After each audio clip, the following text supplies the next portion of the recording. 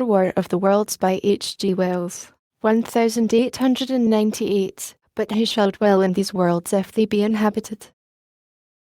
Are we or they lords of the world?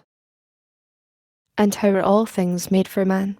Kepler, quoted in The Anatomy of Melancholy.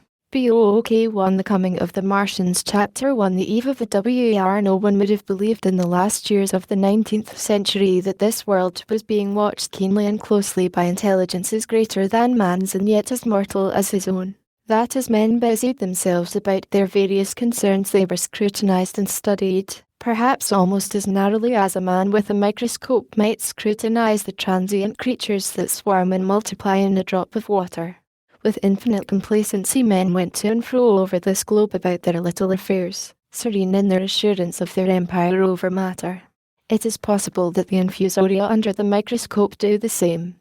No one gave a thought to the older worlds of space as sources of human danger, or thought of them only to dismiss the idea of life upon them as impossible or improbable. It is curious to recall some of the mental habits of those departed days.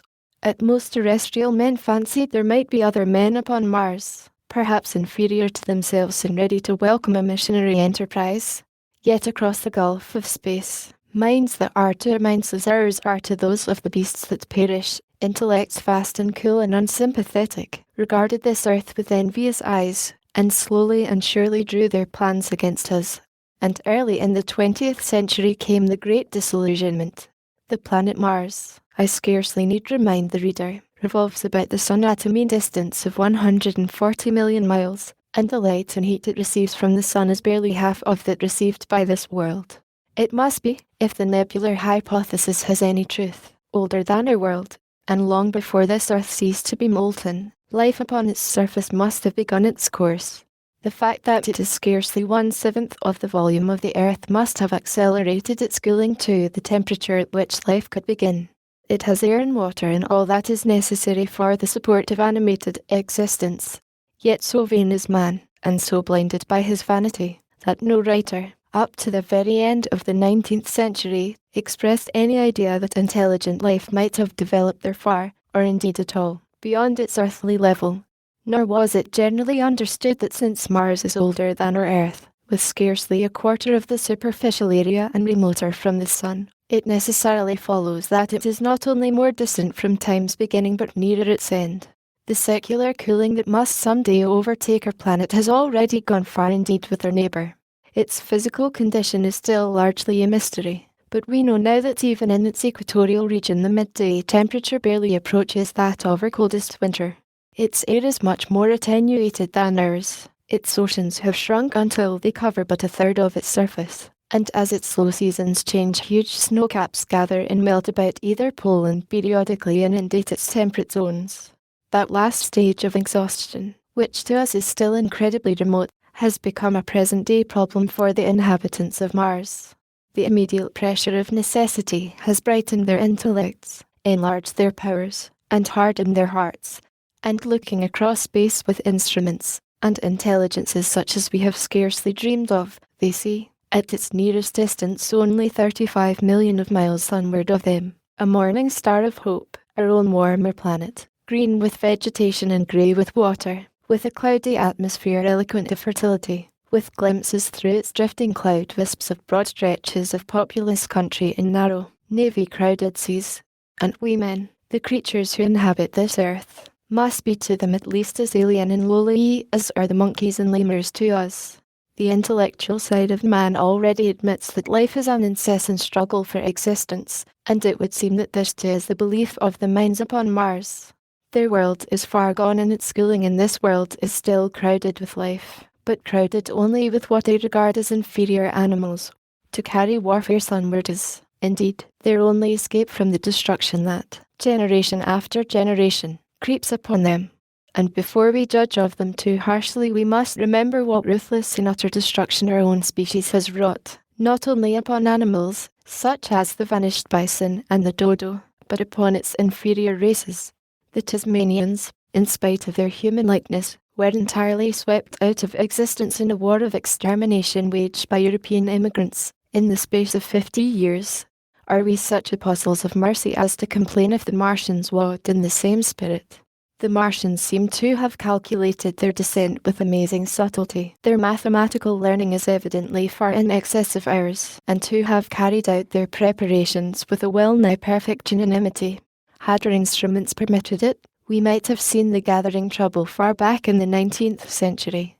Men like Schiaparelli watched the red planet. It is odd, by the by, that for countless centuries Mars has been the star of war, but failed to interpret the fluctuating appearances of the markings they mapped so well. All that time the Martians must have been getting ready. During the opposition of 1894 a great light was seen on the illuminated part of the disk, first at the Lick Observatory, then by Piotin of Nice, and then by other observers. English readers heard of it first in the issue of _NATURE dated August the 2nd. I am inclined to think that this blaze may have been the casting of the huge gun in the vast pit sunk into their planet, from which their shots were fired at us. Peculiar markings, as yet unexplained, were seen near the site of that outbreak during the next two oppositions. The storm burst upon us 6 years ago now. As Mars approached opposition, Lavelle of Java set the wires of the astronomical exchange palpitating with the amazing intelligence of a huge outbreak of incandescent gas upon the planet. It had occurred towards midnight of the 12th, and the spectroscope, to which he had at once resorted, indicated a mass of flaming gas, chiefly hydrogen, moving with an enormous velocity towards this Earth.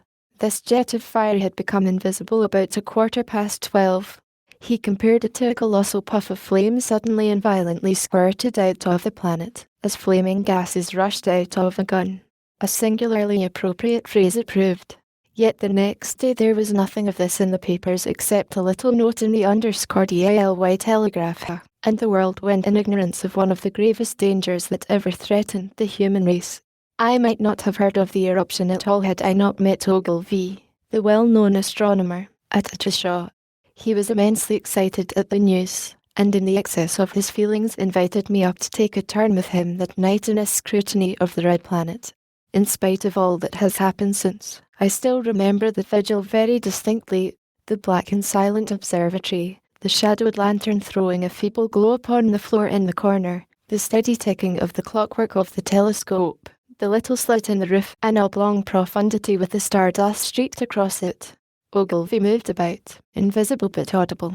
Looking through the telescope, one saw a circle of deep blue and the little round planet swimming in the field.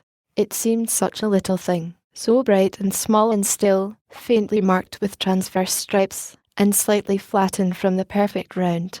But so little it was, so silvery warm, a pin's head of light. It was as if it quivered, but really this was the telescope vibrating with the activity of the clockwork that kept the planet in view. As I watched, the planet seemed to grow larger and smaller and to advance and recede, but that was simply that my eye was tired. 40 millions of miles it was from us, more than 40 millions of miles of void. Few people realize the immensity of vacancy in which the dust of the material universe swims.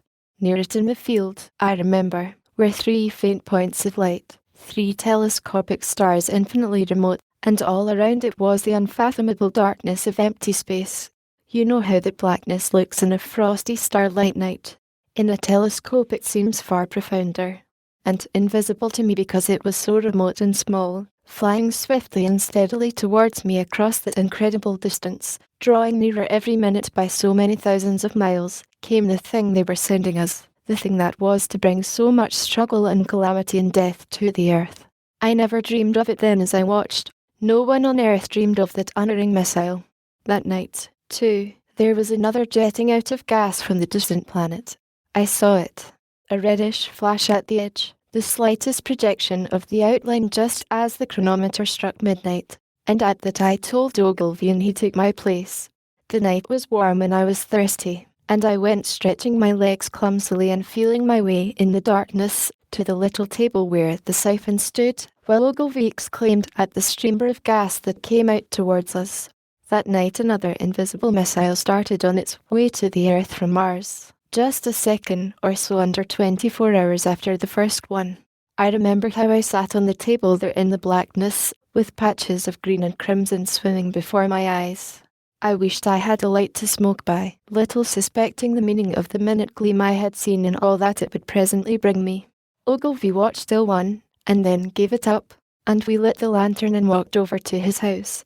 Down below in the darkness were Uttershaw and Chertsey and all their hundreds of people, sleeping in peace. He was full of speculation that night about the condition of Mars, and scoffed at the vulgar idea of its having inhabitants who were signalling us. His idea was that meteorites might be falling in a heavy shower upon the planet, or that a huge volcanic explosion was in progress. He pointed out to me how unlikely it was that organic evolution had taken the same direction in the 2 adjacent planets. The chances against anything man-like on Mars are 1,000,000 to 1, he said. Hundreds of observers saw the flame that night and the night after about midnight, and again the night after, and so for 10 nights, a flame each night. Why the shot ceased after the 10th no one on Earth has attempted to explain. It may be the gases of the firing caused the Martians inconvenience. Dense clouds of smoke or dust, visible through a powerful telescope on Earth as little grey, fluctuating patches, spread through the clearness of the planet's atmosphere and obscured its more familiar features. Even the daily papers woke up to the disturbances at last, and popular notes appeared here, there, and everywhere concerning the volcanoes upon Mars. The serio-comic periodical _PUNCH_, I remember, made a happy use of it in the political cartoon. And, all unsuspected, those missiles the Martians had fired at us drew earthward, rushing now at a pace of many miles a second through the empty gulf of space, hour by hour and day by day, nearer and nearer. It seems to me now almost incredibly wonderful that, with the swift fate hanging over us, men could go about their petty concerns as they did. I remember how jubilant Markham was at securing a new photograph of the planet for the illustrated paper he edited in those days. People in these latter times scarcely realize the abundance and enterprise of our 19th century papers. For my own part, I was much occupied in learning to ride the bicycle, and busy upon a series of papers discussing the probable developments of moral ideas as civilization progressed. One night, the first missile then could scarcely have been 10 million miles away. I went for a walk with my wife. It was starlight and I explained the signs of the zodiac to her, and pointed out Mars, a bright dot of light creeping zenithward, towards which so many telescopes were pointed. It was a warm night. Coming home, a party of excursionists from Chertsey or Isleworth passed us singing and playing music. There were lights in the upper windows of the houses as the people went to bed. From the railway station in the distance came the sound of shunting trains, ringing and rumbling, softened almost into melody by the distance. My wife pointed out to me the brightness of the red, green, and yellow signal lights hanging in a framework against the sky. It seemed so safe and tranquil. Chapter 2 The Falling Star. Then came the night of the first falling star. It was seen early in the morning, rushing over Winchester eastward, a line of flame high in the atmosphere. Hundreds must have seen it, and taken it for an ordinary falling star. Albin described it as leaving a greenish streak behind it that glowed for some seconds. Denning, our greatest authority on meteorites, stated that the height of its first appearance was about 90 or 100 miles. It seemed to him that it fell to earth about 100 miles east of him. I was at home at the tower and writing in my study, and although my French windows faced towards Uttershaw and the blind was up, for I loved in those days to look up at the night sky, I saw nothing of it. Yet this strangest of all things that ever came to earth from outer space must have fallen while I was sitting there, visible to me had I only looked up as it passed. Some of those who saw its flight say it travelled with a hissing sound. I myself heard nothing of that. Many people in Berkshire, Surrey, and Middlesex must have seen the fall of it, and, at most, have thought that another meteorite had descended. No one seems to have troubled to look for the fallen mass that night. But very early in the morning poor Ogilvy, who had seen the shooting star and who was persuaded that a meteorite lay somewhere on the common between Horsell, Uttershaw, and Woking, rose early with the idea of finding it. Find it he did, soon after dawn, and not far from the sand pits. An enormous hole had been made by the impact of the projectile, and the sand and gravel had been flung violently in every direction over the heath, forming heaps visible a mile and a half away. The heather was on fire eastward, and a thin blue smoke rose against the dawn. The thing itself lay almost entirely buried in sand. Amidst the scattered splinters of a fir tree it had shivered to fragments in its descent. The uncovered part had the appearance of a huge cylinder, caked over and its outline softened by a thick scaly dun-coloured incrustation. It had a diameter of about 30 yards. He approached the mass, surprised at the size and more so at the shape, since most meteorites are rounded more or less completely. It was, however, still so hot from its flight through the air as to forbid his near approach. A stirring noise within its cylinder he ascribed to the unequal cooling of its surface, for at the time it had not occurred to him that it might be hollow. He remained standing at the edge of the pit that the thing had made for itself, staring at its strange appearance, astonished chiefly at its unusual shape and colour, and dimly perceiving even then some evidence of design in its arrival. The early morning was wonderfully still, and the sun, just clearing the pine trees towards Weybridge, was already warm. He did not remember hearing any birds that morning. There was certainly no breeze stirring, and the only sounds were the faint movements from within the cindery cylinder. He was all alone on the common. Then suddenly he noticed with a start that some of the grey clinker, the ashy incrustation that covered the meteorite, was falling off the circular edge of the end. It was dropping off in flakes and raining down upon the sand. A large piece suddenly came off and fell with a sharp noise that brought his heart into his mouth. For a minute he scarcely realised what this meant, and, although the heat was excessive, he clambered down into the pit close to the bolt to see the thing more clearly. He fancied even then that the cooling of the body might account for this, but what disturbed that idea was the fact that the ash was falling only from the end of the cylinder. And then he perceived that, very slowly, the circular top of the cylinder was rotating on its body. It was such a gradual movement that he discovered it only through noticing that a black mark that had been near him 5 minutes ago was now at the other side of the circumference. Even then he scarcely understood what this indicated, until he heard a muffled grating sound and saw the black mark jerk forward an inch or so. Then the thing came upon him in a flash. The cylinder was artificial, hollow, with an end that screwed out. Something within the cylinder was unscrewing the top. "Good heavens," said Ogilvy. "There's a man in it, men in it, half roasted to death, trying to escape." At once, with a quick mental leap, he linked the thing with the flash upon Mars.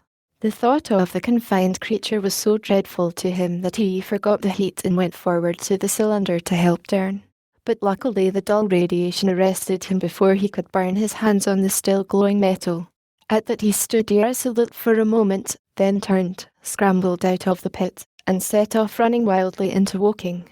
The time then must have been somewhere about 6 o'clock. He met a wagoner and tried to make him understand, but the tale he told and his appearance were so wild, his hat had fallen off in the pit, that the man simply drove on. He was equally unsuccessful with the potman who was just unlocking the doors of the public house by Horsell Bridge. The fellow thought he was a lunatic at large and made an unsuccessful attempt to shut him into the tap-room. That sobered him a little, and when he saw Henderson, the London journalist, in his garden, he called over the pullings and made himself understood. "Henderson," he called, "you saw that shooting star last night?" "Well," said Henderson, "it's out on Horsell Common now." "Good Lord," said Henderson. "Fallen meteorite. That's good. But it's something more than a meteorite. It's a cylinder, an artificial cylinder, man. And there's something inside." Henderson stood up with his spade in his hand. "What's that?" he said. He was deaf in one ear. Ogilvy told him all that he had seen. Henderson was a minute or so taking it in. Then he dropped his spade, snatched up his jacket, and came out into the road. The two men hurried back at once to the common, and found the cylinder still lying in the same position. But now the sounds inside had ceased, and a thin circle of bright metal showed between the top and the body of the cylinder. Air was either entering or escaping at the rim with a thin, sizzling sound. They listened, rapped on the scaly burnt metal with a stick, and, meeting with no response, they both concluded the man or men inside must be insensible or dead.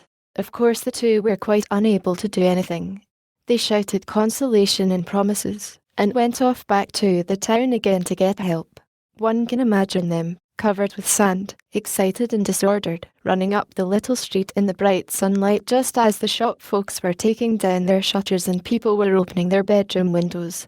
Henderson went into the railway station at once, in order to telegraph the news to London. The newspaper articles had prepared men's minds for the reception of the idea. By 8 o'clock a number of boys and unemployed men had already started for the Common to see the dead men from Mars. That was the form the story took. I heard of it first from my newspaper boy about 8:45 when I went out to get my _DILY Chronicler. I was naturally startled, and lost no time in going out and across the Attershaw Bridge to the sand pits. Chapter 3 On Horsell Common. I found a little crowd of perhaps 20 people surrounding the huge hole in which the cylinder lay. I have already described the appearance of the colossal bulk, embedded in the ground. The turf and gravel about it seemed charred as if by a sudden explosion. No doubt its impact had caused a flash of fire. Henderson and Ogilvy were not there. I think they perceived that nothing was to be done for the present, and he had gone away to breakfast at Henderson's house.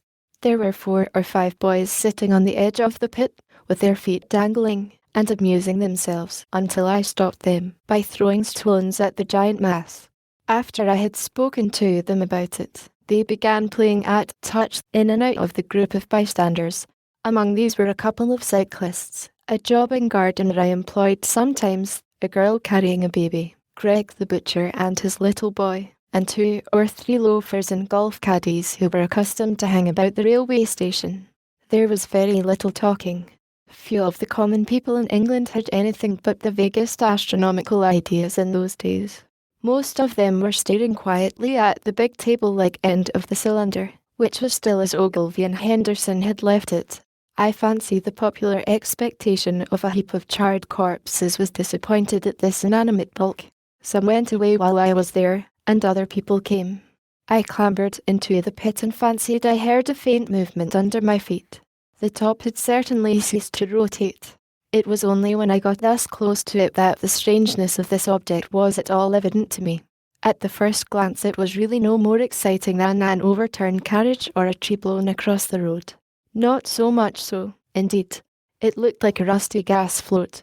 It required a certain amount of scientific education to perceive that the grey scale of the thing was no common oxide, that the yellowish-white metal that gleamed in the crack between the lid and the cylinder had an unfamiliar hue. Extraterrestrial had no meaning for most of the onlookers. At that time it was quite clear in my own mind that the thing had come from the planet Mars, but I judged it improbable that it contained any living creature. I thought the unscrewing might be automatic. In spite of Ogilvy, I still believed that there were men in Mars. My mind ran fancifully on the possibilities of its containing manuscript, on the difficulties in translation that might arise, whether we should find coins and models in it, and so forth. Yet it was a little too large for assurance on this idea. I felt an impatience to see it opened. About 11, as nothing seemed happening, I walked back, full of such thought, to my home in Maybury.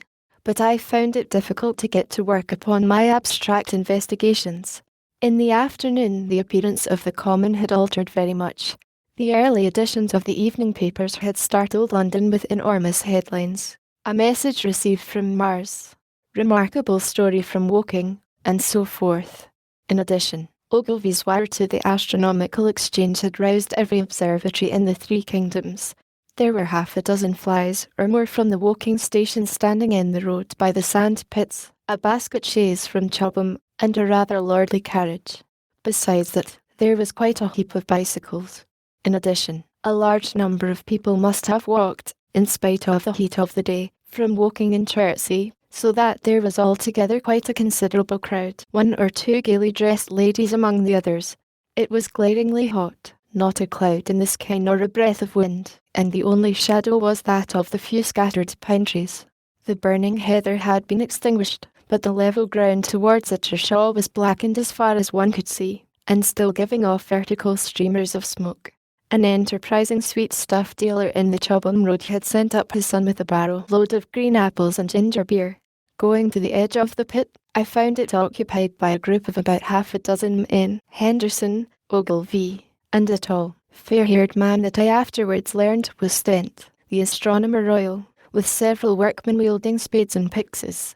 Stent was giving directions in a clear, high-pitched voice. He was standing on the cylinder, which was now evidently much cooler. His face was crimson and streaming with perspiration, and something seemed to have irritated him. A large portion of the cylinder had been uncovered, though its lower end was still embedded. As soon as Ogilvy saw me among the staring crowd on the edge of the pit, he called to me to come down, and asked me if I would mind going over to see Lord Hilton, the lord of the manor. The growing crowd, he said, was becoming a serious impediment to their excavations, especially the boys. They wanted a light railing put up, and help to keep the people back. He told me that a faint stirring was occasionally still audible within the case, but that the workmen had failed to unscrew the top, as it afforded no grip to them. The case appeared to be enormously thick, and it was possible that the faint sounds we heard represented a noisy tumult in the interior. I was very glad to do as he asked, and so become one of the privileged spectators within the contemplated enclosure. I failed to find Lord Hilton at his house, but I was told he was expected from London by the 6 o'clock train from Waterloo, and as it was then about 5:15, I went home, had some tea, and walked up to the station to waylay him. Chapter 4. The cylinder opens. When I returned to the common, the sun was setting. Scattered groups were hurrying from the direction of Woking, and 1 or 2 persons were returning. The crowd about the pit had increased, and stood out black against the lemon yellow of the sky. A couple of 100 people, perhaps. There were raised voices, and some sort of struggle appeared to be going on about the pit. Strange imaginings passed through my mind. As I drew nearer, I heard Stent's voice. Keep back. Keep back. A boy came running towards me. It's a movin', he said to me as he passed. A screwin' and a screwin' out. I don't like it. I'm a-goin' 'ome. I am. I went on to the crowd. There were really, I should think, 200 or 300 people elbowing and jostling one another, the 1 or 2 ladies there being by no means the least active. He's fallen in the pit, cried someone. Keep back, said several. The crowd swayed a little, and I elbowed my way through. Everyone seemed greatly excited. I heard a peculiar humming sound from the pit. I say, said Ogilvy. Help keep these idiots back. We don't know what's in the confounded thing, you know. I saw a young man, a short assistant in Woking I believe he was, standing on the cylinder and trying to scramble out of the hole again. The crowd had pushed him in. The end of the cylinder was being screwed out from within. Nearly 2 feet of shining screw projected. Somebody blundered against me, and I narrowly missed being pitched onto the top of the screw. I turned, and as I did so the screw must have come out, for the lid of the cylinder fell upon the gravel with a ringing concussion. I stuck my elbow into the person behind me, and turned my head towards the thing again. For a moment the circular cavity seemed perfectly black. I had the sunset in my eyes. I think everyone expected to see a man emerge, possibly something a little unlike us terrestrial men, but in all essentials a man. I know I did, but, looking, I presently saw something stirring within the shadow. Greyish billowy movements, one above another, and then 2 luminous discs like ice. Then something resembling a little grey snake, about the thickness of a walking stick, coiled up out of the writhing middle, and wriggled in the air towards me, and then another. A sudden chill came over me. There was a loud shriek from a woman behind. I half turned, keeping my eyes fixed upon the cylinder still, from which other tentacles were now projecting, and began pushing my way back from the edge of the pit. I saw astonishment giving place to horror on the faces of the people about me. I heard inarticulate exclamations on all sides. There was a general movement backwards. I saw the shopmen struggling still on the edge of the pit. I found myself alone, and saw the people on the other side of the pit running off, Stent among them. I looked again at the cylinder. An ungovernable terror gripped me. I stood petrified and staring. A big greyish rounded bulk, the size, perhaps, of a bear, was rising slowly and painfully out of the cylinder. As it bulged up and caught the light, it glistened like wet leather. 2 large dark-coloured eyes were regarding me steadfastly. The mask that framed them, the head of the thing, was rounded, and had, one might say, a face. There was a mouth under the eyes, the lipless brim of which quivered and panted, and dropped saliva. The whole creature heaved and pulsated convulsively. A lank tentacular appendage gripped the edge of the cylinder, another swayed in the air. Those who have never seen a living Martian can scarcely imagine the strange horror of its appearance. The peculiar V-shaped mouth with its pointed upper lip, the absence of brow ridges, the absence of a chin beneath the wedge-like lower lip, the incessant quivering of this mouth, the gorgon groups of tentacles, the tumultuous breathing of the lungs in a strange atmosphere, the evident heaviness and painfulness of movement due to the greater gravitational energy of the Earth. Above all, the extraordinary intensity of the immense eyes were at once vital, intense, inhuman, crippled and monstrous. There was something fungicide in the oily brown skin, something in the clumsy deliberation of the tedious movements unspeakably nasty. Even at this first encounter, this first glimpse, I was overcome with disgust and dread. Suddenly the monster vanished. It had toppled over the brim of the cylinder and fallen into the pit, with a thud like the fall of a great mass of leather. I heard it give a peculiar thick cry, and forthwith another of these creatures appeared darkly in the deep shadow of the aperture. I turned and, running madly, made for the first group of trees, perhaps 100 yards away, but I ran slantingly and stumbling, for I could not avert my face from these things. There, among some young pine trees and furze bushes, I stopped, panting, and waited further developments. The common round the sand pits was dotted with people, standing like myself in a half-fascinated terror, staring at these creatures, or rather at the heaped gravel at the edge of the pit in which they lay. And then, with renewed horror, I saw a round, black object bobbing up and down on the edge of the pit. It was the head of the shopman who had fallen in, but showing as a little black object against the hot western sun. Now he got his shoulder and knee up, and again he seemed to slip back until only his head was visible. Suddenly he vanished, and I could have fancied a faint shriek had reached me. I had a momentary impulse to go back and help him that my fears overruled. Everything was then quite invisible, hidden by the deep pit and the heap of sand that the fall of the cylinder had made. Anyone coming along the road from Chobham or Woking would have been amazed at the sight. A dwindling multitude of perhaps 100 people or more standing in a great irregular circle, in ditches, behind bushes, behind gates and hedges, saying little to one another and that in short, excited shouts, and staring hard at a few heaps of sand.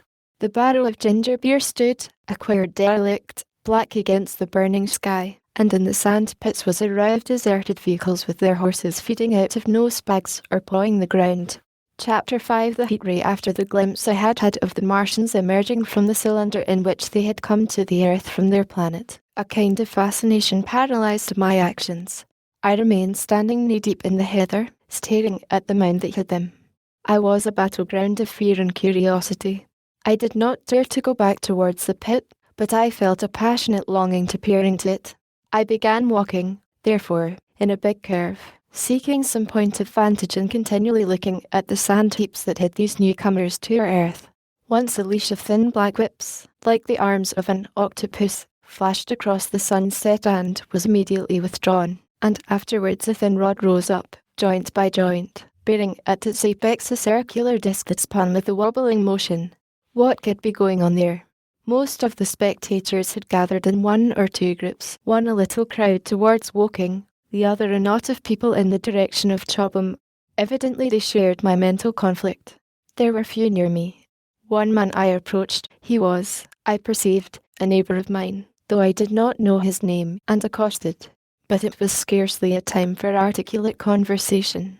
"What ugly brutes," he said. "Good God, what ugly brutes."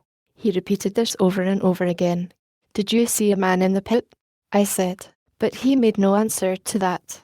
We became silent, and stood watching for a time side by side, deriving, I fancy, a certain comfort in one another's company. Then I shifted my position to a little knoll that gave me the advantage of a yard or more of elevation, and when I looked for him presently he was walking towards Woking. The sunset faded to twilight before anything further happened. The crowd far away on the left, towards Woking, seemed to grow, and I heard now a faint murmur from it. The little knot of people towards Chobham dispersed. There was scarcely an intimation of movement from the pit. It was this, as much as anything, that gave people courage, and I suppose the new arrivals from Woking also helped to restore confidence. At any rate, as the dusk came on, a slow, intermittent movement upon the sand pits began, a movement that seemed to gather force as the stillness of the evening about the cylinder remained unbroken. Vertical black figures in twos and threes would advance, stop, watch, and advance again, spreading out as they did so in a thin irregular crescent that promised to enclose the pit in its attenuated horns. I, too, on my side began to move towards the pit. Then I saw some cabmen and others had walked boldly into the sand pits, and heard the clatter of hoofs and the gride of wheels. I saw a lad trundling off the barrow of apples, and then, within 30 yards of the pit, advancing from the direction of Horsell, I noted a little black knot of men, the foremost of whom was waving a white flag. This was a deputation. There had been a hasty consultation, and since the Martians were evidently, in spite of their repulsive forms, intelligent creatures, it had been resolved to show them, by approaching them with signals, that we too were intelligent. Flutter, flutter, went the flag, first to the right, then to the left. It was too far for me to recognize anyone there, but afterwards I learned that Ogilvy, Stent, and Henderson were with others in this attempt at communication. This little group had in its advance dragged inward, so to speak, the circumference of the now almost complete circle of people, and a number of dim black figures followed it at discreet distances. Suddenly there was a flash of light, and a quantity of luminous greenish smoke came out of the pit in 3 distinct puffs, which drove up, one after the other, straight into the still air.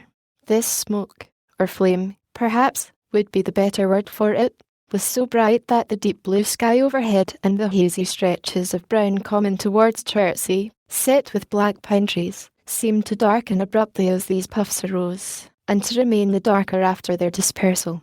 At the same time a faint hissing sound became audible.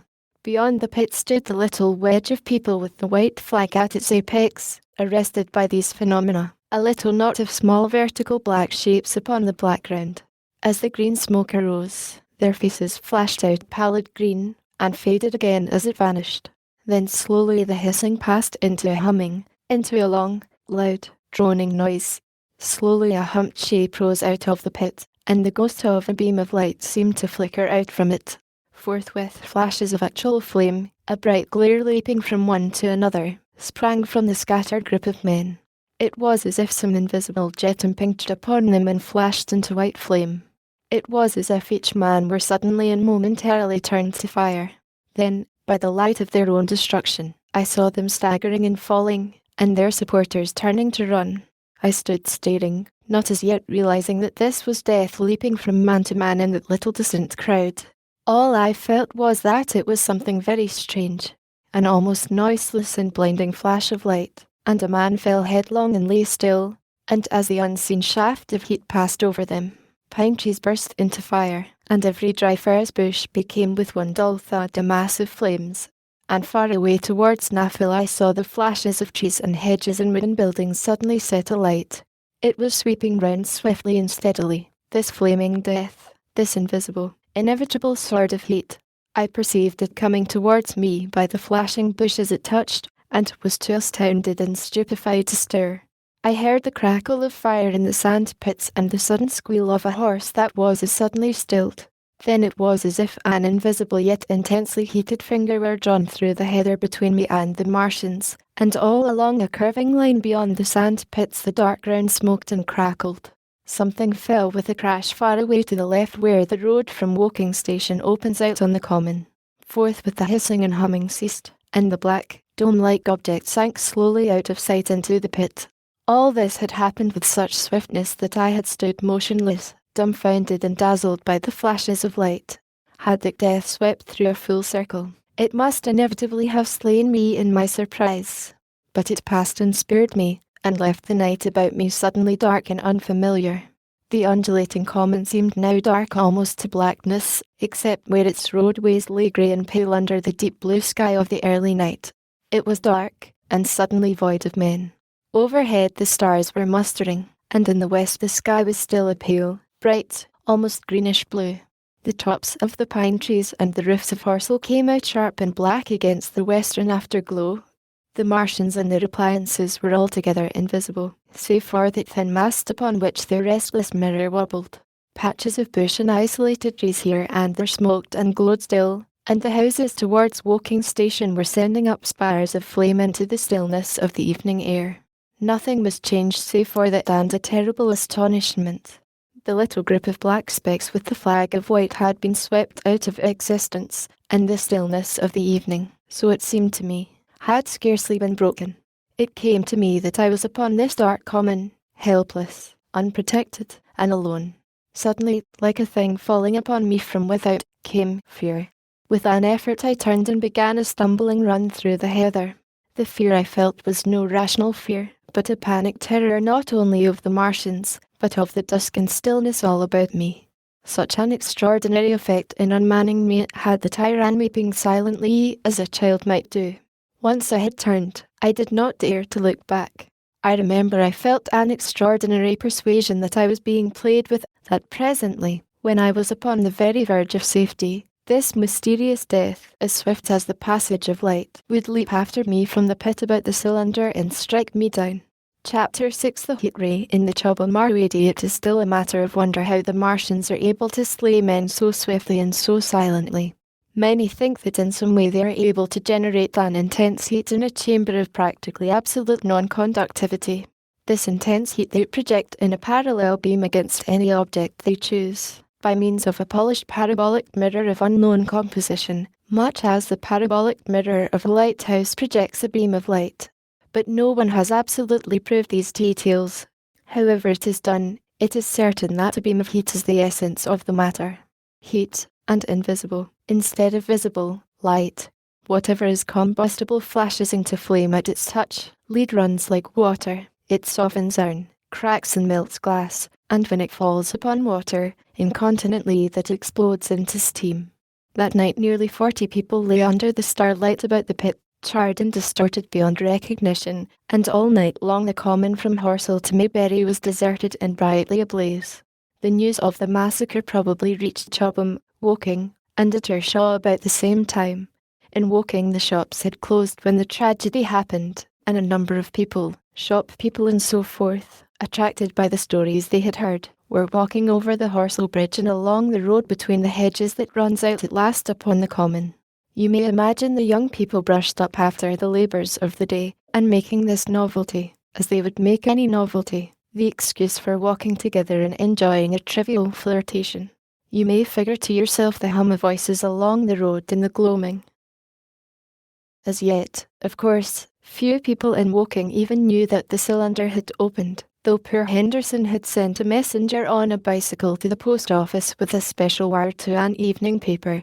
As these folks came out by twos and threes upon the open, they found little knots of people talking excitedly and peering at the spinning mirror over the sand pits, and the newcomers were, no doubt, soon infected by the excitement of the occasion. By 8:30, when the deputation was destroyed, there may have been a crowd of 300 people or more at this place, besides those who had left the road to approach the Martians nearer. There were 3 policemen too, one of whom was mounted, doing their best, under instructions from Stent, to keep the people back and deter them from approaching the cylinder. There was some booing from those more thoughtless and excitable souls to whom a crowd is always an occasion for noise and horseplay. Stent and Ogilvy, anticipating some possibilities of a collision, had telegraphed from Horsell to the barracks as soon as the Martians emerged, for the help of a company of soldiers to protect these strange creatures from violence. After that they returned to lead the ill-fated advance. The description of their death, as it was seen by the crowd, tallies very closely with my own impressions. The 3 puffs of green smoke, the deep coming note, and the flashes of flame.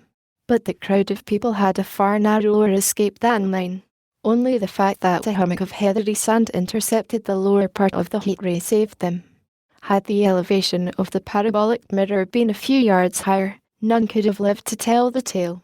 They saw the flashes and the men falling, and an invisible hand, as it were, lit the bushes as it hurried towards them through the twilight. Then, with a whistling note that rose above the droning of the pit, the beam swung close over their heads, lighting the tops of the beech trees that line the road, and splitting the bricks, smashing the windows, firing the window frames, and bringing down in crumbling ruin a portion of the gable of the house nearest the corner. In the sudden thud, hiss, and glare of the igniting trees. The panic-stricken crowd seems to have swayed hesitatingly for some moments. Sparks and burning twigs began to fall into the road, and single leaves like puffs of flame. Hats and dresses caught fire. Then came a crying from the common. There were shrieks and shouts, and suddenly a mounted policeman came galloping through the confusion with his hands clasped over his head, screaming, "They're coming!" A woman shrieked, and incontinently everyone was turning and pushing at those behind, in order to clear their way to Woking again. They must have bolted as blindly as a flock of sheep. Where the road grows narrow and black between the high banks, the crowd jammed, and a desperate struggle occurred. All the crowd did not escape. 3 persons at least, 2 women and a little boy, were crushed and trampled there, and left to die amid the terror and the darkness. Chapter 7. How I reached Home. For my own part, I remember nothing of my flight except the stress of blundering against trees and stumbling through the heather. All about me gathered the invisible terrors of the Martians. That pitiless sword of heat seemed whirling to and fro, flourishing overhead before it descended and smote me out of life. I came into the road between the crossroads and Horsell, and ran along this to the crossroads. At last I could go no further. I was exhausted with the violence of my emotion and of my flight, and I staggered and fell by the wayside. That was near the bridge that crosses the canal by the gasworks. I fell and lay still. I must have remained there some time. I sat up, strangely perplexed. For a moment, perhaps, I could not clearly understand how I came there.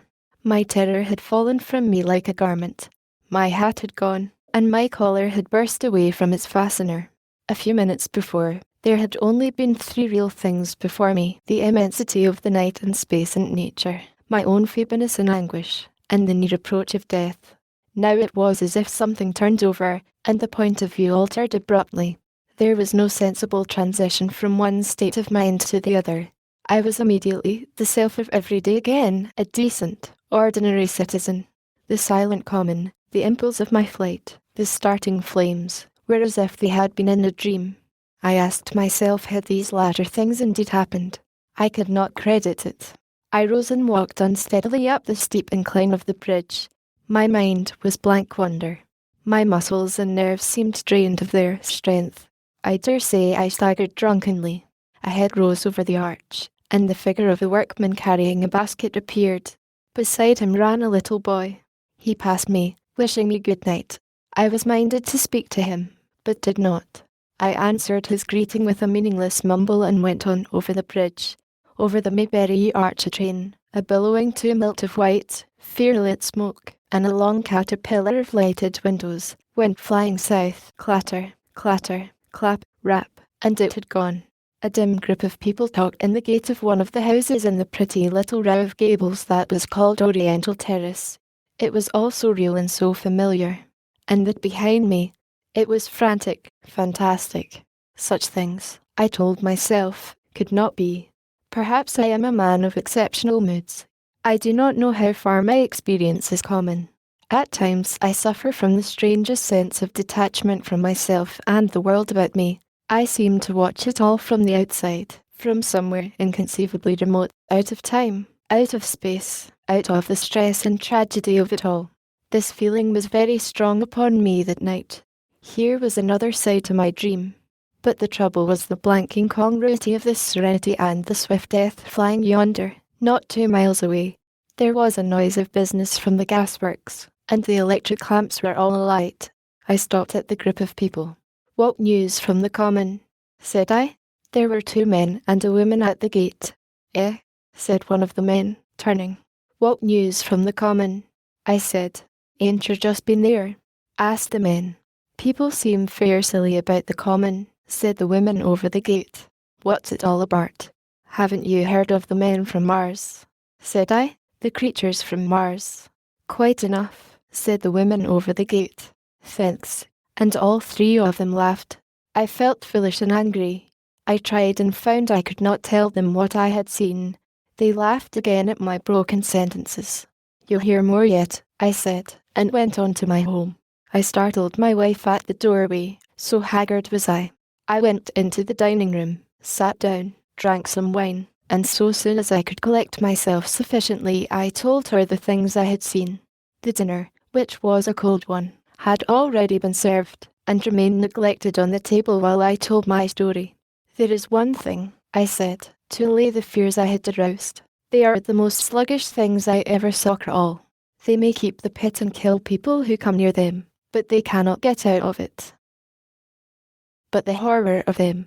"Don't, dear," said my wife, knitting her brows and putting her hand on mine. "Poor Ogilvy," I said. "To think he may be lying dead there." My wife at least did not find my experience incredible. When I saw how deadly white her face was, I ceased abruptly. "They may come here," she said again and again. I pressed her to take wine, and tried to reassure her. "They can scarcely move," I said. I began to comfort her and myself by repeating all that Ogilvy had told me of the impossibility of the Martians establishing themselves on the Earth. In particular, I laid stress on the gravitational difficulty. On the surface of the Earth, the force of gravity is 3 times what it is on the surface of Mars. A Martian, therefore, would weigh 3 times more than on Mars, albeit his muscular strength would be the same. His own body would be a cope of lead to him. That, indeed, was the general opinion. Both _THE and the _DALY Telegraph, for instance, insisted on it the next morning, and both overlooked, just as I did, 2 obvious modifying influences. The atmosphere of the Earth, we now know, contains far more oxygen or far less argon, whichever way one likes to put it, than does Mars. The invigorating influences of this excess of oxygen upon the Martians indisputably did much to counterbalance the increased weight of their bodies, and, in the second place, we all overlooked the fact that such mechanical intelligence as the Martian possessed was quite able to dispense with muscular exertion at a pinch. But I did not consider these points at the time, and so my reasoning was dead against the chances of the invaders. With wine and food, the confidence of my own table, and the necessity of reassuring my wife, I grew by insensible degrees courageous and secure. "They have done a foolish thing," said I, fingering my wine glass. "They are dangerous because, no doubt, they are mad with terror. Perhaps they expected to find no living things, certainly no intelligent living things. A shell in the pit," said I, "if the worst comes to the worst, will kill them all." The intense excitement of the events had no doubt left my perceptive powers in a state of erethism. I remember the dinner table with extraordinary vividness even now. My dear wife's sweet anxious face peering at me from under the pink lampshade, the white cloth with its silver and glass table furniture, for in those days even philosophical writers had many little luxuries. The crimson purple wine in my glass are photographically distinct. At the end of it I sat, tempering nuts with a cigarette, regretting Ogilvy's rashness, and denouncing the short-sighted timidity of the Martians. So some respectable dodo in the Mauritius might have lorded it in his nest, and discussed the arrival of the ship full of pitiless sailors in want of animal food. "We will peck them to death tomorrow, my dear." I did not know it, but that was the last civilized dinner I was to eat for very many strange and terrible days. Chapter 8. Friday night. The most extraordinary thing to my mind, of all the strange and wonderful things that happened upon that Friday, was the dovetailing of the commonplace habits of our social order with the first beginnings of the series of events that was to topple that social order headlong. If on Friday night you had taken a pair of compasses and drawn a circle with a radius of 5 miles round the Woking sand pits, I doubt if you would have had one human being outside it, unless it were some relation of Stentor of the 3 or 4 cyclists or London people lying dead on the common, whose emotions or habits were at all affected by the newcomers. Many people had heard of the cylinder, of course, and talked about it in their leisure, but it certainly did not make the sensation that an ultimatum to Germany would have done. In London that night, poor Henderson's telegram describing the gradual unscrewing of the shot was judged to be a canard, and his evening paper, after wiring for authentication from him and receiving no reply, the man was killed, decided not to print a special edition. Even within the 5-mile circle, the great majority of people were inert. I have already described the behaviour of the men and women to whom I spoke. All over the district people were dining and supping. Working men were gardening after the labours of the day. Children were being put to bed. Young people were wandering through the lanes love-making. Students sat over their books. Maybe there was a murmur in the village streets, a novel and dominant topic in the public houses, and here and there a messenger, or even an eyewitness of the later occurrences, caused a whirl of excitement, a shouting, and a running to and fro, but for the most part the daily routine of working, eating, drinking, sleeping, went on as it had done for countless years, as though no planet Mars existed in the sky. Even at Woking Station in Horsell and Chobham that was the case. In Woking Junction, until a late hour, trains were stopping and going on, others were shunting on the sidings, passengers were alighting and waiting, and everything was proceeding in the most ordinary way. A boy from the town, trenching on Smith's Monopoly, was selling papers with the afternoon's news. The ringing impact of trucks, the sharp whistle of the engines from the junction, mingled with their shouts of "Men from Mars." Excited men came into the station about 9 o'clock with incredible tidings, and caused no more disturbance than drunkards might have done. People rattling London words peered into the darkness outside the carriage windows, and saw only a rare, flickering, vanishing spark dance up from the direction of Horsell, a red glow and a thin veil of smoke driving across the stars, and thought that nothing more serious than a heath fire was happening. It was only round the edge of the common that any disturbance was perceptible. There were half a dozen villas burning on the Woking border. There were lights in all the houses on the common side of the three villages, and the people there kept awake till dawn. A curious crowd lingered restlessly, people coming and going but the crowd remaining, both on the Chobham and Horsell bridges. One or two adventurous souls, it was afterwards found, went into the darkness and crawled quite near the Martians, but they never returned, for now and again a light ray, like the beam of a warship's searchlight, swept the common, and the heat ray was ready to follow. Save for such, that big area of common was silent and desolate, and the charred bodies lay about on it all night under the stars, and all the next day. A noise of hammering from the pit was heard by many people. So you have the state of things on Friday night. In the centre, sticking into the skin of our old planet Earth like a poison dart, was this cylinder. But the poison was scarcely working yet. Around it was a patch of silent common, smouldering in places, and with a few dark, dimly seen objects lying in contorted attitudes here and there. Here and there was a burning bush or tree. Beyond was a fringe of excitement, and farther than that fringe the inflammation had not crept as yet. In the rest of the world the stream of life still flowed as it had flowed for immemorial years. The fever of war that would presently clog vein and artery, deaden nerve and destroy brain, had still to develop.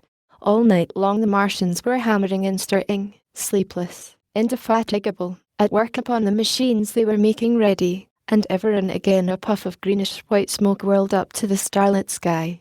About 11 a company of soldiers came through Horsell, and deployed along the edge of the common to form a cordon. Later a second company marched through Chobham to deploy on the north side of the common. Several officers from the Inkerman barracks had been on the common earlier in the day, and one, Major Eden, was reported to be missing. The colonel of the regiment came to the Chobham bridge and was busy questioning the crowd at midnight. The military authorities were certainly alive to the seriousness of the business. About 11, the next morning's papers were able to say, a squadron of hussars, 2 Maxims, and about 400 men of the Cardigan regiment started from Aldershot. A few seconds after midnight the crowd in the Chertsey Road, Woking, saw a star fall from heaven into the pine woods to the northwest. It had a greenish colour, and caused a silent brightness like summer lightning. This was the second cylinder. Chapter 9. The fighting begins. Saturday lives in my memory as a day of suspense. It was a day of lassitude too, hot and close, with, I am told, a rapidly fluctuating barometer. I had slept but little, though my wife had succeeded in sleeping, and I rose early. I went into my garden before breakfast and stood listening, but towards the common there was nothing stirring but a lark. The milkman came as usual. I heard the rattle of his chariot and I went round to the side gate to ask the latest news. He told me that during the night the Martians had been surrounded by troops, and that guns were expected. Then, a familiar, reassuring note. I heard a train running towards Woking. They aren't to be killed, said the milkman, if that can possibly be avoided. I saw my neighbour gardening, chatted with him for a time, and then strolled in to breakfast. It was a most unexceptional morning. My neighbour was of opinion that the troops would be able to capture or to destroy the Martians during the day. It's a pity they make themselves so unapproachable, he said. It would be curious to know how they live on another planet. We might learn a thing or two. He came up to the fence and extended a handful of strawberries, for his gardening was as generous as it was enthusiastic. At the same time he told me of the burning of the pine woods about the Biffley golf links. They say, said he, that there's another of those blessed things fallen there, number 2.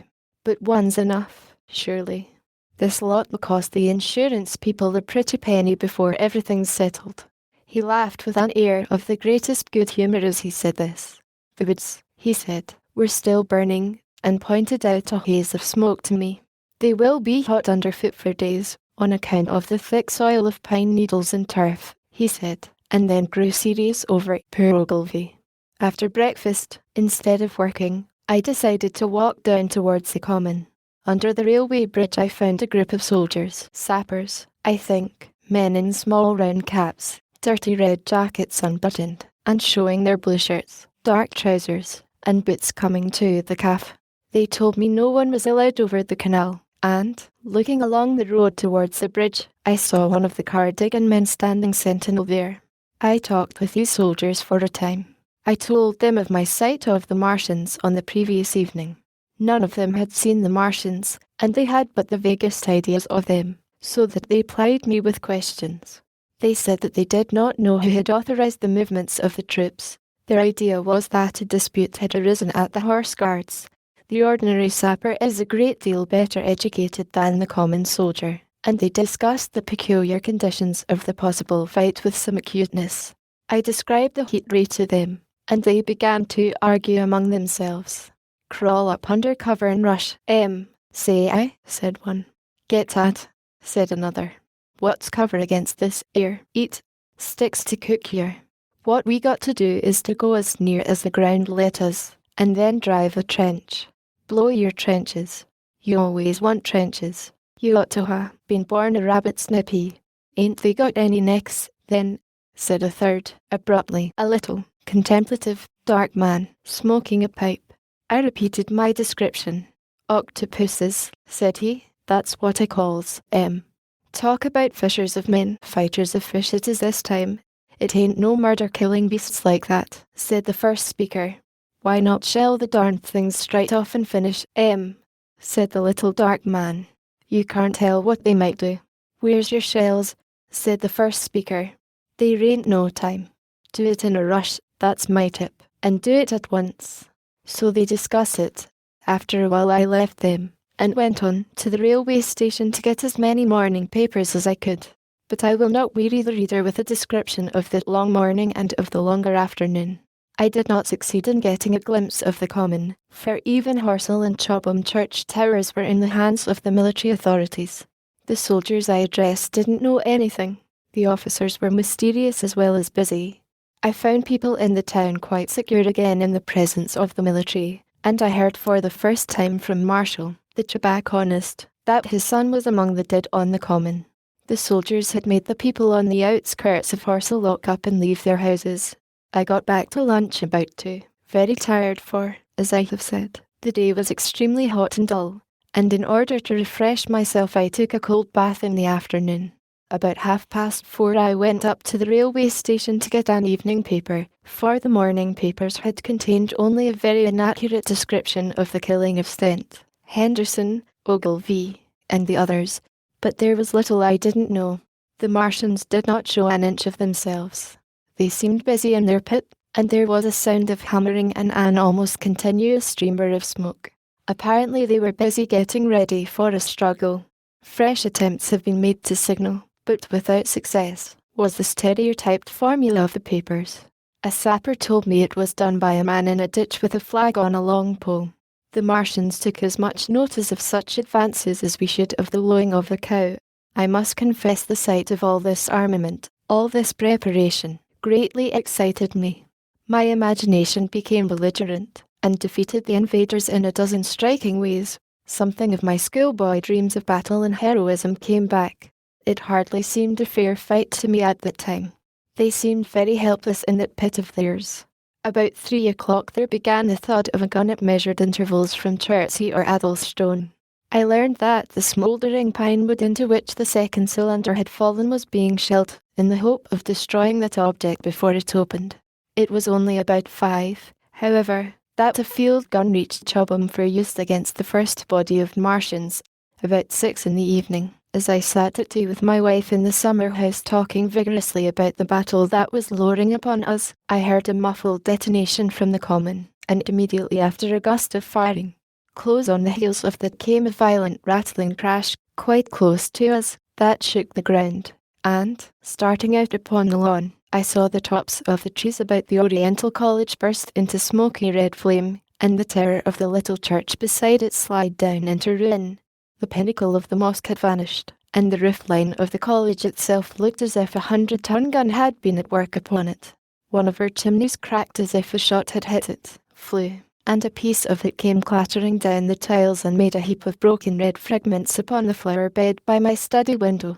I and my wife stood amazed. Then I realized that the crest of Mayberry Hill must be within range of the Martians' heat ray now that the college was cleared out of the way. At that I gripped my wife's arm, and without ceremony ran her out into the road. Then I fetched out the servant, telling her I would go upstairs myself for the box she was clamouring for. "We can't possibly stay here," I said, and as I spoke the firing reopened for a moment upon the common. "But where are we to go?"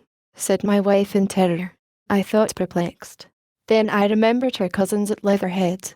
"Leatherhead!" I shouted above the sudden noise. She looked away from me downhill. The people were coming out of their houses, astonished. "How are we to get to Leatherhead?" she said. Down the hill I saw a bevy of hussars ride under the railway bridge. 3 galloped through the open gates of the Oriental College. 2 others dismounted, and began running from house to house. The sun, shining through the smoke that drove up from the tops of the trees, seemed blood-red, and threw an unfamiliar lurid light upon everything. "Stop here," said I. "You're safe here." And I started off at once for the Spotted Dog, for I knew the landlord had a horse and dog cart. I ran, for I perceived that in a moment everyone upon this side of the hill would be moving. I found him in his bar, quite unaware of what was going on behind his house. A man stood with his back to me, talking to him. "I must have £1, said the landlord, "and I've no one to drive it." "I'll give you 2, said I, over the stranger's shoulder. "What for?" "And I'll bring it back by midnight," I said. "Lord," said the landlord, "what's the hurry?" "I'm selling my bit of a pig." £2, and you bring it back. What's going on now? I explained hastily that I had to leave my home, and so secured the dog cart. At the time it did not seem to me nearly so urgent that the landlord should leave his. I took care to have the cart there and then, drove it off down the road, and, leaving it in charge of my wife and servant, rushed into my house and packed a few valuables, such plate as we had, and so forth. The beech trees below the house were burning while I did this, and the pullings up the road glowed red. While I was occupied in this way, one of the dismounted hussars came running up. He was going from house to house, warning people to leave. He was going on as I came out of my front door, lugging my treasures, done up in a tablecloth. I shouted after him, "What news?" He turned, stared, bawled something about crawling out in a thing like a dish cover, and ran on to the gate of the house at the crest. A sudden whirl of black smoke driving across the road hid him for a moment. I ran to my neighbour's door and rapped to satisfy myself of what I already knew, that his wife had gone to London with him and had locked up their house. I went in again, according to my promise, to get my servant's box, lugged it out, clapped it beside her on the tail of the dog cart, and then caught the reins and jumped up into the driver's seat beside my wife. In another moment we were clear of the smoke and noise, and spanking down the opposite slope of Mayberry Hill towards Old Woking. In front was a quiet sunny landscape, a wheat field ahead on either side of the road, and the Mayberry Inn with its swinging sign.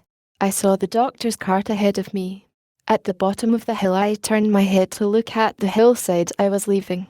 Thick streamers of black smoke shot with threads of red fire were driving up into the still air, and throwing dark shadows upon the green tree-tops eastward. The smoke already extended far away to the east and west to the Biffleet pine woods eastward, and to Woking on the west. The road was dotted with people running towards us, and very faint now, but very distinct through the hot, quiet air. One heard the whir of a machine gun that was presently stilled, and an intermittent cracking of rifles. Apparently the Martians were setting fire to everything within range of their heat ray. I am not an expert driver, and I had immediately to turn my attention to the horse. When I looked back again, the second hill had hidden the black smoke. I slashed the horse with a whip, and gave him a loose rein until walking in sand lay between us and the quivering tumult. I overtook and passed the doctor between Woking and Send. Chapter 10. In the storm. Leatherhead is about 12 miles from Mayberry Hill. The scent of hay was in the air through the lush meadows beyond Pierford, and the hedges on either side were sweet and gay with multitudes of dog roses. The heavy firing that had broken out while we were driving down Mayberry Hill ceased as abruptly as it began, leaving the evening very peaceful and still. We got to Leatherhead without misadventure about 9 o'clock, and the horse had an hour's rest while I took supper with my cousins and commended my wife to their care. My wife was curiously silent throughout the drive, and seemed oppressed with forebodings of evil. I talked to her reassuringly, pointing out that the Martians were tied to the pit by sheer heaviness, and at the utmost could but crawl a little out of it. But she answered only in monosyllables. Had it not been for my promise to the innkeeper, she would, I think, have urged me to stay in Leatherhead that night. Would that I had. Her face, I remember, was very white as we parted. For my own part, I had been feverishly excited all day. Something very like the war fever that occasionally runs through a civilized community had got into my blood, and in my heart I was not so very sorry that I had to return to Mayberry that night. I was even afraid that last fusillade I had heard might mean the extermination of our invaders from Mars. I can best express my state of mind by saying that I wanted to be in at the death. It was nearly 11 when I started to return. The night was unexpectedly dark. To me, walking out of the lighted passage of my cousin's house, it seemed indeed black, and it was as hot and close as the day. Overhead the clouds were driving fast, albeit not a breath stirred the shrubs about us. My cousin's man lit both lamps. Happily, I knew the road intimately. My wife stood in the light of the doorway, and watched me until I jumped up into the dog cart. Then abruptly she turned and went in, leaving my cousins side by side wishing me good hap. I was a little depressed at first with the contagion of my wife's fears, but very soon my thoughts reverted to the Martians. At the time I was absolutely in the dark as to the course of the evening's fighting. I did not know even the circumstances that had precipitated the conflict. As I came through Ockham, for that was the way I returned, and not through Send and Old Woking, I saw along the western horizon a blood-red glow, which as I drew nearer, crept slowly up the sky. The driving clouds of the gathering thunderstorm mingled there with masses of black and red smoke. Ripley Street was deserted, and except for a lighted window or so the village showed not a sign of life, but I narrowly escaped an accident at the corner of the road to Pierford, where a knot of people stood with their backs to me. They said nothing to me as I passed. I do not know what they knew of the things happening beyond the hill, nor do I know if the silent houses I passed on my way were sleeping securely, or deserted and empty, or harassed and watching against the terror of the night. From Ripley until I came through Pierford I was in the valley of the Wey, and the red glare was hidden from me. As I ascended the little hill beyond Pierford Church the glare came into view again, and the trees about me shivered with the first intimation of the storm that was upon me. Then I heard midnight pealing out from Pierford Church behind me, and then came the silhouette of Mayberry Hill, with its tree-tops and roofs black and sharp against the red. Even as I beheld this, a lurid green glare lit the road about me and showed the distant woods towards Addlestone. I felt a tug at the reins. I saw that the driving clouds had been pierced as it were by a thread of green fire, suddenly lighting their confusion and falling into the field to my left. It was the third falling star. Close on its apparition, and blindingly violet by contrast, danced out the first lightning of the gathering storm, and the thunder burst like a rocket overhead. The horse took the bit between his teeth and bolted. A moderate incline runs towards the foot of Mayberry Hill, and down this we clattered. Once the lightning had begun, it went on in as rapid a succession of flashes as I have ever seen. The thunderclaps, treading one on the heels of another and with a strange crackling accompaniment, sounded more like the working of a gigantic electric machine than the usual detonating reverberations. The flickering light was blinding and confusing, and a thin hail smote gustily at my face as I drove down the slope. At first I regarded little but the road before me, and then abruptly my attention was arrested by something that was moving rapidly down the opposite slope of Mayberry Hill. At first I took it for the wet roof of a house, but one flash following another showed it to be in swift rolling movement. It was an elusive vision, a moment of bewildering darkness, and then, in a flash like daylight, the red masses of the orphanage near the crest of the hill, the green tops of the pine trees, and this problematical object came out clear and sharp and bright.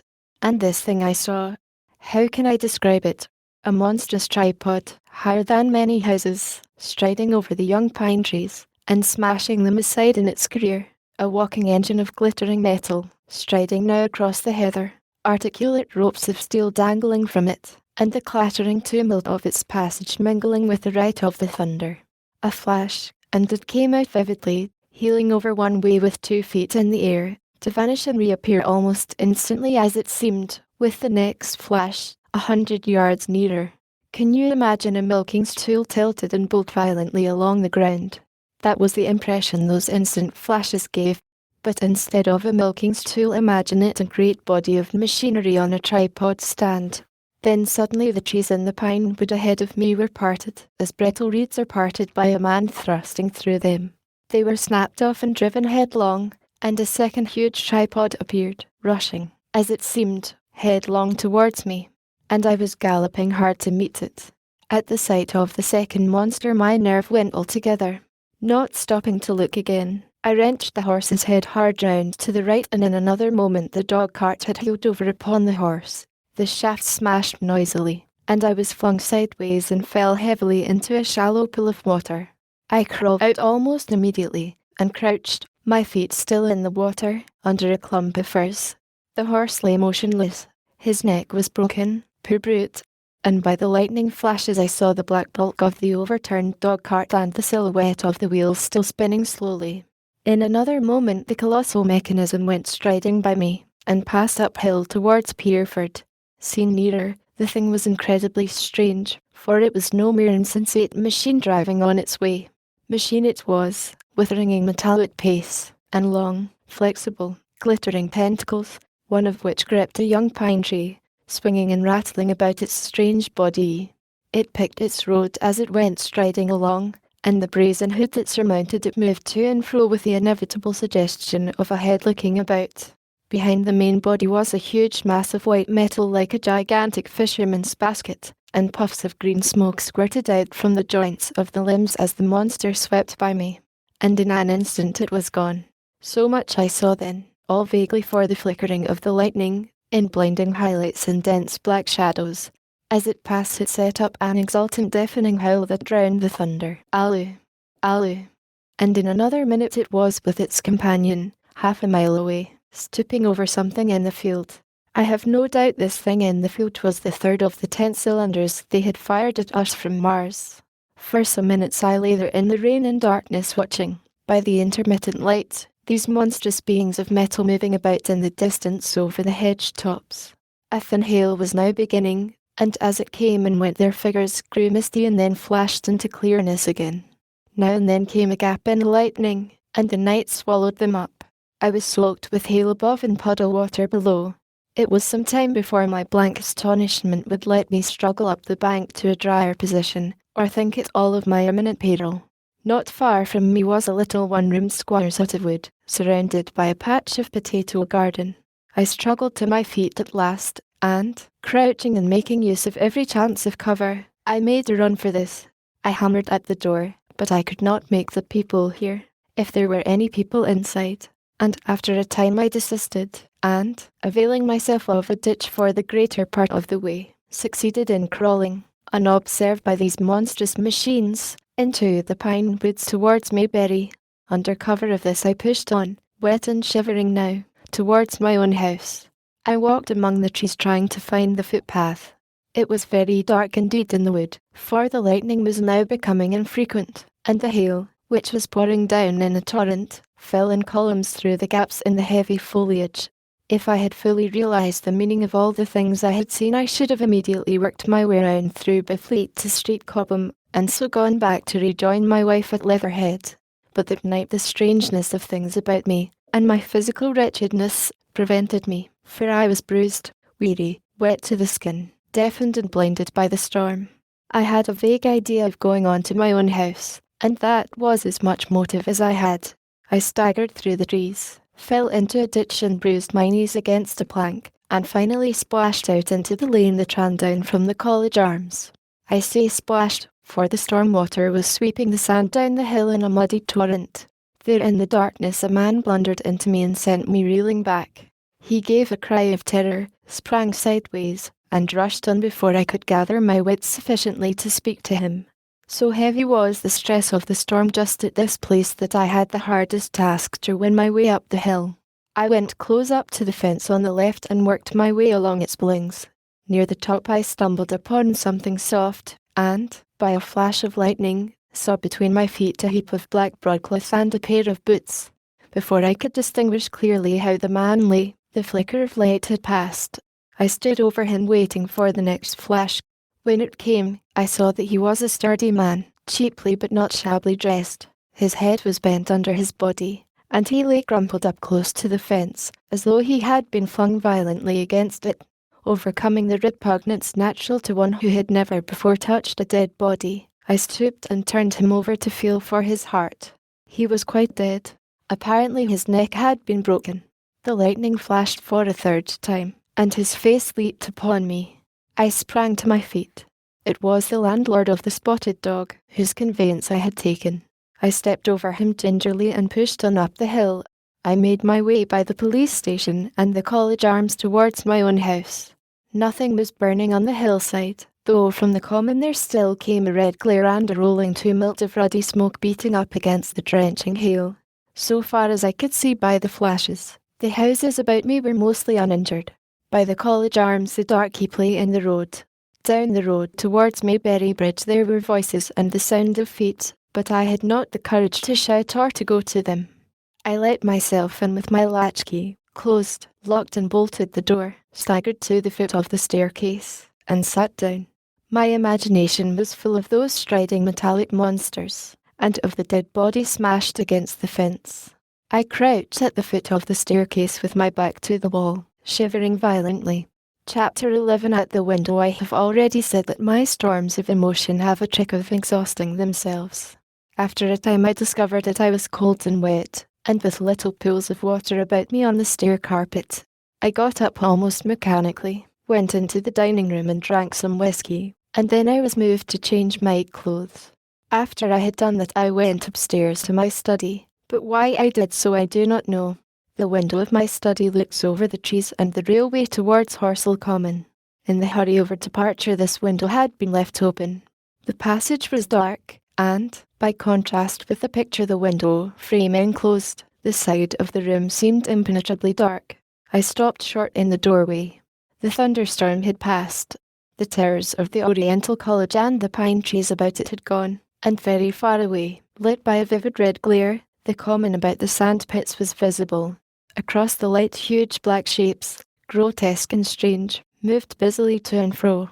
It seemed indeed as if the whole country in that direction was on fire, a broad hillside set with minute tongues of flame, swaying and writhing with the gusts of the dying storm, and throwing a red reflection upon the cloud scud above. Every now and then a haze of smoke from some nearer conflagration drove across the window and hid the Martian shapes. I could not see what they were doing, nor the clear form of them, nor recognize the black objects they were busied upon. Neither could I see the nearer fire, though the reflections of it danced on the wall and ceiling of the study. A sharp, resinous tang of burning was in the air. I closed the door noiselessly and crept towards the window. As I did so, the view opened out until, on the one hand, it reached to the houses about Woking Station, and on the other to the charred and blackened pine woods of Biffleet. There was a light down below the hill, on the railway, near the arch, and several of the houses along the Mayberry Road and the streets near the station were glowing ruins. The light upon the railway puzzled me at first. There were a black heap and a vivid glare, and to the right of that a row of yellow oblongs. Then I perceived this was a wrecked train, the forepart smashed and on fire, the hinder carriages still upon the rails. Between these three main centres of light, the houses, The drain, and the burning county towards Chobham stretched irregular patches of dark country, broken here and there by intervals of dimly glowing and smoking ground. It was the strangest spectacle, that black expanse set with fire. It reminded me, more than anything else, of the potteries at night. At first I could distinguish no people at all, though I peered intently for them. Later I saw against the light of Woking station a number of black figures hurrying one after the other across the line. And this was the little world in which I had been living securely for years, this fiery chaos. What had happened in the last 7 hours I still did not know, nor did I know, though I was beginning to guess, the relation between these mechanical glowy and the sluggish lumps I had seen disgorge from the cylinder. With a queer feeling of impersonal interest I turned my desk chair to the window, sat down, and stared at the blackened country, and particularly at the 3 gigantic black things that were going to and fro in the glare about the sand pits. They seemed amazingly busy. I began to ask myself what they could be. Were they intelligent mechanisms? Such a thing I felt was impossible. Or did a Martian sit within each, ruling, directing, using, much as a man's brain sits and rules in his body? I began to compare the things to human machines, to ask myself for the first time in my life how an ironclad or a steam engine would seem to an intelligent lower animal. The storm had left the sky clear, and over the smoke of the burning land the little fading pinpoint of Mars was dropping into the west, when a soldier came into my garden. I heard a slight scraping at the fence, and rousing myself from the lethargy that had fallen upon me, I looked down and saw him dimly, clambering over the blings. At the sight of another human being my torpor passed, and I leaned out of the window eagerly. "Hist," said I, in a whisper. He stopped astride of the fence in doubt. Then he came over and across the lawn to the corner of the house. He bent down and stepped softly. "Who's there?" he said, also whispering, standing under the window and peering up. "Where are you going?" I asked. "God knows." "Are you trying to hide?" "That's it." "Come into the house," I said. I went down, unfastened the door, and let him in, and locked the door again. I could not see his face. He was hatless, and his coat was unbuttoned. "My God," he said, as I drew him in. "What has happened?" I asked. "What hasn't?" In the obscurity I could see he made a gesture of despair. "They wiped us out, simply wiped us out," he repeated again and again. He followed me, almost mechanically, into the dining room. "Take some whiskey," I said, pouring out a stiff dose. He drank it. Then abruptly he sat down before the table, put his head on his arms, and began to sob and weep like a little boy, in a perfect passion of emotion, while I, with a curious forgetfulness of my own recent despair, stood beside him, wondering. It was a long time before he could steady his nerves to answer my questions, and then he answered perplexingly and brokenly. He was a driver in the artillery, and had only come into action about 7.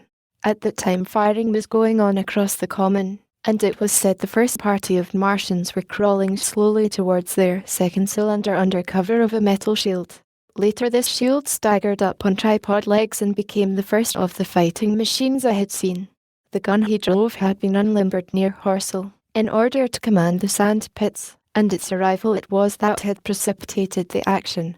As the limber gunners went to the rear, his horse trod in a rabbit hole and came down, throwing him into a depression of the ground. At the same moment the gun exploded behind him, the ammunition blew up, there was fire all about him, and he found himself lying under a heap of charred dead men and dead horses. "I lay still," he said, "scared out of my wits, with the forequarter of a horse atop of me. We'd been wiped out. And the smell, good God, like burnt meat. I was hurt across the back by the fall of the horse, and there I had to lie until I felt better. Just like parade it had been a minute before, then stumble, bang, swish, wiped out," he said. He had hid under the dead horse for a long time, peeping out furtively across the common. The Cardigan men had tried a rush, in skirmishing order, at the pit, simply to be swept out of existence. Then the monster had risen to its feet and had begun to walk leisurely to and fro across the common among the few fugitives, with its head like hood turning about exactly like the head of a cowled human being. A kind of arm carried a complicated metallic case, about which green flashes scintillated, and out of the funnel of this there smoked the heat ray. In a few minutes there was, so far as the soldier could see, not a living thing left upon the common, and every bush and tree upon it that was not already a blackened skeleton was burning. The hussars had been on the road beyond the curvature of the ground, and he saw nothing of them. He heard the Martians rattle for a time and then become still. The giant saved Woking station and its cluster of houses until the last. Then in a moment the heat ray was brought to bear, and the town became a heap of fiery ruins. Then the thing shut off the heat ray, and turning its back upon the artilleryman, began to waddle away towards the smouldering pine woods that sheltered the second cylinder. As it did so a second glittering titan built itself up out of the pit. The second monster followed the first, and at that the artilleryman began to crawl very cautiously across the hot heather ash towards Horsell. He managed to get alive into the ditch by the side of the road, and so escaped to Woking. There his story became ejaculatory. The place was impassable. It seems there were a few people alive there, frantic for the most part, and many burned and scalded. He was turned aside by the fire, and hid among some almost scorching heaps of broken wall as one of the Martian giants returned. He saw this one pursue a man, catch him up in one of its steely tentacles, and knock his head against the trunk of a pine tree. At last, after nightfall, the artilleryman made a rush for it and got over the railway embankment. Since then he had been skulking along towards Maybury, in the hope of getting out of danger Londonward. People were hiding in trenches and cellars, and many of the survivors had made off towards Woking village and Send. He had been consumed with thirst until he found one of the water mains near the railway arch smashed, and the water bubbling out like a spring upon the road. That was the story I got from him, bit by bit. He grew calmer, telling me and trying to make me see the things he had seen. He had eaten no food since midday, he told me early in his narrative, and I found some mutton and bread in the pantry and brought it into the room. We lit no lamp for fear of attracting the Martians, and ever and again our hands would touch upon bread or meat. As he talked, things about us came darkly out of the darkness, and the trampled bushes and broken rose trees outside the window grew distinct. It would seem that a number of men or animals had rushed across the lawn. I began to see his face, blackened and haggard, as no doubt mine was also.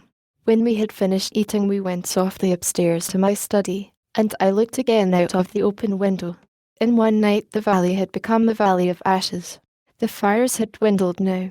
Where flames had been there were now streamers of smoke, but the countless ruins of shattered and gutted houses and blasted and blackened trees that the night had hidden stood out now gaunt and terrible in the pitiless light of dawn.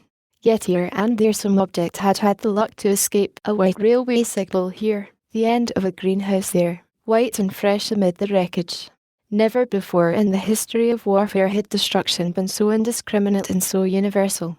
And shining with the growing light of the east, 3 of the metallic giants stood about the pit, their cowls rotating as though they were surveying the desolation they had made. It seemed to me that the pit had been enlarged, and ever and again puffs of vivid green vapour streamed up and out of it towards the brightening dawn, streamed up, whirled, broke, and vanished. Beyond were the pillars of fire about Chobham. They became pillars of bloodshot smoke at the first touch of day. Chapter 12. What I saw of the destruction of Weybridge and Shepperton. As the dawn grew brighter we withdrew from the window from which we had watched the Martians, and went very quietly downstairs. The artilleryman agreed with me that the house was no place to stay in. He proposed, he said, to make his way Londonward, and thence rejoin his battery, no, 12, of the horse artillery. My plan was to return at once to Leatherhead, and so greatly had the strength of the Martians impressed me that I had determined to take my wife to New Haven, and go with her out of the country forthwith. For I already perceived clearly that the country about London must inevitably be the scene of a disastrous struggle before such creatures as these could be destroyed. Between us and Leatherhead, however, lay the third cylinder, with its guarding giants. Had I been alone, I think I should have taken my chance and struck across country, but the artilleryman dissuaded me. It's no kindness to the right sort of wife, he said, to make her a widow, and in the end I agreed to go with him, under cover of the woods, northward as far as Street Cobham before I parted with him. Thence I would make a big detour by Epsom to reach Leatherhead. I should have started at once, But my companion had been in active service and he knew better than that. He made me ransack the house for a flask, which he filled with whiskey, and we lined every available pocket with packets of biscuits and slices of meat. Then we crept out of the house, and ran as quickly as we could down the ill-made road by which I had come overnight. The houses seemed deserted. In the road lay a group of 3 charred bodies close together, struck dead by the heat ray, and here and there were things that people had dropped: a clock, a slipper, a silver spoon, and the like poor valuables. At the corner turning up towards the post office, a little cart, filled with boxes and furniture, and horseless, heeled over on a broken wheel. A cash box had been hastily smashed open and thrown under the debris. Except the lodge at the orphanage, which was still on fire, none of the houses had suffered very greatly here. The heat ray had shaved the chimney tops and passed. Yet, save ourselves, there did not seem to be a living soul on Mayberry Hill. The majority of the inhabitants had escaped, I suppose, by way of the old Woking road, the road I had taken when I drove to Leatherhead, or they had hidden.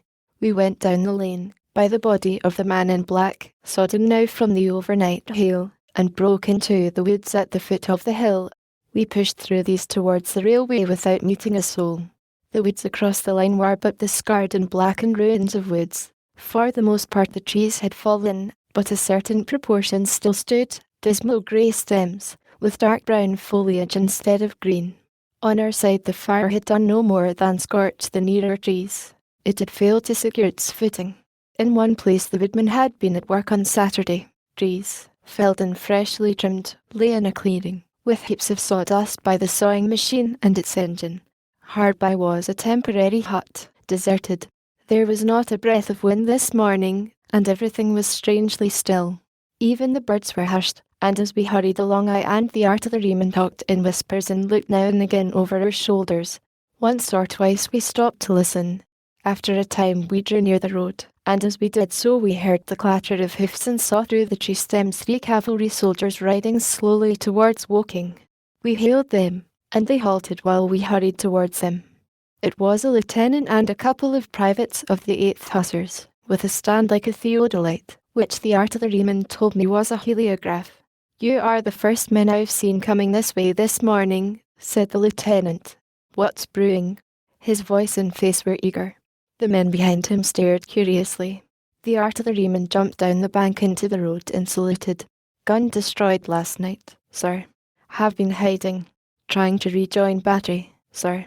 You'll come in sight of the Martians, I expect, about half a mile along this road." "What the dickens are they like?" asked the lieutenant. "Giants in armour, sir. 100 feet high. 3 legs and a body like aluminium, with a mighty great head and a hood, sir." "Get out," said the lieutenant. "What confounded nonsense." "You'll see, sir. They carry a kind of box, sir, that shoots fire and strikes you dead."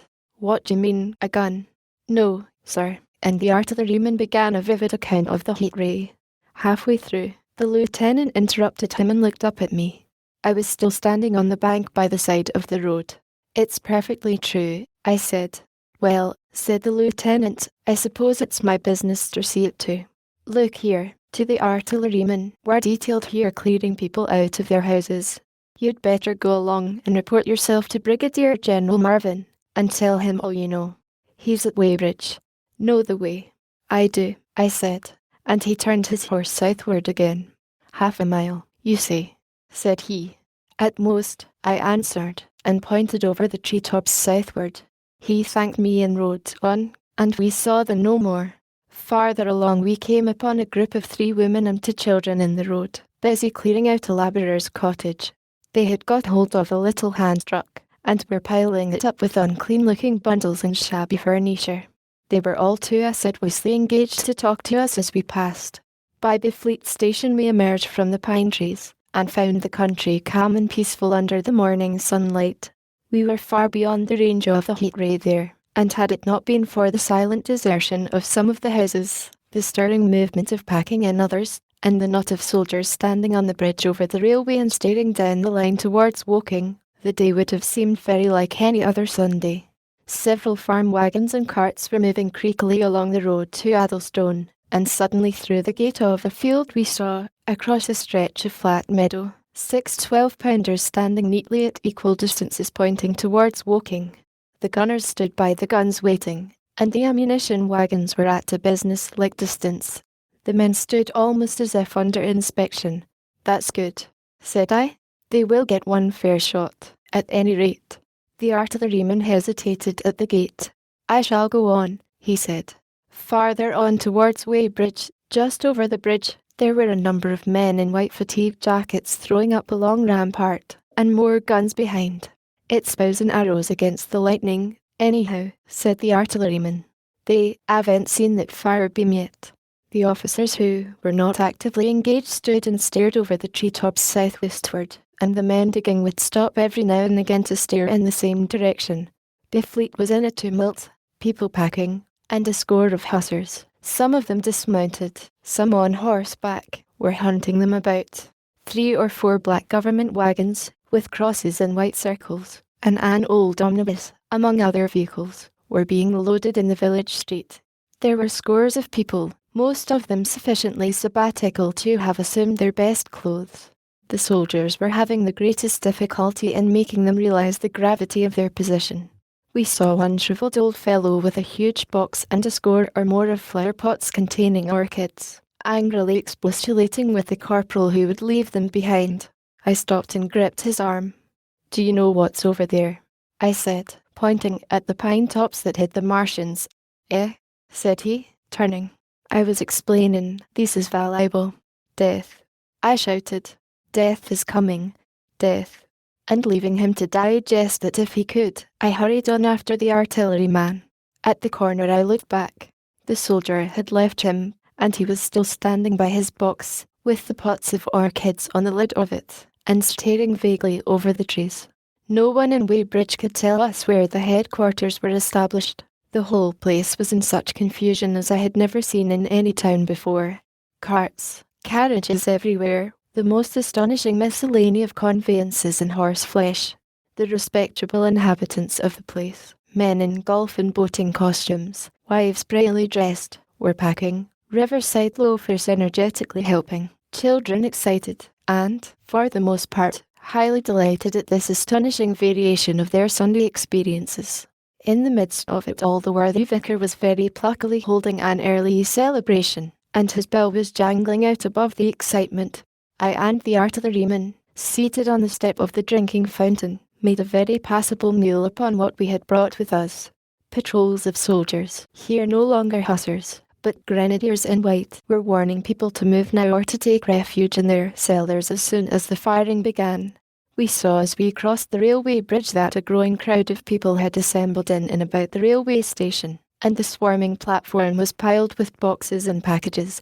The ordinary traffic had been stopped, I believe, in order to allow of the passage of troops and guns to Chertsey, and I have heard since that a savage struggle occurred for places in the special trains that were put on at a later hour. We remained at Weybridge until midday, and at the Tower we found ourselves at the place near Shepperton Lock where the Wey and Thames join.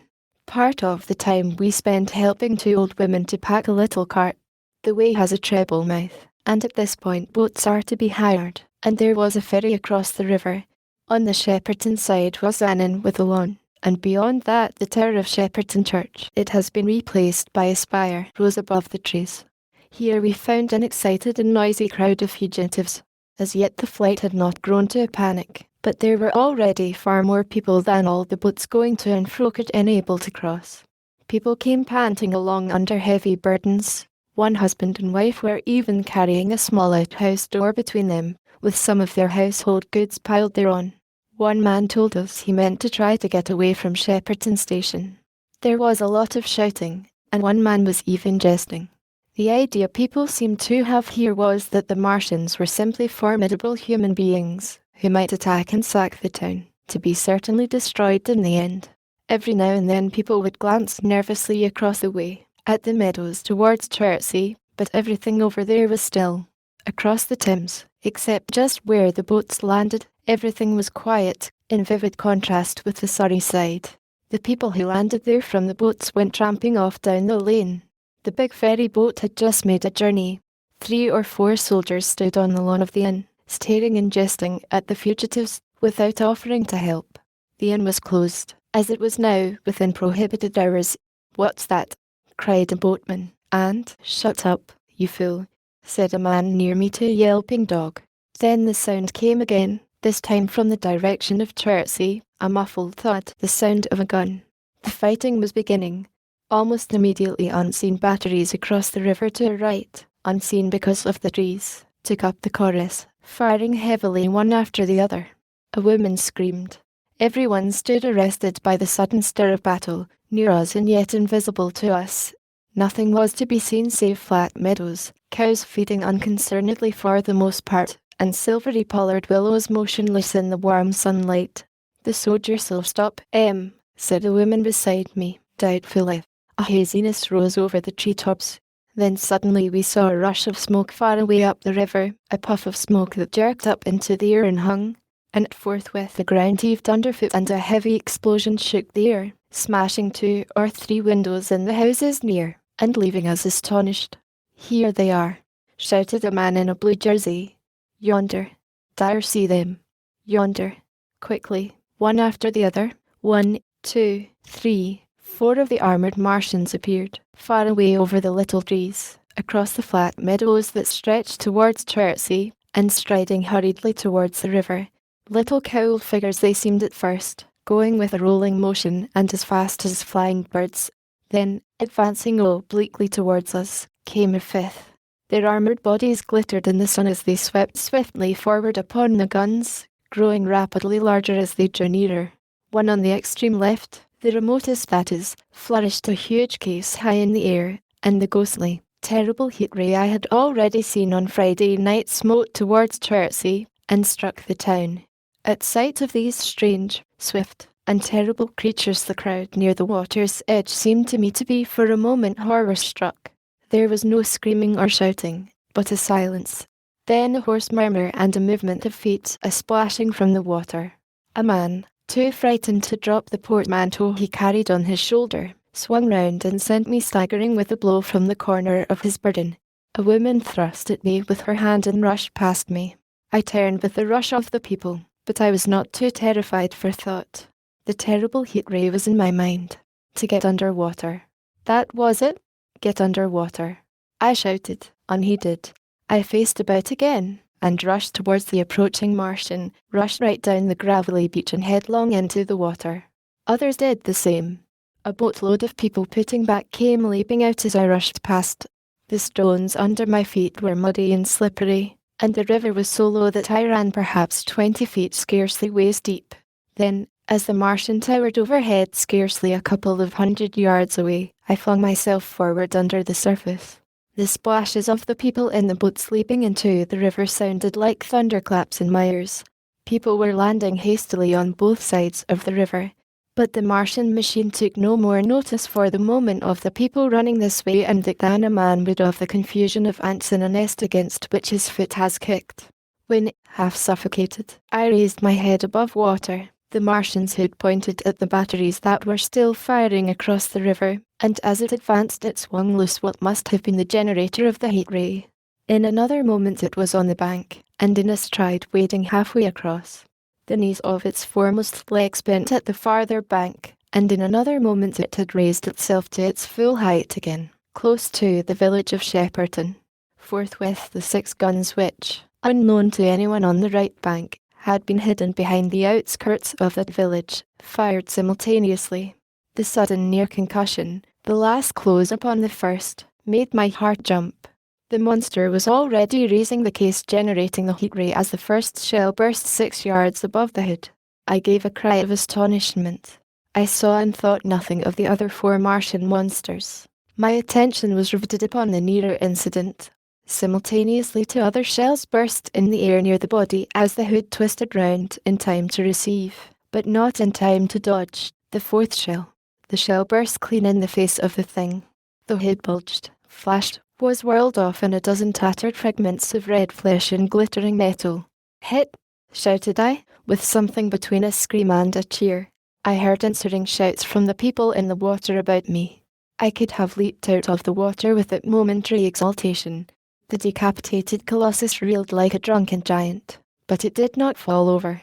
It recovered its balance by a miracle, and, no longer heeding its steps and with the camera that fired the heat ray now rigidly upheld, it reeled swiftly upon Shepperton. The living intelligence, the Martian within the hood, was slain and splashed to the four winds of heaven, and the thing was now but a mere intricate device of metal whirling to destruction. It drove along in a straight line, incapable of guidance. It struck the tower of Shepperton Church, smashing it down as the impact of a battering ram might have done, swerved aside, blundered on and collapsed with tremendous force into the river out of my sight. A violent explosion shook the air, and a spout of water, steam, mud, and shattered metal shot far up into the sky. As the camera of the heat ray hit the water, the latter had immediately flashed into steam. In another moment a huge wave, like a muddy tidal bore but almost scaldingly hot, came sweeping round the bend upstream. I saw people struggling shorewards, and heard their screaming and shouting faintly above the seething and roar of the Martian's collapse. For a moment I heeded nothing of the heat, forgot the patent need of self-preservation. I splashed through the tumultuous water, pushing aside a man in black to do so, until I could see round the bend. Half a dozen deserted boats pitched aimlessly upon the confusion of the waves. The fallen Martian came into sight downstream, lying across the river, and for the most part submerged. Thick clouds of steam were pouring off the wreckage, and through the tumultuously whirling wisps I could see, intermittently and vaguely, the gigantic limbs churning the water and flinging a splash and spray of mud and froth into the air. The tentacles swayed and struck like living arms, and, save for the helpless purposelessness of these movements, it was as if some wounded thing were struggling for its life amid the waves. Enormous quantities of a ruddy brown fluid were spurting up in noisy jets out of the machine. My attention was diverted from this death flurry by a furious yelling, like that of the thing called a siren in our manufacturing towns. A man, knee-deep near the towing path, shouted inaudibly to me and pointed. Looking back, I saw the other Martians advancing with gigantic strides down the river bank from the direction of Chertsey. The Shepperton guns spoke this time unavailingly. At that I ducked once under water, and, holding my breath until movement was an agony, blundered painfully ahead under the surface as long as I could. The water was in a tumult about me, and rapidly growing hotter. When for a moment I raised my head to take breath and throw the hair and water from my eyes, the steam was rising in a whirling white fog that at first hid the Martians altogether. The noise was deafening. Then I saw them dimly, colossal figures of grey, magnified by the mist. They had passed by me, and two were stooping over the frothing, tumultuous ruins of their comrade. The third and fourth stood beside him in the water, one perhaps 200 yards from me, the other towards Laleham.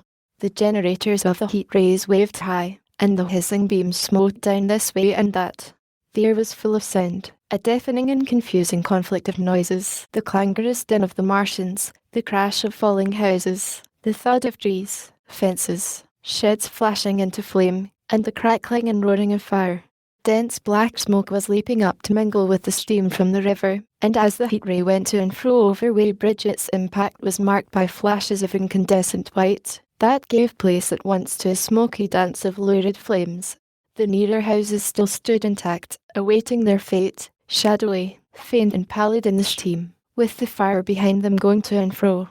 For a moment perhaps I stood there, breast high in the almost boiling water, dumbfounded at my position, hopeless of escape. Through the reek I could see the people who had been with me in the river scrambling out of the water through the reeds, like little frogs hurrying through grass from the advance of a man, or running to and fro in utter dismay on the towing path. Then suddenly the white flashes of the heat ray came leaping towards me. The houses caved in as they dissolved at its touch, and darted out flames. The trees changed to fire with the roar.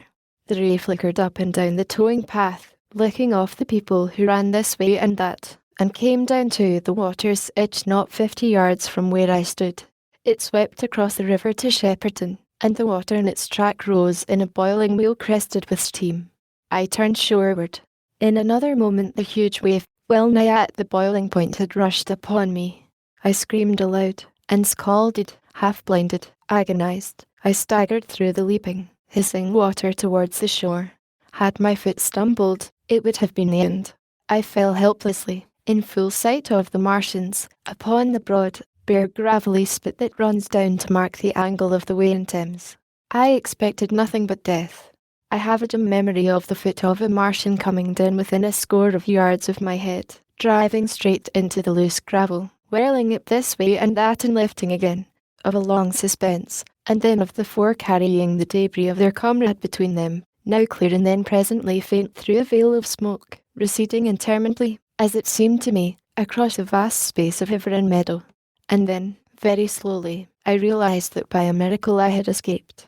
Chapter 13. How I fell in with the curate after getting this sudden lesson in the power of terrestrial weapons. The Martians retreated to their original position upon Horsell Common, and in their haste, and encumbered with the debris of their smashed companion, they no doubt overlooked many such a stray and negligible victim as myself. Had they left their comrade and pushed on forthwith, there was nothing at that time between them and London but batteries of 12-pounder guns, and they would certainly have reached the capital in advance of the tidings of their approach. The sudden, dreadful, and destructive their advent would have been as the earthquake that destroyed Lisbon a century ago. But they were in no hurry. Cylinder followed cylinder on its interplanetary flight. Every 24 hours brought them reinforcement. And meanwhile the military and naval authorities, now fully alive to the tremendous power of their antagonists, worked with furious energy. Every minute a fresh gun came into position until, before twilight, every copse, every row of suburban villas on the hilly slopes about Kingston and Richmond, masked an expectant black muzzle.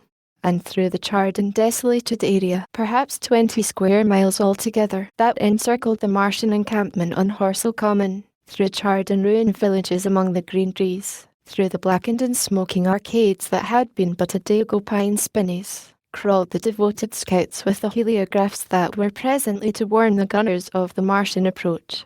But the Martians now understood our command of artillery and the danger of human proximity, and not a man ventured within a mile of either cylinder, save at the price of his life.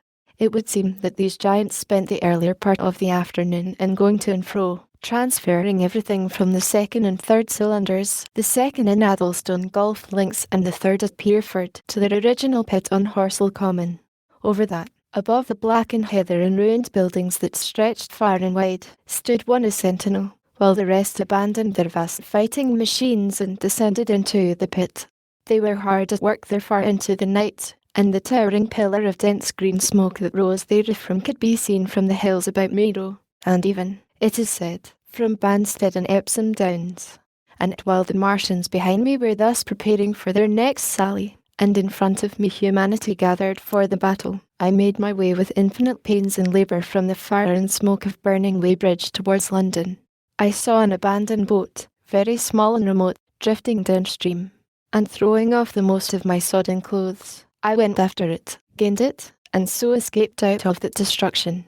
There were no oars in the boat, but I contrived to paddle, as well as my parboiled hands would allow, down the river towards Halliford and Walton, going very tediously and continually looking behind me, as you may well understand. I followed the river, because I considered that the water gave me my best chance of escape should these giants return. The hot water from the Martians' overthrow drifted downstream with me, so that for the best part of a mile I could see little of either bank. Once, however, I made out a string of black figures hurrying across the meadows from the direction of Weybridge. Halliford, it seemed, was deserted, and several of the houses facing the river were on fire. It was strange to see the place quite tranquil, quite desolate under the hot blue sky, with the smoke and little threads of flame going straight up into the heat of the afternoon. Never before had I seen houses burning without the accompaniment of an obstructive crowd. A little farther on the dry reeds up the bank were smoking and glowing, and a line of fire inland was marching steadily across a late field of hay. For a long time I drifted, so painful and weary was I after the violence I had been through, and so intense the heat upon the water.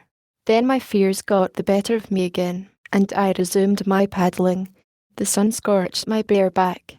At last, as the bridge at Walton was coming into sight round the bend, my fever and faintness overcame my fears, and I landed on the Middlesex bank and lay down, deadly sick, amid the long grass.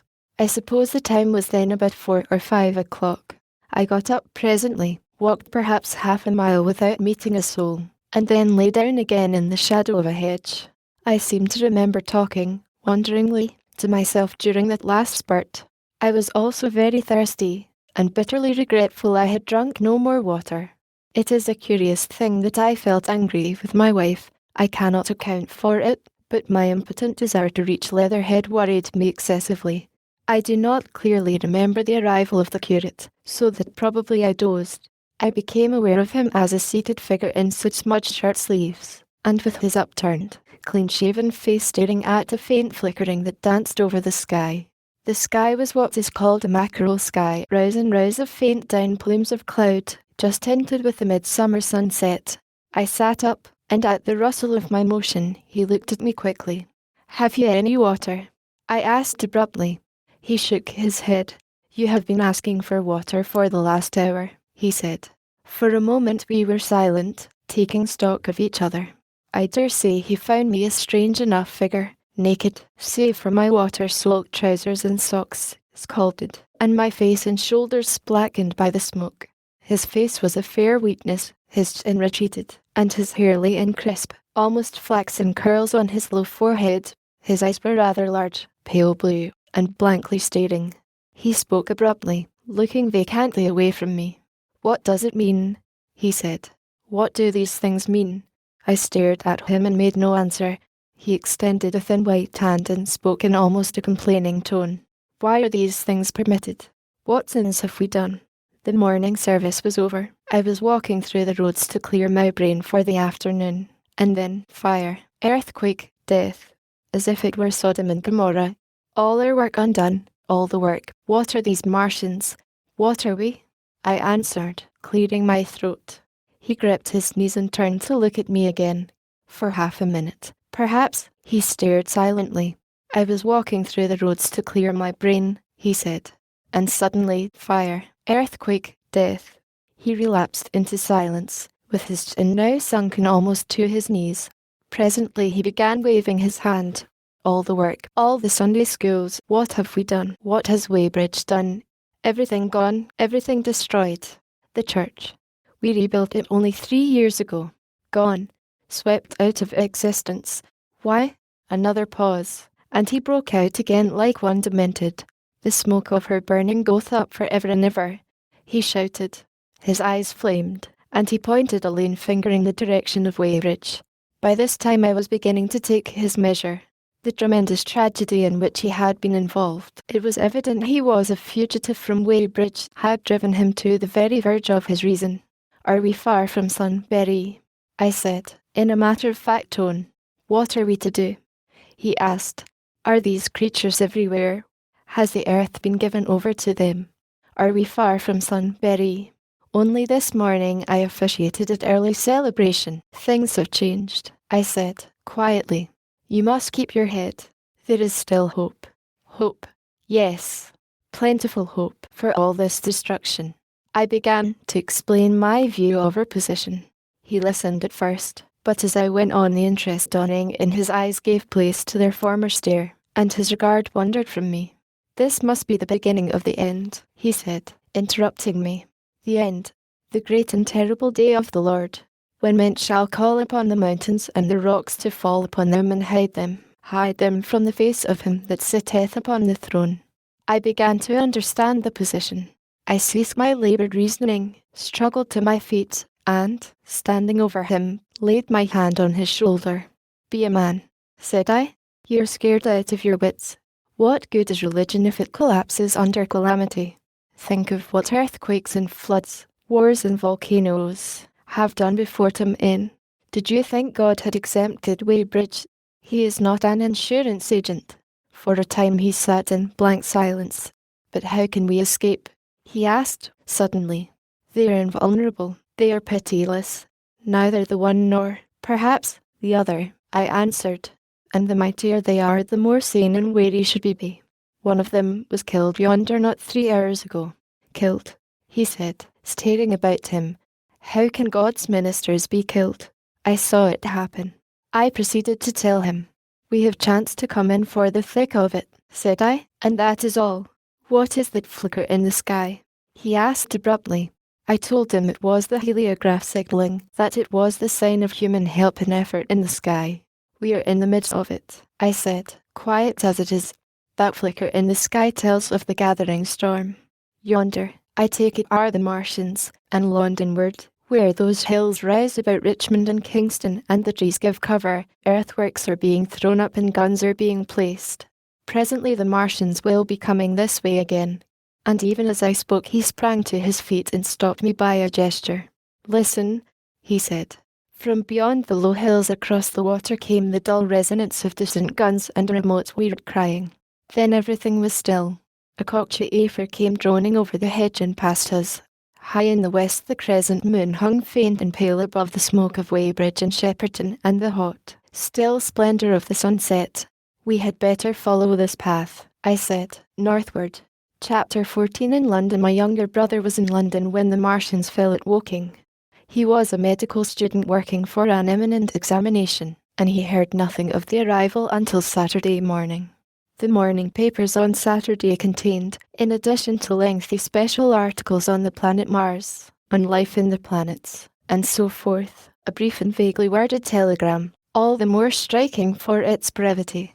The Martians, alarmed by the approach of a crowd, had killed a number of people with a quick-firing gun, so the story ran. The telegram concluded with the words, formidable as they seem to be, the Martians have not moved from the pit into which they have fallen, and, indeed, seem incapable of doing so. Probably this is due to the relative strength of the Earth's gravitational energy. On that last text their leader-writer expanded very comfortingly. Of course all the students in the Crammers biology class, to which my brother went that day, were intensely interested, but there were no signs of any unusual excitement in the streets. The afternoon papers puffed scraps of news under big headlines. They had nothing to tell beyond the movements of troops about the common, and the burning of the pine woods between Woking and Weybridge, until 8. Then the _St. James's Gazette, in an extra special edition, announced the bare fact of the interruption of telegraphic communication. This was thought to be due to the falling of burning pine trees across the line. Nothing more of the fighting was known that night, the night of my drive to Leatherhead and back. My brother felt no anxiety about us, as he knew from the description in the papers that the cylinder was a good 2 miles from my house. He made up his mind to run down that night to me, in order, as he says, to see the things before they were killed. He dispatched a telegram, which never reached me, about 4 o'clock, and spent the evening at the music hall.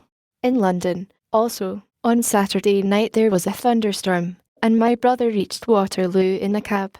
On the platform from which the midnight train usually starts he learned, after some waiting, that an accident prevented trains from reaching Woking that night. The nature of the accident he could not ascertain. Indeed, the railway authorities did not clearly know at that time. There was very little excitement in the station, as the officials, failing to realise that anything further than a breakdown between Byfleet and Woking Junction had occurred, were running the theatre trains which usually passed through Woking round by Virginia Water or Guildford. They were busy making the necessary arrangements to alter the route of the Southampton and Portsmouth Sunday League excursions. A nocturnal newspaper reporter, mistaking my brother for the traffic manager, to whom he bears a slight resemblance, waylaid and tried to interview him. Few people, excepting the railway officials, connected the breakdown with the Martians. I have read, in another account of these events, that on Sunday morning all London was electrified by the news from Woking. As a matter of fact, there was nothing to justify that very extravagant phrase. Plenty of Londoners did not hear of the Martians until the panic of Monday morning. Those who did took some time to realise all that the hastily worded telegrams in the Sunday papers conveyed. The majority of people in London do not read Sunday papers. The habit of personal security, moreover, is so deeply fixed in the Londoner's mind, and startling intelligence so much a matter of course in the papers, that they could read without any personal tremors. About 7 o'clock last night the Martians came out of the cylinder, and, moving about under an armour of metallic shields, have completely wrecked Woking Station with the adjacent houses, and massacred an entire battalion of the Cardigan Regiment. No details are known. Maxims have been absolutely useless against their armour. The field guns have been disabled by them. Flying hussars have been galloping into Chertsey. The Martians appear to be moving slowly towards Chertsey or Windsor. Great anxiety prevails in West Surrey, and earthworks are being thrown up to check the advance Londonward. That was how the Sunday_SUN_ put it, and a clever and remarkably prompt handbook article in the _EFERE_ compared the affair to a menagerie suddenly let loose in a village. No one in London knew positively of the nature of the armoured Martians, and there was still a fixed idea that these monsters must be sluggish, crawling, creeping painfully. Such expressions occurred in almost all the earlier reports. None of the telegrams could have been written by an eyewitness of their advance. The Sunday papers printed separate editions as further news came to hand, some even in default of it. But there was practically nothing more to tell people until late in the afternoon, when the authorities gave the press agencies the news in their possession. It was stated that the people of Walton and Weybridge and all the district were pouring along the roads Londonward, and that was all. My brother went to church at the Foundling Hospital in the morning, still in ignorance of what had happened on the previous night. There he heard allusions made to the invasion, and a special prayer for peace. Coming out, he bought _EFERE_. He became alarmed at the news in this, and went again to Waterloo Station to find out if communication were restored. The omnibuses, carriages, cyclists, and innumerable people walking in their best clothes seemed scarcely affected by the strange intelligence that the news vendors were disseminating. People were interested, or, if alarmed only on account of the local residents. At the station he heard for the first time that the Windsor and Chertsey lines were now interrupted. The porters told him that several remarkable telegrams had been received in the morning from Byfleet and Chertsey stations, but that these had abruptly ceased. My brother could get very little precise detail out of them. "There's fighting going on about Weybridge," was the extent of their information. The train service was now very much disorganised. Quite a number of people who had been expecting friends from places on the southwestern network were standing about the station. One grey-headed old gentleman came and abused the Southwestern Company bitterly to my brother. "It wants showing up," he said. 1 or 2 trains came in from Richmond, Putney, and Kingston, containing people who had gone out for a day's boating and found the locks closed and a feeling of panic in the air. A man in a blue and white blazer addressed my brother, full of strange tidings. "There's hosts of people driving into Kingston in traps and carts and things, with boxes of valuables and all that," he said. "They come from Molesey and Weybridge and Walton, and they say there's been guns heard at Chertsey, heavy firing, and that mounted soldiers have told them to get off at once because the Martians are coming. We heard guns firing at Hampton Court Station, but we thought it was thunder. What the dickens does it all mean? The Martians can't get out of their pit, can they?" My brother could not tell him. Afterwards he found that the vague feeling of alarm had spread to the clients of the Underground Railway, and that the Sunday excursionists began to return from all over the southwestern, Lung, Barnes, Wimbledon, Richmond Park, Kew, and so forth, at unnaturally early hours. But not a soul had anything more than vague hearsay to tell of. Everyone connected with the terminus seemed ill-tempered. About 5 o'clock the gathering crowd in the station was immensely excited by the opening of the line of communication, which is almost invariably closed, between the southeastern and the southwestern stations, and the passage of carriage trucks bearing huge guns and carriages crammed with soldiers. These were the guns that were brought up from Woolwich and Chatham to cover Kingston. There was an exchange of pleasantries. "You'll get eaten," were the beast tamers, and so forth. A little while after that a squad of police came into the station and began to clear the public off the platforms, and my brother went out into the street again. The church bells were ringing for evensong, and a squad of Salvation Army lassies came singing down Waterloo Road. On the bridge a number of loafers were watching a curious brown scum that came drifting down the stream in patches. The sun was just setting, and the clock tower and the Houses of Parliament rose against one of the most peaceful skies it is possible to imagine, a sky of gold, barred with long transverse stripes of reddish-purple cloud. There was talk of a floating body. One of the men there, a reservist he said he was, told my brother he had seen the heliograph flickering in the west.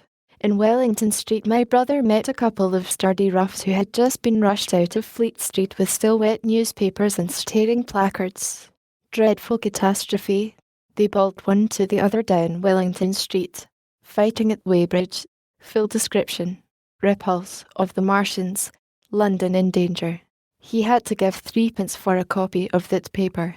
Then it was, and then only, that he realised something of the full power and terror of these monsters. He learned that they were not merely a handful of small sluggish creatures, but that they were mind-swaying vast mechanical bodies, and that they could move swiftly and smite with such power that even the mightiest guns could not stand against them. They were described as vast spider-like machines, nearly 100 feet high, capable of the speed of an express train, and able to shoot out a beam of intense heat. Massed batteries, chiefly of field guns, had been planted in the country about Horsell Common, and especially between the Woking district in London. 5 of the machines had been seen moving towards the Thames, and one, by a happy chance, had been destroyed. In the other cases the shells had missed, and the batteries had been at once annihilated by the heat rays.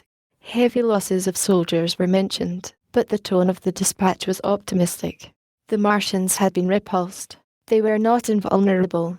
They had retreated to their triangle of cylinders again, in the circle about Woking. Signalers with heliographs were pushing forward upon them from all sides. Guns were in rapid transit from Windsor, Portsmouth, Aldershot, Woolwich, even from the north, among others. Long wire guns of 95 tons from Woolwich. Altogether 116 were in position or being hastily placed, chiefly covering London. Never before in England had there been such a vast or rapid concentration of military material. Any further cylinders that fell, it was hoped, could be destroyed at once by high explosives, which were being rapidly manufactured and distributed. No doubt, ran the report, the situation was of the strangest and gravest description, but the public was exhorted to avoid and discourage panic. No doubt the Martians were strange and terrible in the extreme, but at the outside there could not be more than 20 of them against our millions. The authorities had reason to suppose, from the size of the cylinders, that at the outside there could not be more than 5 in each cylinder, 15 altogether, and one at least was disposed of, perhaps more. The public would be fairly warned of the approach of danger, and elaborate measures were being taken for the protection of the people in the threatened southwestern suburbs. And so, with reiterated assurances of the safety of London and the ability of the authorities to cope with the difficulty, this quasi proclamation closed. This was printed in enormous type on paper so fresh that it was still wet, and there had been no time to add a word of comment.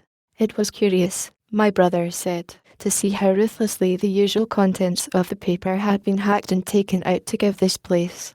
All down Wellington Street people could be seen fluttering out the pink sheets and reading, and the Strand was suddenly noisy with the voices of an army of hawkers following these pioneers.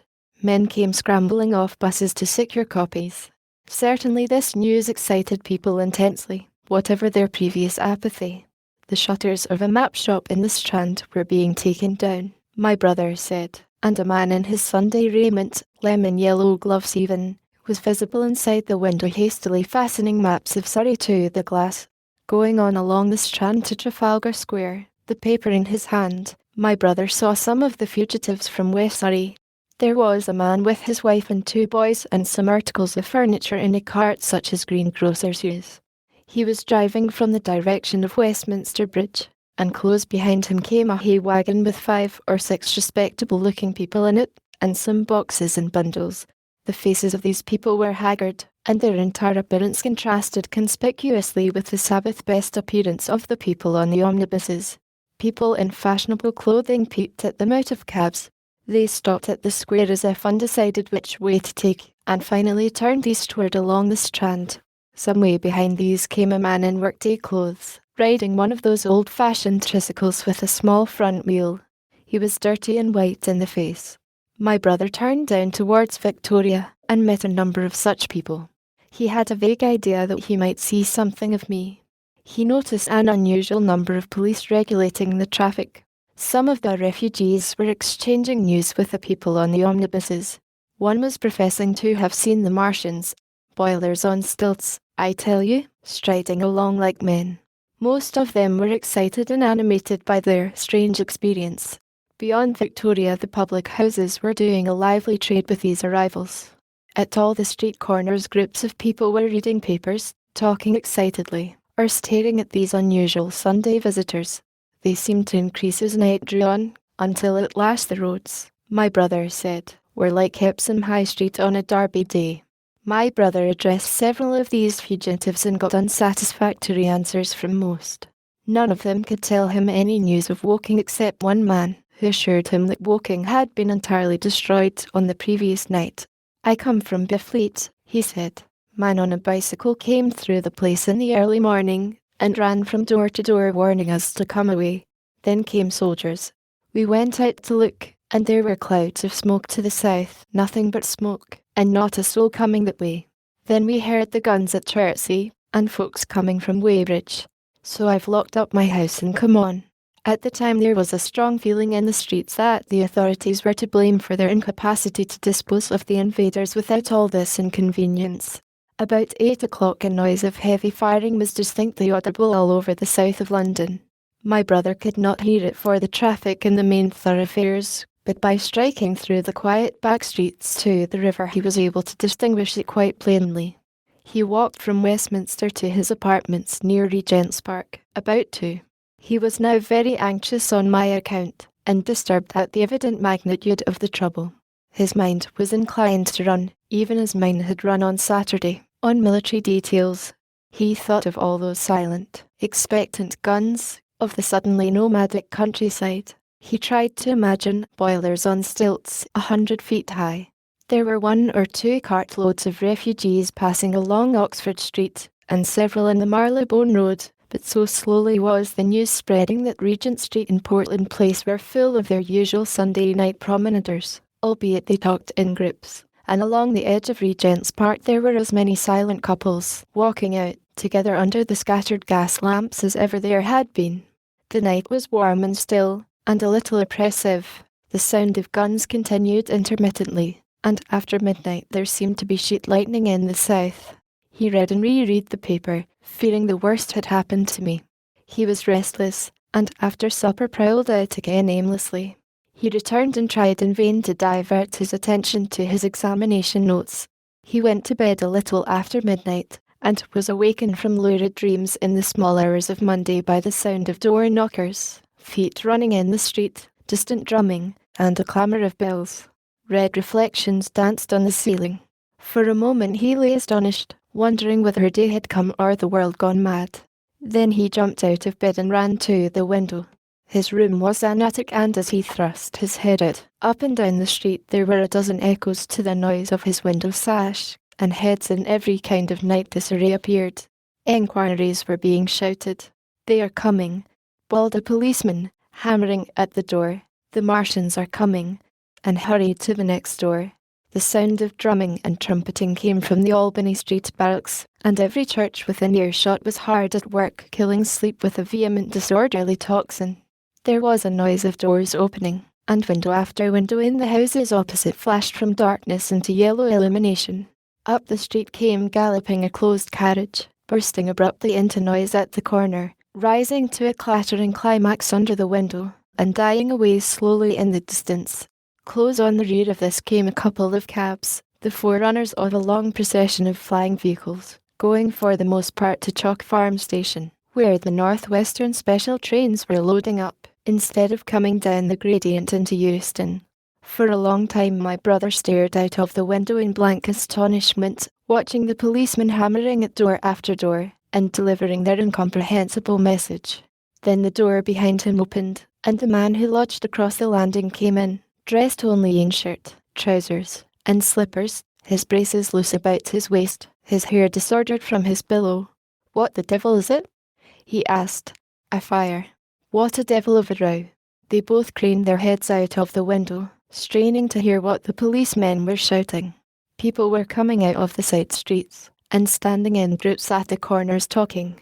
"What the devil is it all about?" said my brother's fellow lodger. My brother answered him vaguely and began to dress, running with each garment to the window in order to miss nothing of the growing excitement. and presently men selling unnaturally early newspapers came bawling into the street, London in danger of suffocation. The Kingston and Richmond defences forced. Fearful massacres in the Thames Valley. And all about him, in the rooms below, in the houses on each side and across the road, and behind in the park terraces and in the 100 other streets of that part of Marylebone, and the Westbourne Park district in St. Pancras, and westward and northward in Kilburn and St. John's Wood and Hampstead, and eastward in Shoreditch and Highbury and Haggerston and Hoxton, and, indeed, through all the vastness of London from Ealing to East Ham, people were rubbing their eyes, and opening windows to stare out and ask aimless questions, dressing hastily as the first breath of the coming storm of fear blew through the streets. It was the dawn of the great panic. London, which had gone to bed on Sunday night oblivious and inert, was awakened, in the small hours of Monday morning, to a vivid sense of danger.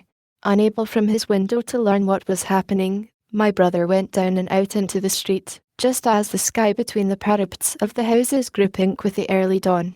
The flying people on foot and in vehicles grew more numerous every moment. Black smoke. He heard people crying, and again, black smoke. The contagion of such a unanimous fear was inevitable. As my brother hesitated on the doorstep, he saw another news vendor approaching, and got a paper forthwith. The man was running away with the rest, and selling his papers for a shilling each as he ran, a grotesque mingling of profit and panic. And from this paper my brother read that catastrophic dispatch of the Commander-in-Chief. The Martians are able to discharge enormous clouds of a black and poisonous vapour by means of rockets. They have smothered our batteries, destroyed Richmond, Kingston, and Wimbledon, and are advancing slowly towards London, destroying everything on the way. It is impossible to stop them. There is no safety from the black smoke but an instant flight. That was all, but it was enough. The whole population of the great 6 million city was stirring, slipping, running. Presently it would be pouring en masse northward. Black smoke. The voices cried, fire. The bells of the neighbouring church made a jangling tumult. A cart carelessly driven smashed, amid shrieks and curses, against the water trough up the street. Sickly yellow lights went to and fro in the houses, and some of the passing cabs flaunted unextinguished lamps. And overhead the dawn was growing brighter, clear and steady and calm. He heard footsteps running to and fro in the rooms, and up and down stairs behind him. His landlady came to the door, loosely wrapped in dressing gown and shawl. Her husband followed, ejaculating.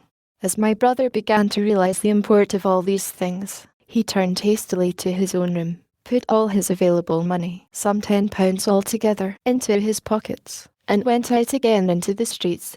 Chapter 15. What had happened in Surrey. It was while the curate had sat and talked so wildly to me under the hedge in the flat meadows near Halliford, and while my brother was watching the fugitives stream over Westminster Bridge, that the Martians had resumed the offensive. So far as one can ascertain from the conflicting accounts that have been put forth, the majority of them remain busied with preparations in the Horsell pit until 9 at night, hurrying on some operation that disengaged huge volumes of green smoke. But 3 certainly came out about 8 o'clock and, advancing slowly and cautiously, made their way through Byfleet and Pierford towards Ripley and Weybridge, and so came in sight of the expectant batteries against the setting sun. These Martians did not advance in a body, but in a line, each perhaps a mile and a half from his nearest fellow. They communicated with one another by means of siren-like howls, running up and down the scale from one note to another. It was this howling and firing of the guns at Ripley and St. George's Hill that we had heard at Upper Halliford. The Ripley gunners, unseasoned artillery volunteers who ought never to have been placed in such a position, fired one wild, premature, ineffectual volley, and bolted on horse and foot through the deserted village, while the Martian, without using his heat ray, walked serenely over their guns, stepped gingerly among them, passed in front of them, and so came unexpectedly upon the guns in Painshall Park, which he destroyed. The St. George's Hill men, however, were better led or of a better metal. Hidden by a pine wood as they were, they seemed to have been quite unsuspected by the Martian nearest to them. They laid their guns as deliberately as if they had been on parade, and fired at about 1,000 yards range. The shells flashed all round him, and he was seen to advance a few paces, stagger, and go down. Everybody yelled together, and the guns were reloaded in frantic haste. The overthrown Martian set up a prolonged ululation, and immediately a second glittering giant, answering him, appeared over the trees to the south. It would seem that a leg of the tripod had been smashed by one of the shells. The whole of the second volley flew wide of the Martian on the ground, and, simultaneously, both his companions brought their heat rays to bear on the battery. The ammunition blew up, the pine trees all about the guns flashed into fire, and only one or two of the men who were already running over the crest of the hill escaped. After this it would seem that the three took counsel together and halted, and the scouts who were watching them report that they remained absolutely stationary for the next half hour. The Martian who had been overthrown crawled tediously out of his hood, a small brown figure, oddly suggestive from the distance of a speck of blight, and apparently engaged in the repair of his support. About 9 he had finished, for his cowl was then seen above the trees again. It was a few minutes past 9 that night when these 3 sentinels were joined by 4 other Martians, each carrying a thick black tube. A similar tube was handed to each of the 3, and the 7 proceeded to distribute themselves at equal distances along a curved line between St. George's Hill, Weybridge, and the village of St. southwest of Ripley. A dozen rockets sprang out of the hills before them so soon as they began to move, and it warned the waiting batteries about Ditton and Esher. At the same time 4 of their fighting machines, similarly armed with tubes, crossed the river, and 2 of them, black against the western sky, came into sight of myself and the curate as we hurried wearily and painfully along the road that runs northward out of Halliford. They moved, as it seemed to us, upon a cloud, for a milky mist covered the fields and rose to a third of their height.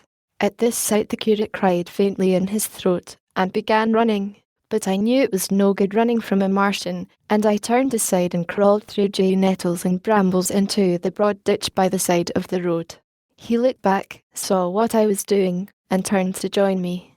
The 2 halted, the nearer to us standing and facing Sunbury, the remoter being a grey indistinctness towards the evening star, away towards Staines. The occasional howling of the Martians had ceased. They took up their positions in the huge crescent about their cylinders in absolute silence. It was a crescent with 12 miles between its horns. Never since the devising of gunpowder was the beginning of a battle so still.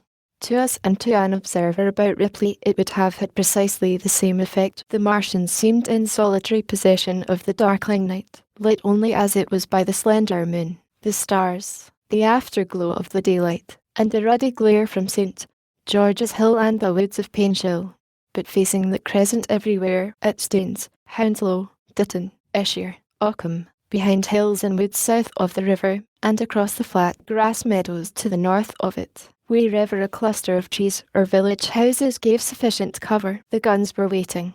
The signal rockets burst and rained their sparks through the night and vanished, and the spirit of all those watching batteries rose to a tense expectation. The Martians had but to advance into the line of fire, and instantly those motionless black forms of men, those guns glittering so darkly in the early night, would explode into a thunderous fury of battle. No doubt the thought that was uppermost in 1,000 of those vigilant minds, even as it was uppermost in mine, was the riddle: how much they understood of us. Did they grasp that we inner millions were organised, disciplined, working together? Or did they interpret our spirits of fire, the sudden stinging of our shells, or steady investment of their encampment, as we should the furious unanimity of onslaught in a disturbed hive of beasts? Did they dream they might exterminate us? At that time no one knew what food they needed. 100 such questions struggled together in my mind as I watched that vast sentinel shape. And in the back of my mind was the sense of all the huge unknown and hidden forces Londonward. Had they prepared pitfalls? Were the powder mills at Hounslow ready as a snare? Would the Londoners have the heart and courage to make a greater Moscow of their mighty province of houses? Then, after an interminable time, as it seemed to us, crouching and peering through the hedge, came a sound like the distant concussion of a gun. Another nearer, and then another. And then the Martian beside us raised his tube on high and discharged it, gun-wise, with a heavy report that made the ground heave. The one towards Staines answered him. There was no flash, no smoke, simply that loaded detonation. I was so excited by these heavy minute guns following one another that I so far forgot my personal safety in my scalded hands as to clamber up into the hedge and stare towards Sunbury. As I did so, a second report followed, and a big projectile hurtled overhead towards Hounslow. I expected at least to see smoke or fire, or some such evidence of its work. But all I saw was the deep blue sky above, with one solitary star, and the white mist spreading wide and low beneath. And there had been no crash, no answering explosion. The silence was restored. The minute lengthened to 3. "What has happened?" said the curate, standing up beside me. "Heaven knows," said I. A bat flickered by and vanished. A distant tumult of shouting began and ceased. I looked again at the Martian, and saw he was now moving eastward along the river bank, with a swift, rolling motion. Every moment I expected the fire of some hidden battery to spring upon him. But the evening calm was unbroken. The figure of the Martian grew smaller as he receded, and presently the mist and the gathering night had swallowed him up. By a common impulse we clambered higher. Towards Sunbury was a dark appearance, as though a conical hill had suddenly come into being there, hiding our view of the farther country. And then, remoter across the river, over Walton, we saw another such summit. These hill-like forms grew lower and broader even as we stared. Moved by a sudden thought, I looked northward, and there I perceived a third of these cloudy black gopti had risen. Everything had suddenly become very still. Far away to the southeast, marking the quiet, we heard the Martians hooting to one another, and then the air quivered again with the distant thud of their guns. But the earthly artillery made no reply. Now at the time we could not understand these things, but later I was to learn the meaning of these ominous gopti that gathered in the twilight. Each of the Martians, standing in the great crescent I have described, had discharged, by means of the gun-like tube he carried, a huge canister over whatever hill, copse, cluster of houses, or other possible cover for guns, chanced to be in front of him. Some fired only one of these, some two, as in the case of the one we had seen. The one at Ripley is said to have discharged no fewer than 5 at that time. These canisters smashed on striking the ground. They did not explode, and incontinently disengaged an enormous volume of heavy, inky vapour, coiling and pouring upward in a huge and ebony cumulus cloud, a gaseous hill that sank and spread itself slowly over the surrounding country. And the touch of that vapour, the inhaling of its pungent wisps, was death to all that breathes. It was heavy, this vapour, heavier than the densest smoke, so that, after the first tumultuous uprush and outflow of its impact, it sank down through the air and poured over the ground in a manner rather liquid than gaseous, abandoning the hills, and streaming into the valleys and ditches and watercourses, even as I have heard the carbonic acid gas that pours from volcanic clefts is wont to do. And where it came upon water some chemical action occurred, and the surface would be instantly covered with a powdery scum that sank slowly and made way for more. The scum was absolutely insoluble, and it is a strange thing, seeing the instant effect of the gas, that one could drink without hurt the water from which it had been strained. The vapour did not diffuse as a true gas would do. It hung together in banks, flowing sluggishly down the slope of the land and driving reluctantly before the wind, and very slowly it combined with the mist and moisture of the air, and sank to the earth in the form of dust. Save that an unknown element giving a group of 4 lines in the blue of the spectrum is concerned, we are still entirely ignorant of the nature of this substance. Once the tumultuous upheaval of its dispersion was over, the black smoke clung so closely to the ground, even before its precipitation, that 50 feet up in the air, on the roofs and upper stories of high houses and on great trees, there was a chance of escaping its poison altogether, as was proved even that night at Street Cobham and Ditton. The man who escaped at the former place tells a wonderful story of the strangeness of its coiling flow, and how he looked down from the church spire and saw the houses of the village rising like ghosts out of its inky nothingness. For a day and a half he remained there, weary, starving and sun-scorched, the earth under the blue sky and against the prospect of the distant hills a velvet black expanse, with red roofs, green trees, and, later, black-veiled shrubs and gates, barns, outhouses, and walls, rising here and there into the sunlight. But that was at Street Cobham, where the black vapour was allowed to remain until it sank of its own accord into the ground. As a rule the Martians, when it had served its purpose, cleared the air of it again by wading into it and directing a jet of steam upon it. This they did with the vapour banks near us, as we saw in the starlight from the window of a deserted house at Upper Halliford, whither we had returned. From there we could see the searchlights on Richmond Hill and Kingston Hill going to and fro, and about 11 the windows rattled, and we heard the sound of the huge siege guns that had been put in position there.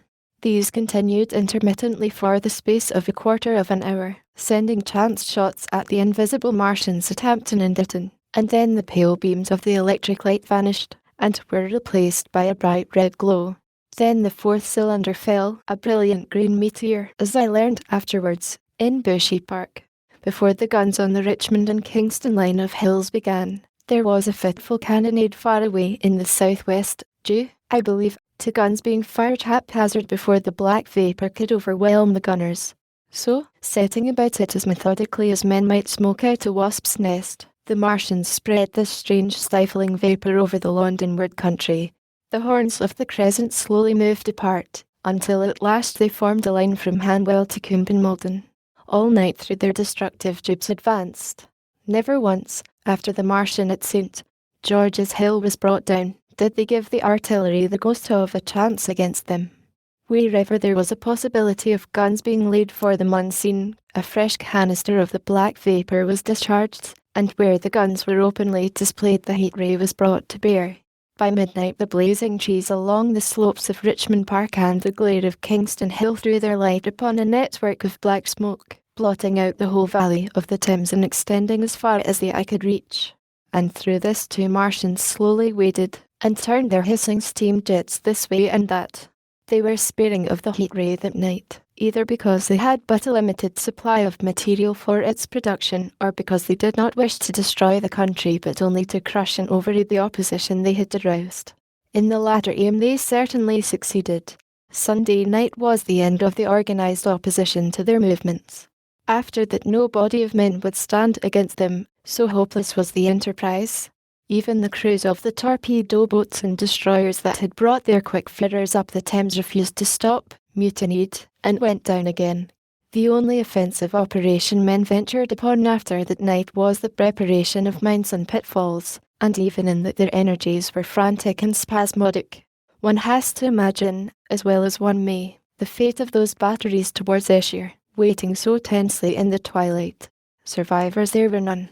One may picture the orderly expectation, the officers alert and watchful, the gunners ready, the ammunition piled to hand, the limber gunners with their horses and wagons, the groups of civilian spectators standing as near as they were permitted, the evening stillness, the ambulances and hospital tents with the burned and wounded from Weybridge, then the dull resonance of the shots the Martians fired, and the clumsy projectile whirling over the trees and houses and smashing amid the neighbouring fields.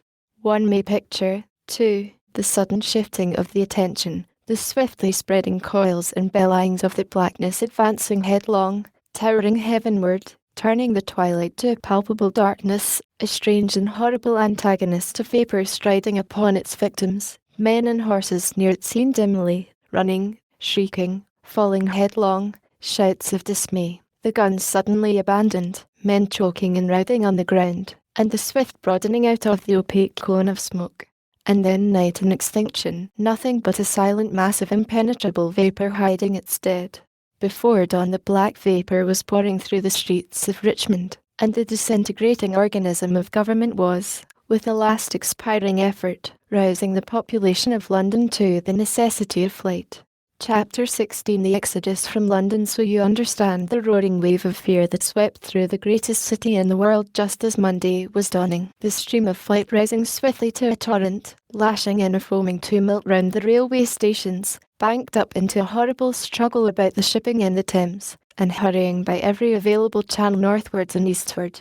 By 10 o'clock the police organisation, and by midday even the railway organisations, were losing coherency, losing shape and efficiency, guttering, softening, running at last in that swift liquefaction of the social body.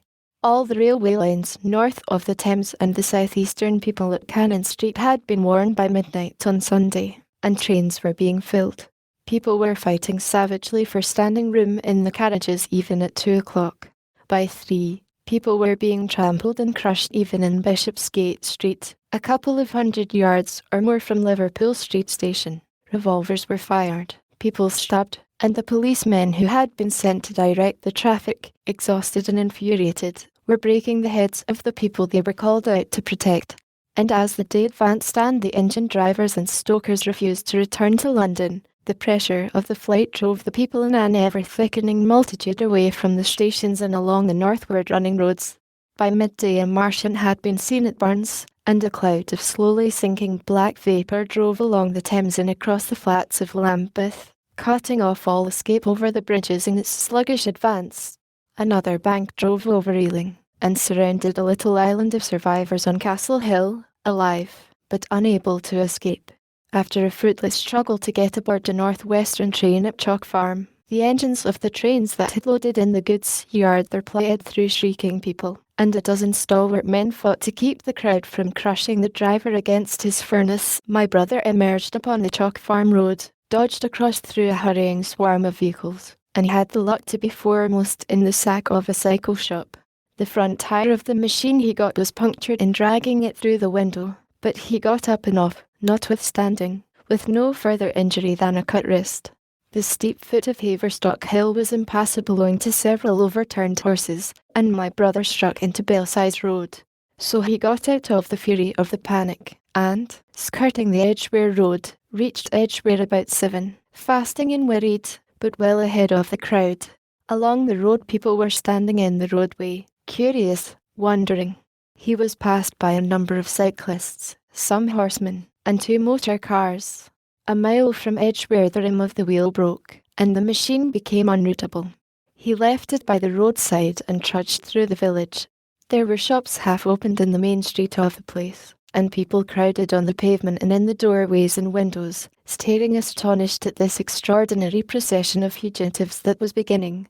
He succeeded in getting some food at an inn. For a time he remained in Edgware not knowing what next to do. The flying people increased in number.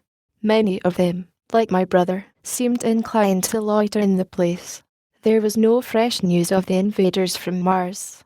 At that time the road was crowded, but as yet far from congested.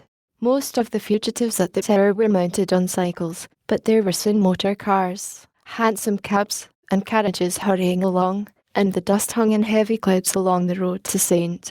Albans. It was perhaps a vague idea of making his way to Chelmsford, where some friends of his lived, that at last induced my brother to strike into a quiet lane running eastward.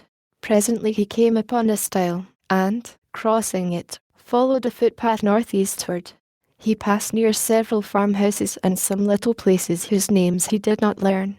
He saw few fugitives until, in a grass lane towards High Barnet, he happened upon 2 ladies who became his fellow travellers. He came upon them just in time to save them.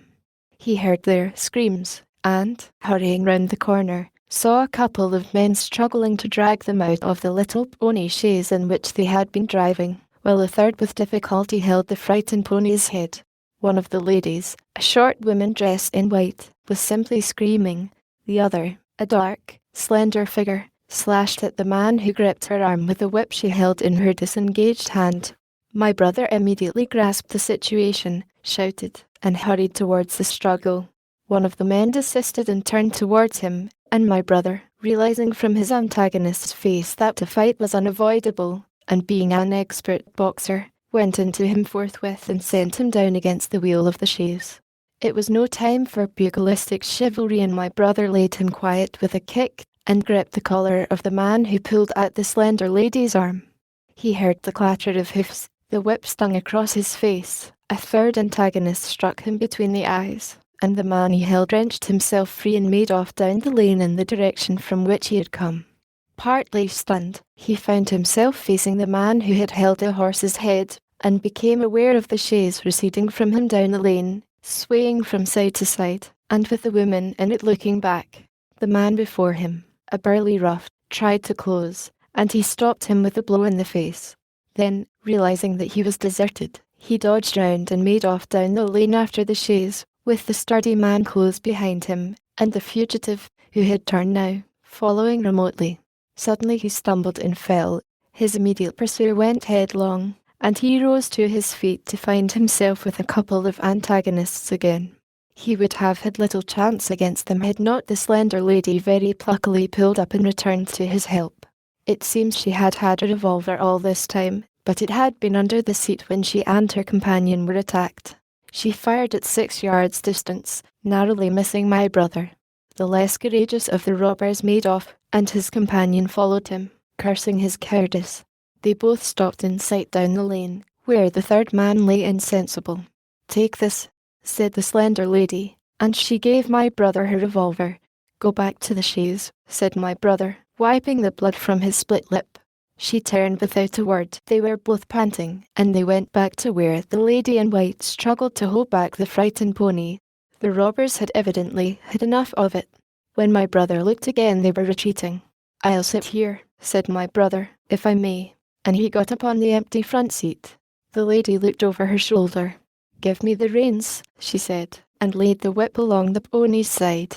In another moment a bend in the road hid the 3 men from my brother's eyes.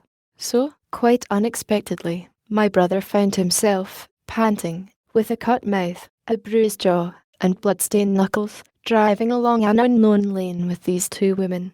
He learned they were the wife and the younger sister of a surgeon living at Stanmore, who had come in the small hours from a dangerous case at Pinner, and heard at some railway station on his way of the march in advance. He had hurried home, roused the women. Their servant had left them 2 days before, packed some provisions, put his revolver under the seat, luckily for my brother, and told them to drive on to Edgware, with the idea of getting a train there. He stopped behind to tell the neighbours. He would overtake them, he said, at about 4:30 in the morning, and now it was nearly 9 and they had seen nothing of him. They could not stop in Edgware because of the growing traffic through the place, and so they had come into this side lane. That was the story they told my brother in fragments when presently they stopped again, nearer to New Barnet. He promised to stay with them, at least until they could determine what to do, or until the missing man arrived, and professed to be an expert shot with a revolver, a weapon strange to him. In order to give them confidence, they made a sort of encampment by the wayside, and the pony became happy in the hedge. He told them of his own escape out of London, and all that he knew of these Martians and their ways. The sun crept higher in the sky, and after a time their talk died out and gave place to an uneasy state of anticipation. Several wayfarers came along the lane, and of these my brother gathered such news as he could. Every broken answer he had deepened his impression of the great disaster that had come on humanity, deepened his persuasion of the immediate necessity for prosecuting this flight. He urged the matter upon them. "We have money," said the slender woman, and hesitated. Her eyes met my brother's, and her hesitation ended. "So have I," said my brother. She explained that they had as much as £30 in gold, besides a £5 note, and suggested that with it they might get upon a train at St. Albans or New Barnet. My brother thought that was hopeless, seeing the fury of the Londoners to crowd upon the trains, and broached his own idea of striking across Essex towards Harwich and thence escaping from the country altogether. Mrs. Elphinstone, that was the name of the woman in white, would listen to no reasoning, and kept calling upon George, but her sister-in-law was astonishingly quiet and deliberate, and at last agreed to my brother's suggestion. So, designing to cross the Great North Road, they went on towards Barnet, my brother leading the pony to save it as much as possible. As the sun crept up the sky, the day became excessively hot, and underfoot a thick, whitish sand grew burning and blinding, so that they travelled only very slowly. The hedges were grey with dust, and as they advanced towards Barnet a tumultuous murmuring grew stronger. They began to meet more people. For the most part these were staring before them, murmuring indistinct questions, jaded, haggard, and clean. One man in evening dress passed them on foot, his eyes on the ground. They heard his voice, and, looking back at him, saw one hand clutched in his hair and the other beating invisible things. His paroxysm of rage over, he went on his way without once looking back. As my brother's party went on towards the crossroads to the south of Barnet, they saw a woman approaching the road across some fields on their left, carrying a child and with 2 other children, and then passed a man in dirty black, with a thick stick in one hand and a small portmanteau in the other. Then round the corner of the lane, From between the villas that guarded it at its confluence with the high road, came a little cart drawn by a sweating black pony and driven by a sallow youth in a bowler hat, grey with dust. There were 3 girls, East End factory girls, and a couple of little children crowded in the cart. "This'll take us round Edgware?" asked the driver, wild-eyed, white-faced, and when my brother told him it would if he turned to the left, he whipped up at once without the formality of thanks. My brother noticed a pale grey smoke or haze rising among the houses in front of them, and veiling the white facade of a terrace beyond the road that appeared between the backs of the villas. Mrs. Elphinstone suddenly cried out at a number of tongues of smoky red flame leaping up above the houses in front of them against the hot, blue sky. The tumultuous noise resolved itself now into the disorderly mingling of many voices, the gride of many wheels, the creaking of wagons, and the staccato of hoofs. The lane came round sharply not 50 yards from the crossroads. "Good heavens!" cried Mrs. Elphinstone. "What is this you're driving us into?" My brother stopped, for the main road was a boiling stream of people, a torrent of human beings rushing northward, one pressing on another. A great bank of dust, white and luminous in the blaze of the sun, made everything within 20 feet of the ground grey and indistinct, and was perpetually renewed by the hurrying feet of a dense crowd of horses and of men and women on foot, and by the wheels of vehicles of every description. "Way!" my brother heard voices crying. "Make way!" It was like riding into the smoke of a fire to approach the meeting point of the lane and road. The crowd roared like a fire, and the dust was hot and pungent. And, indeed, a little way up the road a villa was burning and sending rolling masses of black smoke across the road to add to the confusion. 2 men came past them. Then a dirty woman, carrying a heavy bundle and weeping. A lost retriever dog, with hanging tongue, circled dubiously round them, scared and wretched, and fled at my brother's threat. So much as they could see of the road lawned inward between the houses to the right was a tumultuous stream of dirty, hurrying people, penned in between the villas on either side. The black heads, the crowded forms, grew into distinctness as they rushed towards the corner, hurried past, and merged their individuality again in a receding multitude that was swallowed up at last in a cloud of dust. Go on, cried the voices. "Way, way!" One man's hands pressed on the back of another. My brother stood at the pony's head. Irresistibly attracted, he advanced slowly, pace by pace, down the lane. Edgware had been a scene of confusion, chalk farm riotous tumult, but this was a whole population in movement. It is hard to imagine it host. It had no character of its own. The figures poured out past the corner, and receded with their backs to the group in the lane. Along the margin came those who were on foot, threatened by the wheels, stumbling in the ditches, blundering into one another. The carts and carriages crowded close upon one another, making little way for those swifter and more impatient vehicles that darted forward every now and then when an opportunity showed itself of doing so, sending the people scattering against the fences and gates of the villas. "Push on," was the cry. "Push on. They are coming." In one cart stood a blind man in the uniform of the Salvation Army, gesticulating with his crooked fingers and bawling, "Eternity! Eternity!" His voice was hoarse and very loud, so that my brother could hear him long after he was lost to sight in the dust. Some of the people who crowded in the carts whipped stupidly at their horses and quarrelled with other drivers. Some sat motionless, staring at nothing with miserable eyes. Some gnawed their hands with thirst, or lay prostrate in the bottoms of their conveyances. The horses' bits were covered with foam, their eyes bloodshot. There were cabs, carriages, shop cars, wagons, beyond counting, a mail cart, a road cleaner's cart marked Vestry of St. Pancras, a huge timber wagon crowded with roughs. A brewer's dray rumbled by with its 2 near wheels splashed with fresh blood. "Clear the way," cried the voices. "Clear the way." "Eternity! Eternity!" came echoing down the road. There were sad, haggard women tramping by, well dressed, with children that cried and stumbled, their dainty clothes smothered in dust, their weary faces smeared with tears. With many of these came men, sometimes helpful, sometimes lowering and savage. Fighting side by side with them pushed some weary street outcast in faded black rags, wide-eyed, loud-voiced, and foul-mouthed.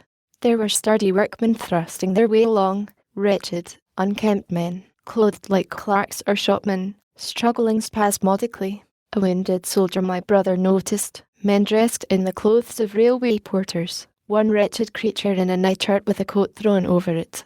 But varied as its composition was, certain things all the host had in common. There were fear and pain on their faces, and fear behind them. A tumult up the road, a quarrel for a place in a wagon, sent the whole host of them quickening their pace. Even a man so scared and broken that his knees bent under him was galvanized for a moment into renewed activity. The heat and dust had already been at work upon this multitude. Their skins were dry, their lips black and cracked. They were all thirsty, weary, and footsore, and amid the various cries one heard disputes, reproaches, groans of weariness and fatigue. The voices of most of them were hoarse and weak. Through it all ran a refrain, "Way, way, the Martians are coming." Few stopped and came aside from that flood. The lane opened slantingly into the main road with a narrow opening, and had a delusive appearance of coming from the direction of London. Yet a kind of eddy of people drove into its mouth. Weaklings elbowed out of the stream, who for the most part rested but a moment before plunging into it again. A little way down the lane, with two friends bending over him, lay a man with a bare leg, wrapped about with bloody rags. He was a lucky man to have friends. A little old man, with a grey military moustache and a filthy black frock coat, limped out and sat down beside the trap, removed his boot, his sock was blood-stained, shook out a pebble, and hobbled on again. And then a little girl of 8 or 9, all alone, threw herself under the hedge close by my brother, weeping. "I can't go on. I can't go on." My brother woke from his torpor of astonishment and lifted her up, speaking gently to her, and carried her to Miss Elphinstone. So soon as my brother touched her she became quite still, as if frightened. "Ellen!"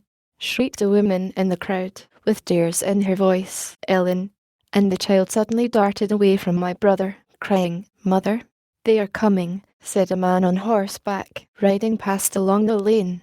"Out of the way, there!"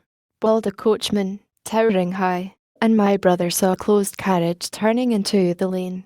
The people crushed back on one another to avoid the horse. My brother pushed the pony and chaise back into the hedge, and the man drove by and stopped at the turn of the way. It was a carriage, with the pole for a pair of horses, but only one was in the traces. My brother saw dimly through the dust that 2 men lifted out something on a white stretcher and put it gently on the grass beneath the privet hedge.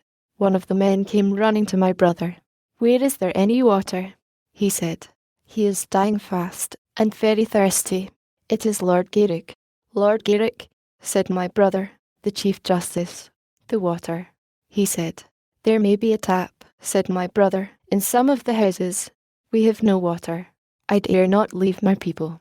The man pushed against the crowd towards the gate of the corner house. "Go on," said the people, thrusting at him.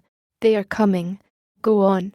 Then my brother's attention was distracted by a bearded, eagle-faced man lugging a small handbag, which split even as my brother's eyes rested on it and disgorged a mass of sovereigns that seemed to break up into separate coins as it struck the ground.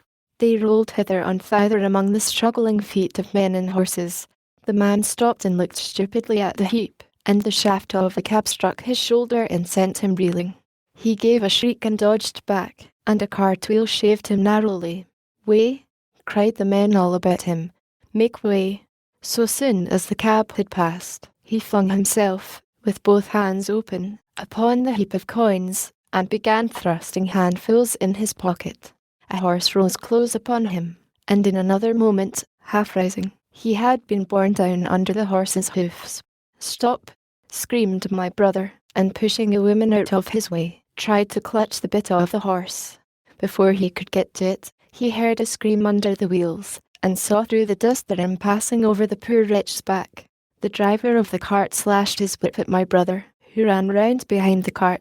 The multitudinous shouting confused his ears. The man was writhing in the dust among his scattered money, unable to rise, for the wheel had broken his back, and his lower limbs lay limp and dead. My brother stood up and yelled at the next driver, and a man on a black horse came to his assistance. "Get him out of the road," said he, and, clutching the man's collar with his free hand, my brother lugged him sideways. But he still clutched after his money, and regarded my brother fiercely, hammering at his arm with a handful of gold. Go on, go on, shouted angry voices behind. Way, way. There was a smash as the pole of a carriage crashed into the cart that the man on horseback stopped. My brother looked up, and the man with the gold twisted his head round and bit the wrist that held his collar. There was a concussion, and the black horse came staggering sideways, and the cart horse pushed beside it. A hoof missed my brother's foot by a hair's breadth. He released his grip on the fallen man and jumped back.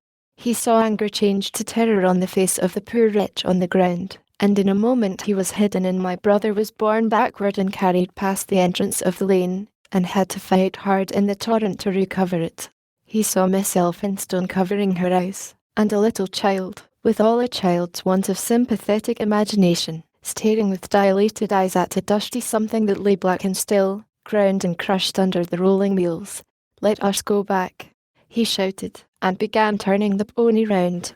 We cannot cross this hill, he said, and they went back 100 yards the way they had come, until the fighting crowd was hidden.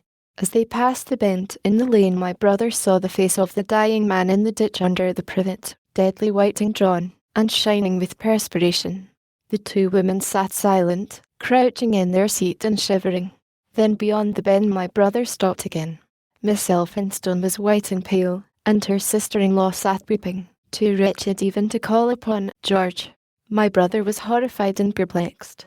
So soon as they had retreated, he realized how urgent and unavoidable it was to attempt this crossing.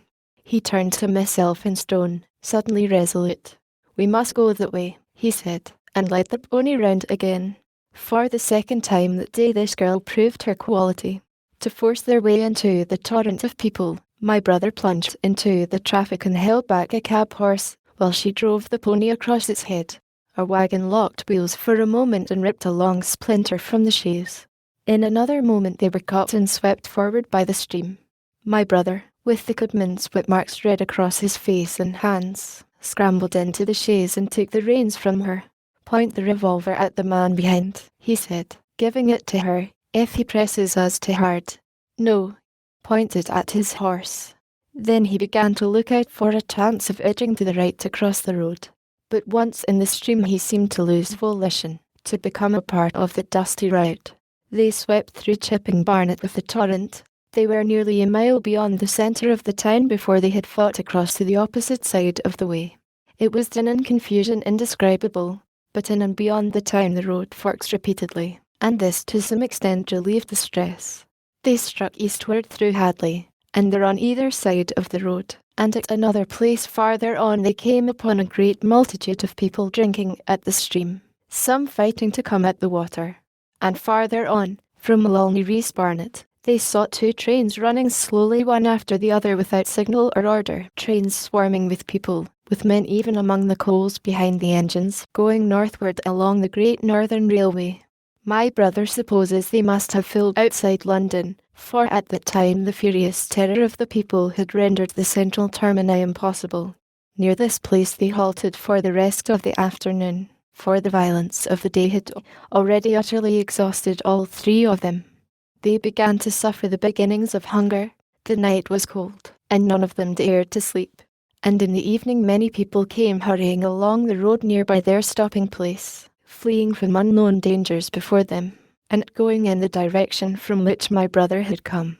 Chapter 17. The Thunderchild. Had the Martians aimed only at destruction, they might on Monday have annihilated the entire population of London, as it spread itself slowly through the home counties, not only along the road through Barnet, but also through Edgware and Waltham Abbey, and along the roads eastward to Southend and Sheerness, and south of the Thames to Dale and Broadstairs, poured the same frantic crowd. If one could have hung that June morning in a balloon in the blazing blue above London, every northward and eastward road running out of the tangled maze of streets would have seemed stippled black with the streaming fugitives, each thought a human agony of terror and physical distress. I have set forth at length in the last chapter my brother's account of the road through Chipping Barnet, in order that my readers may realise how that swarming of black dots appeared to one of those concerned. Never before in the history of the world had such a mass of human beings moved and suffered together. The legendary hosts of Goths and Huns, the hugest armies Asia has ever seen, would have been but a drop in the current. And this was no disciplined march. It was a stampede gigantic and terrible, without order and without a goal. 6 million people unarmed and unprovisioned, driving headlong. It was the beginning of the rout of civilization, of the massacre of mankind. Directly below him, the balloonist would have seen the network of streets far and wide, houses, churches, squares, crescents, gardens, already derelict, spread out like a huge map, and in the southward blot red, over Ealing, Richmond, Wimbledon, it would have seemed as if some monstrous pin had flung ink upon the chart. Steadily, incessantly, each black splash grew and spread, shooting out ramifications this way and that, now banking itself against rising ground, now pouring swiftly over a crest into a new-found valley, exactly as a gout of ink would spread itself upon blotting paper. And beyond, over the blue hills that rise southward of the river, the glittering Martians went to and fro, calmly and methodically spreading their poison cloud over this patch of country and then over that, laying it again with their steam jets when it had served its purpose, and taking possession of the conquered country. They do not seem to have aimed at extermination so much as at complete demoralization and the destruction of any opposition. They exploded any stores of powder they came upon, cut every telegraph, and wrecked the railways here and there. They were hamstringing mankind. They seemed in no hurry to extend the field of their operations, and did not come beyond the central part of London all that day. It is possible that a very considerable number of people in London stuck to their houses through Monday morning. Certain it is that many died at home suffocated by the black smoke. Until about midday the Pool of London was an astonishing scene. Steamboats and shipping of all sorts lay there, tempted by the enormous sums of money offered by fugitives, and it is said that many who swam out to these vessels were thrust off with both tooks and drowned. About 1 o'clock in the afternoon the thinning remnant of a cloud of the black vapour appeared between the arches of Blackfriars Bridge. At that the Pool became a scene of mad confusion, fighting, and collision, and for some time a multitude of boats and barges jammed in the northern arch of the Tower Bridge, and the sailors and lightermen had to fight savagely against the people who swarmed upon them from the river front. People were actually clambering down the piers of the bridge from above, when, an hour later, a Martian appeared beyond the clock tower and waded down the river. Nothing but wreckage floated above Limehouse. Of the falling of the 5th cylinder I have presently to tell. The 6th star fell at Wimbledon. My brother, keeping watch beside the woman in the chaise in a meadow, saw the green flash of it far beyond the hills. On Tuesday the little party, still set upon getting across the sea, made its way through the swarming country towards Colchester. The news that the Martians were now in possession of the whole of London was confirmed. They had been seen at Highgate, and even, it was said, at Neaston, but they did not come into my brother's view until the morrow. That day the scattered multitudes began to realise the urgent need of provisions. As they grew hungry, the rights of property ceased to be regarded. Farmers were out to defend their cattle sheds, granaries, and ripening root crops with arms in their hands. A number of people now, like my brother, had their faces eastward, and there were some desperate souls even going back towards London to get food. These were chiefly people from the northern suburbs, whose knowledge of the black smoke came by hearsay. He heard that about half the members of the government had gathered at Birmingham, and that enormous quantities of high explosives were being prepared to be used in automatic mines across the Midland counties. He was also told that the Midland Railway Company had replaced the desertions of the first day's panic, had resumed traffic, and was running northward trains from St. Albans to relieve the congestion of the home counties. There was also a placard in Chipping-Ongar announcing that large stores of flour were available in the northern towns and that within 24 hours bread would be distributed among the starving people in the neighbourhood. But this intelligence did not deter him from the plan of escape he had formed, and the three pressed eastward all day, and heard no more of the bread distribution than this promise. Nor, as a matter of fact, did anyone else hear more of it.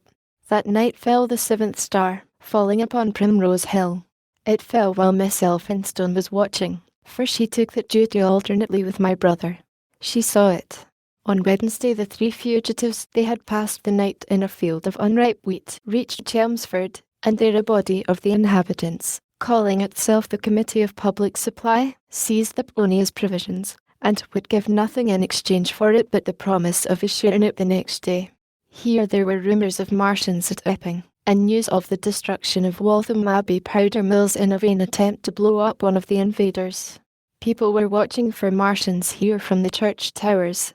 My brother, very luckily for him as it chanced, preferred to push on at once to the coast rather than wait for food, although all three of them were very hungry.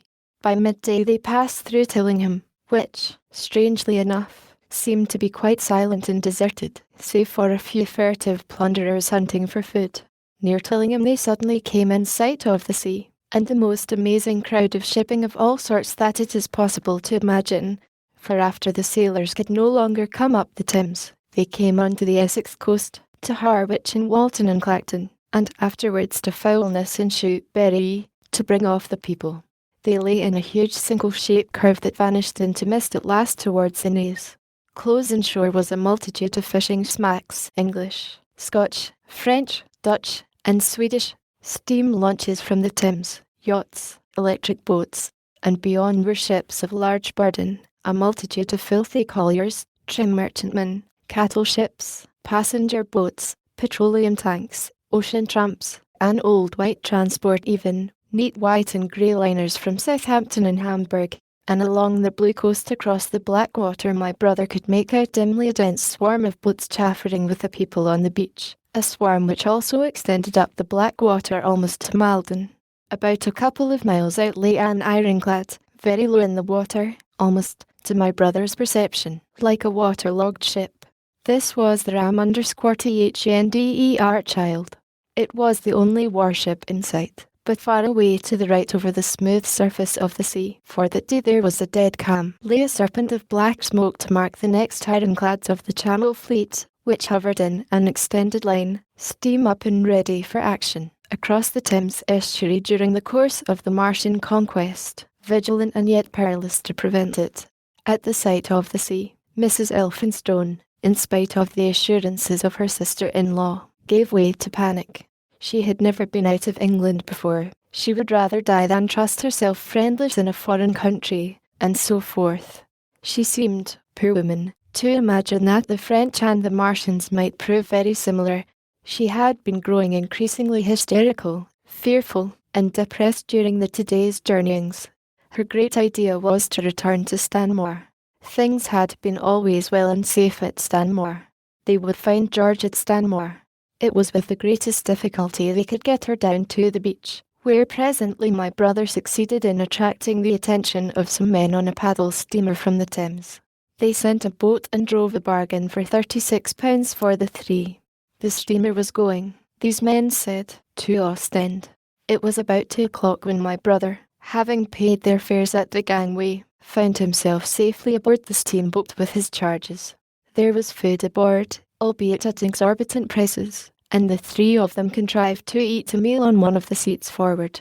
There were already a couple of score of passengers aboard, some of whom had expended their last money in securing a passage, but the captain lay off the Blackwater until 5 in the afternoon, picking up passengers until the seated decks were even dangerously crowded. He would probably have remained longer had it not been for the sound of guns that began about the tower in the south. As if in answer, the ironclad Seaward fired a small gun and hoisted a string of flags. A jet of smoke sprang out of her funnels. Some of the passengers were of opinion that this firing came from sheer airiness, until it was noticed that it was growing louder. At the same time, far away in the southeast, the masts and upper works of 3 ironclads rose one after the other out of the sea, beneath clouds of black smoke. But my brother's attention speedily reverted to the distant firing in the south. He fancied he saw a column of smoke rising out of the distant grey haze. The little steamer was already flapping her way eastward of the big crescent of shipping, and the low Essex coast was growing blue and hazy, when the Martian appeared, small and faint in the remote distance, advancing along the muddy coast from the direction of Foulness. At that the captain on the bridge swore at the top of his voice with fear and anger at his own delay, and the paddles seemed infected with his terror. Every soul aboard stood at the bulwarks or on the seats of the steamer and stared at the distant shape, higher than the trees or church towers inland, and advancing with a leisurely parody of a human stride. It was the first Martian my brother had seen, and he stood, more amazed than terrified, watching this Titan advancing deliberately towards the shipping, wading farther and farther into the water as the coast fell away. Then, far away beyond the crouch, came another, striding over some stunted trees, and then yet another, still farther off, wading deeply through a shiny mudflat that seemed to hang halfway up between sea and sky. They were all stalking seaward, as if to intercept the escape of the multitudinous vessels that were crowded between Foulness and the Naze. In spite of the throbbing exertions of the engines of the little paddle boat, and the pouring foam that her wheels flung behind her, she receded with terrifying slowness from this ominous advance.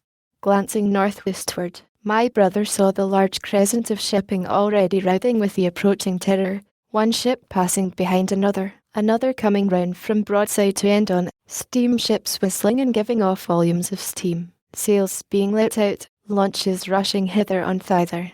He was so fascinated by this and by the creeping danger away to the left that he had no eyes for anything seaward. And then a swift movement of the steamboat, she had suddenly come round to avoid being run down, flung him headlong from the seat upon which he was standing. There was a shouting all about him, a trampling of feet, and a cheer that seemed to be answered faintly. The steamboat lurched and rolled him over upon his hands. He sprang to his feet and saw to starboard, and not 100 yards from their heeling, pitching boat, a vast iron bulk like the blade of a plough tearing through the water, tossing it on either side in huge waves of foam that leaped towards the steamer, flinging her paddles helplessly in the air, and then sucking her deck down almost to the waterline. A douche of spray blinded my brother for a moment. When his eyes were clear again, he saw the monster had passed and was rushing landward. Big iron upperworks rose out of this headlong structure, and from the twin funnels projected and spat a smoking blast shot with fire. It was the torpedo ram, _THNDER Child, steaming headlong, coming to the rescue of the threatened shipping. Keeping his footing on the heaving deck by clutching the bulwarks, my brother looked past this charging leviathan at the Martians again, and he saw the three of them now close together, and standing so far out to sea that their tripod supports were almost entirely submerged. Thus sunken, and seen in remote perspective, they appeared far less formidable than the huge iron bulk in whose wake the steamer was pitching so helplessly. It would seem they were regarding this new antagonist with astonishment. To their intelligence, it may be, the giant was even such another as themselves. The _THNDER Child fired no gun, but simply drove full speed towards them.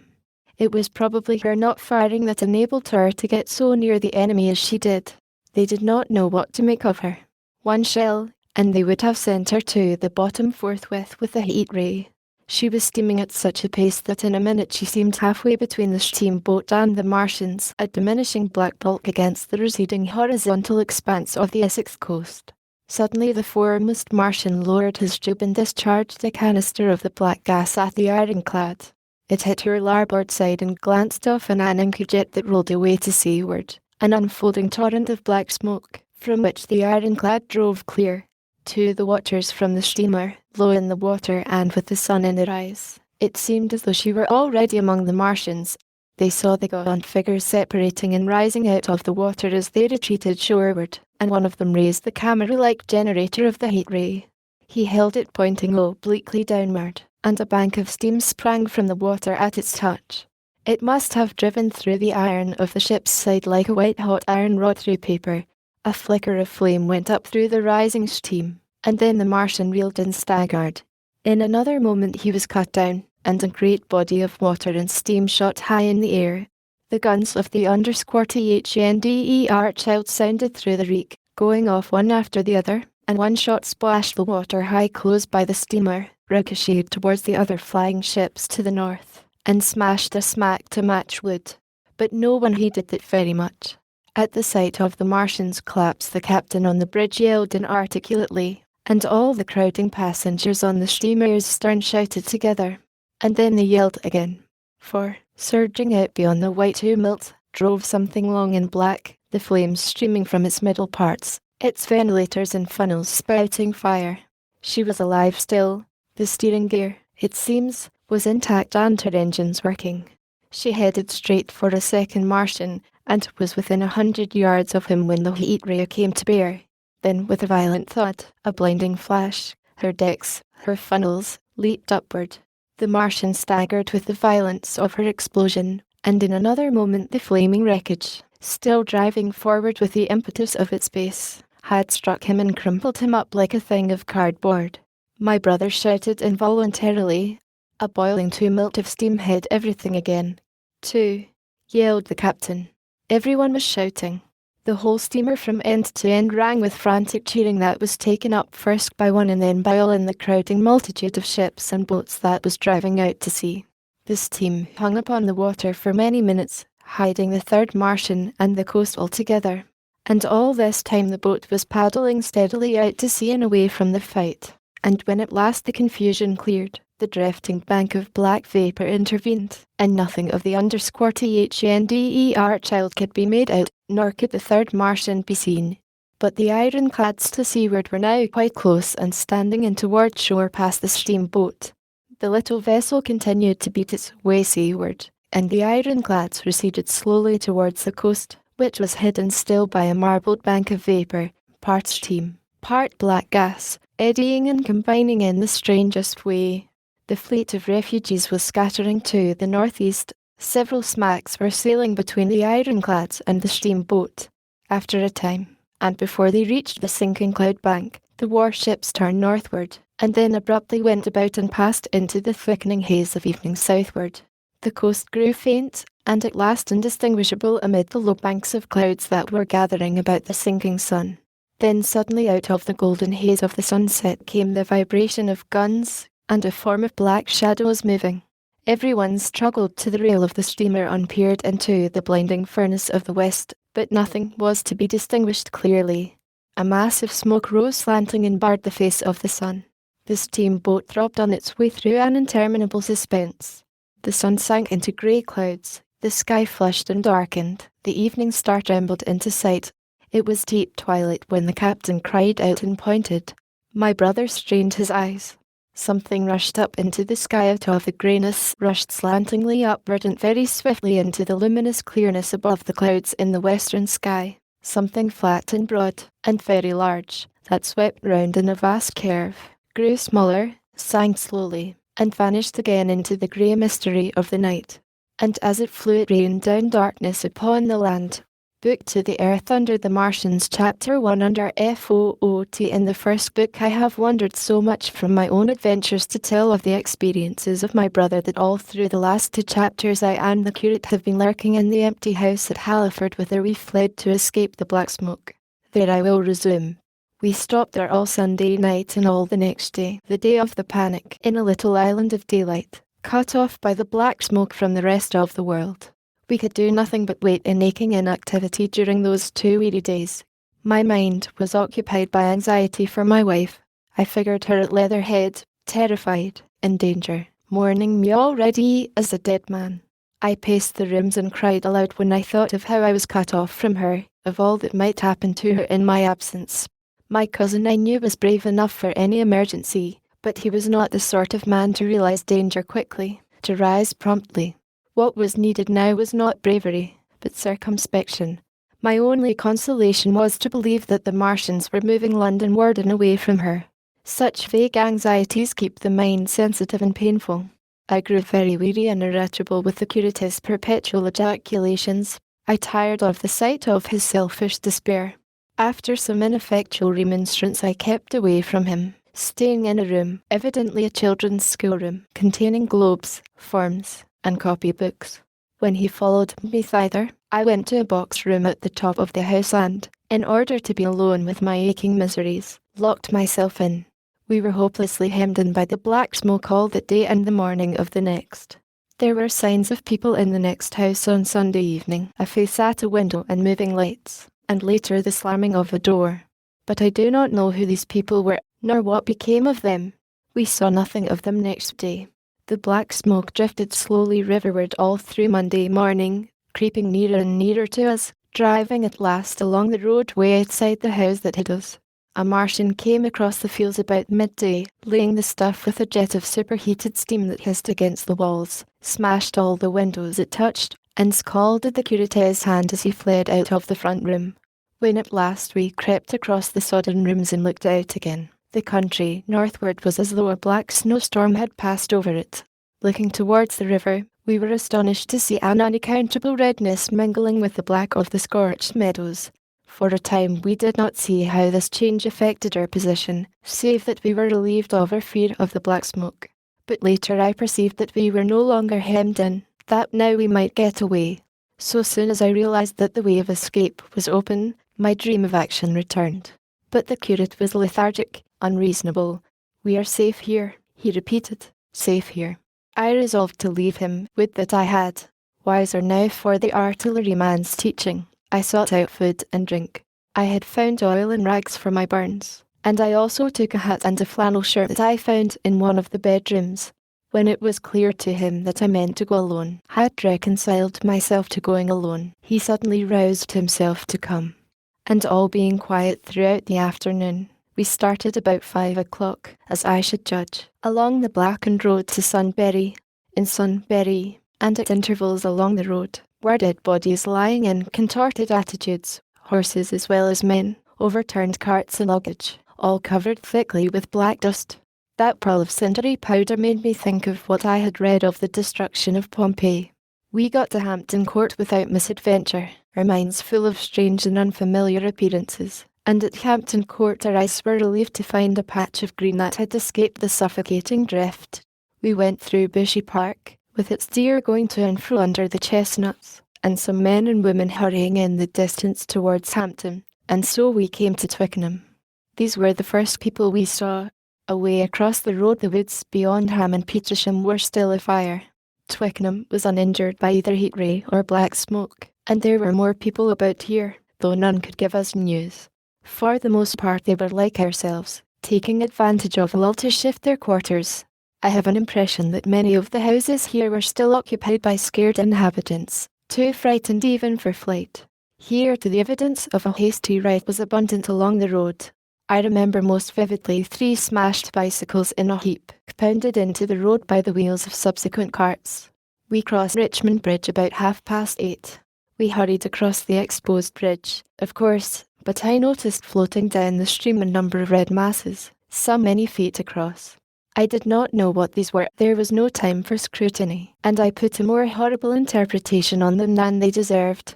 Here again on the Surrey side were black dust that had once been smoke, and dead bodies a heap near the approach to the station. But we had no glimpse of the Martians until we were some way towards Burns. We saw in the blackened distance a group of 3 people running down a side street towards the river, but otherwise it seemed deserted. Up the hill Richmond town was burning briskly. Outside the town of Richmond there was no trace of the black smoke. Then suddenly, as we approached Kew, came a number of people running, and the upper works of a Martian fighting machine loomed in sight over the housetops, not 100 yards away from us. We stood aghast at our danger, and had the Martian looked down we must immediately have perished. We were so terrified that we dared not go on, but turned aside and hid in a shed in a garden. There the curate crouched, weeping silently, and refusing to stir again. But my fixed idea of reaching Leatherhead would not let me rest, and in the twilight I ventured out again. I went through a shrubbery, and along the passage beside a big house standing in its own grounds, and so emerged upon the road towards Kew. The curate I left in the shed, but he came hurrying after me. That second start was the most foolhardy thing I ever did, for it was manifest the Martians were about us. No sooner had the curate overtaken me than we saw either the fighting machine we had seen before or another, far away across the meadows in the direction of Kew Lodge. 4 or 5 little black figures hurried before it across the green grey of the field, and in a moment it was evident this Martian pursued them.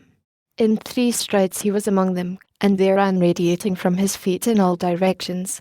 He used no heat ray to destroy them, but picked them up one by one. Apparently he tossed them into the great metallic carrier which projected behind him, much as a workman's basket hangs over his shoulder.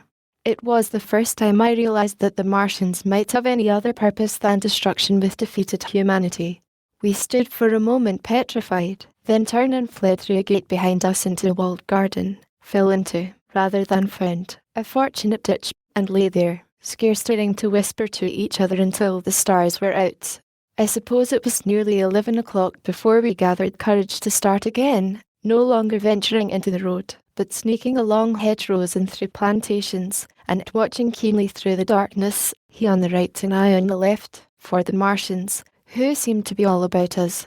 In one place we blundered upon a scorched and blackened area, now cooling and ashen, and a number of scattered dead bodies of men, burned horribly about the heads and trunks but with their legs and boots mostly intact, and of dead horses, 50 feet, perhaps, behind a line of 4 ripped guns and smashed gun carriages. Sheen, it seemed, had escaped destruction, but the place was silent and deserted. Here we happened on no dead, though the night was too dark for us to see into the side roads of the place. In Sheen my companion suddenly complained of faintness and thirst, and we decided to try one of the houses. The first house we entered, after a little difficulty with the window, was a small semi-detached villa, and I found nothing eatable left in the place but some old-day cheese. There was, however, water to drink, and I took a hatchet, which promised to be useful in our next house breaking.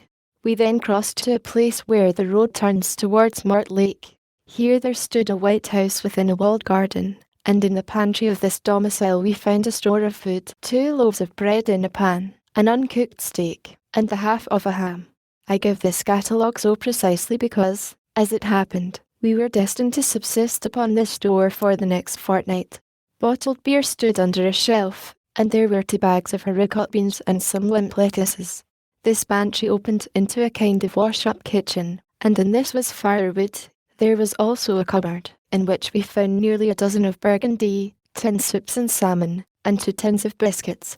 We sat in the adjacent kitchen in the dark, for we dared not strike a light, and ate bread and ham, and drank beer out of the same bottle. The curate, who was still timorous and restless, was now, oddly enough, for pushing on, and I was urging him to keep up his strength by eating when the thing happened that was to imprison us.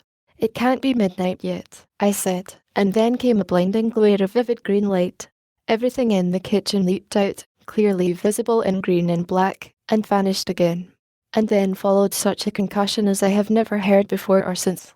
So close on the heels of this as to seem instantaneous came a thud behind me, a clash of glass, a crash and rattle of falling masonry all about us, and the plaster of the ceiling came down upon us, smashing into a multitude of fragments upon our heads. I was knocked headlong across the floor against the oven handle and stunned. I was insensible for a long time, the curate told me, and when I came to we were in darkness again, and he, with a face wet, as I found afterwards, with blood from a cut forehead, was dabbing water over me. For some time I could not recollect what had happened. Then things came to me slowly. A bruise on my temple asserted itself.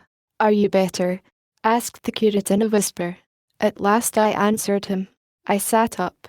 "Don't move," he said. "The floor is covered with smashed crockery from the dresser.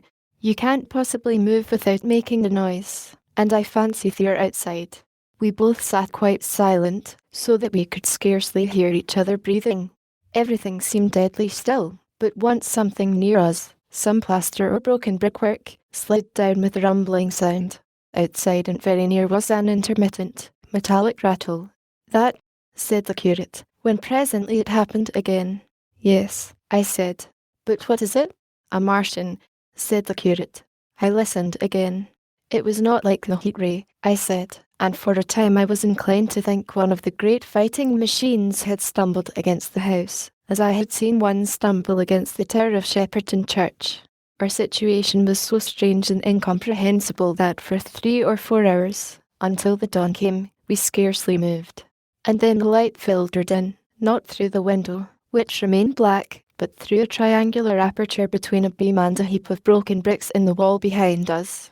The interior of the kitchen we now saw clearly for the first time.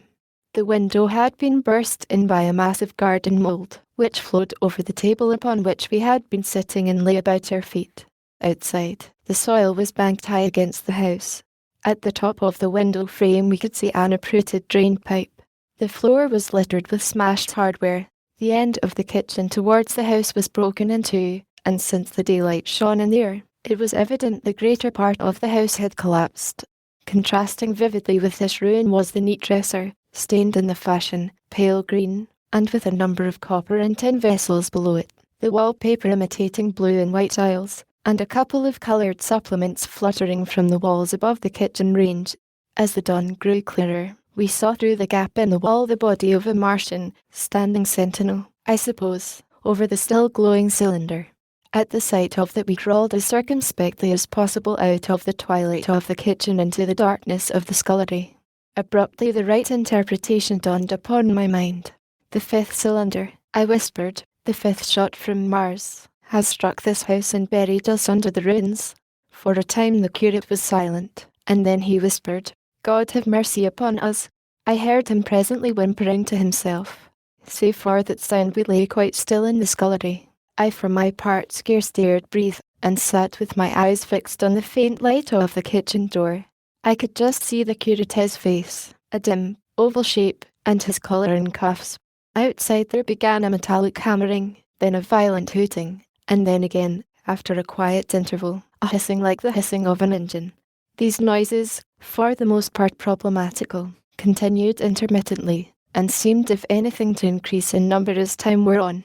Presently a measured thudding and a vibration that made everything about us quiver, and the vessels in the pantry ring and shift, began and continued. Once the light was eclipsed, and the ghostly kitchen doorway became absolutely dark. For many hours we must have crouched there, silent and shivering, until our tired attention failed. At last I found myself awake and very hungry. I am inclined to believe we must have spent the greater portion of a day before that awakening. My hunger was at a stride so insistent that it moved me to action. I told the curate I was going to seek food, and felt my way towards the pantry. He made me no answer, but so soon as I began eating the faint noise I made stirred him up, and I heard him crawling after me. Chapter 2. What we saw from the ruined house. After eating we crept back to the scullery, and there I must have dozed again, for when presently I looked round I was alone. The thudding vibration continued with wearisome persistence. I whispered for the curate several times, and at last felt my way to the door of the kitchen. It was still daylight, and I perceived him across the room, lying against the triangular hole that looked out upon the Martians. His shoulders were hunched, so that his head was hidden from me. I could hear a number of noises almost like those in an engine shed, and the place rocked with a beating thud. Through the aperture in the wall I could see the top of a tree touched with gold and the warm blue of a tranquil evening sky. For a minute or so I remained watching the curate, and then I advanced, crouching and stepping with extreme care amid the broken crockery that littered the floor. I touched the curate's leg, and he started so violently that a massive plaster went sliding down outside and fell with a loud impact. I gripped his arm, fearing he might cry out, and for a long time we crouched motionless. Then I turned to see how much of a rampart remained. The detachment of the plaster had left a vertical slit open in the debris, and by raising myself cautiously across the beam I was able to see out of this gap into what had been overnight the quiet suburban roadway. Vast, indeed, was the change that we beheld. The fifth cylinder must have fallen right into the midst of the house we had first visited. The building had vanished, completely smashed, pulverized, and dispersed by the blow. The cylinder lay now far beneath the original foundations, deep in a hole, already vastly larger than the pit I had looked into at Woking. The earth all round it had splashed under that tremendous impact. Splashed is the only word, and lay in heaped piles that hid the masses of the adjacent houses. It had behaved exactly like mud under the violent blow of a hammer. Our house had collapsed backward. The front portion, even on the ground floor, had been destroyed completely. By a chance the kitchen and scullery had escaped, and stood buried now under soil and ruins, closed in by tons of earth on every side save towards the cylinder. Over that aspect we hung now on the very edge of the great circular pit the Martians were engaged in making. The heavy beating sound was evidently just behind us, and ever and again a bright green vapour drove up like a veil across our peephole. The cylinder was already opened in the centre of the pit, and on the farther edge of the pit, amid the smashed and gravel-heaped shrubbery, one of the great fighting machines, deserted by its occupant, stood stiff and tall against the evening sky. At first I scarcely noticed the pit and the cylinder, although it has been convenient to describe them first, on account of the extraordinary glittering mechanism I saw busy in the excavation, and on account of the strange creatures that were crawling slowly and painfully across the heap mold near it. The mechanism it certainly was that held my attention first. It was one of those complicated fabrics that have since been called handling machines, and the study of which has already given such an enormous impetus to terrestrial invention. As it dawned upon me first, it presented a sort of metallic spider with 5 jointed, agile legs, and with an extraordinary number of jointed levers, bars, and reaching and clutching tentacles about its body. Most of its arms were retracted, but with 3 long tentacles it was fishing out a number of rods, plates, and bars which lined the covering and apparently strengthened the walls of the cylinder. These, as it extracted them, were lifted out and deposited upon a level surface of earth behind it. Its motion was so swift, complex, and perfect that at first I did not see it as a machine, in spite of its metallic glitter. The fighting machines were coordinated and animated to an extraordinary pitch, but nothing to compare with this. People who have never seen these structures, and have only the ill-imagined efforts of artists or the imperfect descriptions of such eyewitnesses as myself to go upon, scarcely realize that living quality. I recall particularly the illustration of one of the first pamphlets to give a consecutive account of the war. The artist had evidently made a hasty study of one of the fighting machines, and there his knowledge ended. He presented them as tilted, stiff tripods, without either flexibility or subtlety, and with an altogether misleading monotony of effect. The pamphlet containing these renderings had a considerable vogue, and I mention them here simply to warn the reader against the impression they may have created. They were no more like the Martians I saw in action than a Dutch doll is like a human being. To my mind, the pamphlet would have been much better without them. At first, I say, the handling machine did not impress me as a machine, but as a crab-like creature with a glittering integument, the controlling Martian whose delicate tentacles actuated its movements seeming to be simply the equivalent of the crab's cerebral portion. But then I perceived the resemblance of its grey-brown, shiny, leathery integument to that of the other sprawling bodies beyond, and the true nature of this dexterous workman dawned upon me. With that realization my interest shifted to those other creatures, the real Martians. Already I had had a transient impression of these, and the first nausea no longer obscured my observation. Moreover, I was concealed and motionless, and under no urgency of action. They were, I now saw, the most unearthly creatures it is possible to conceive. They were huge round bodies, or, rather, heads about 4 feet in diameter, each body having in front of it a face.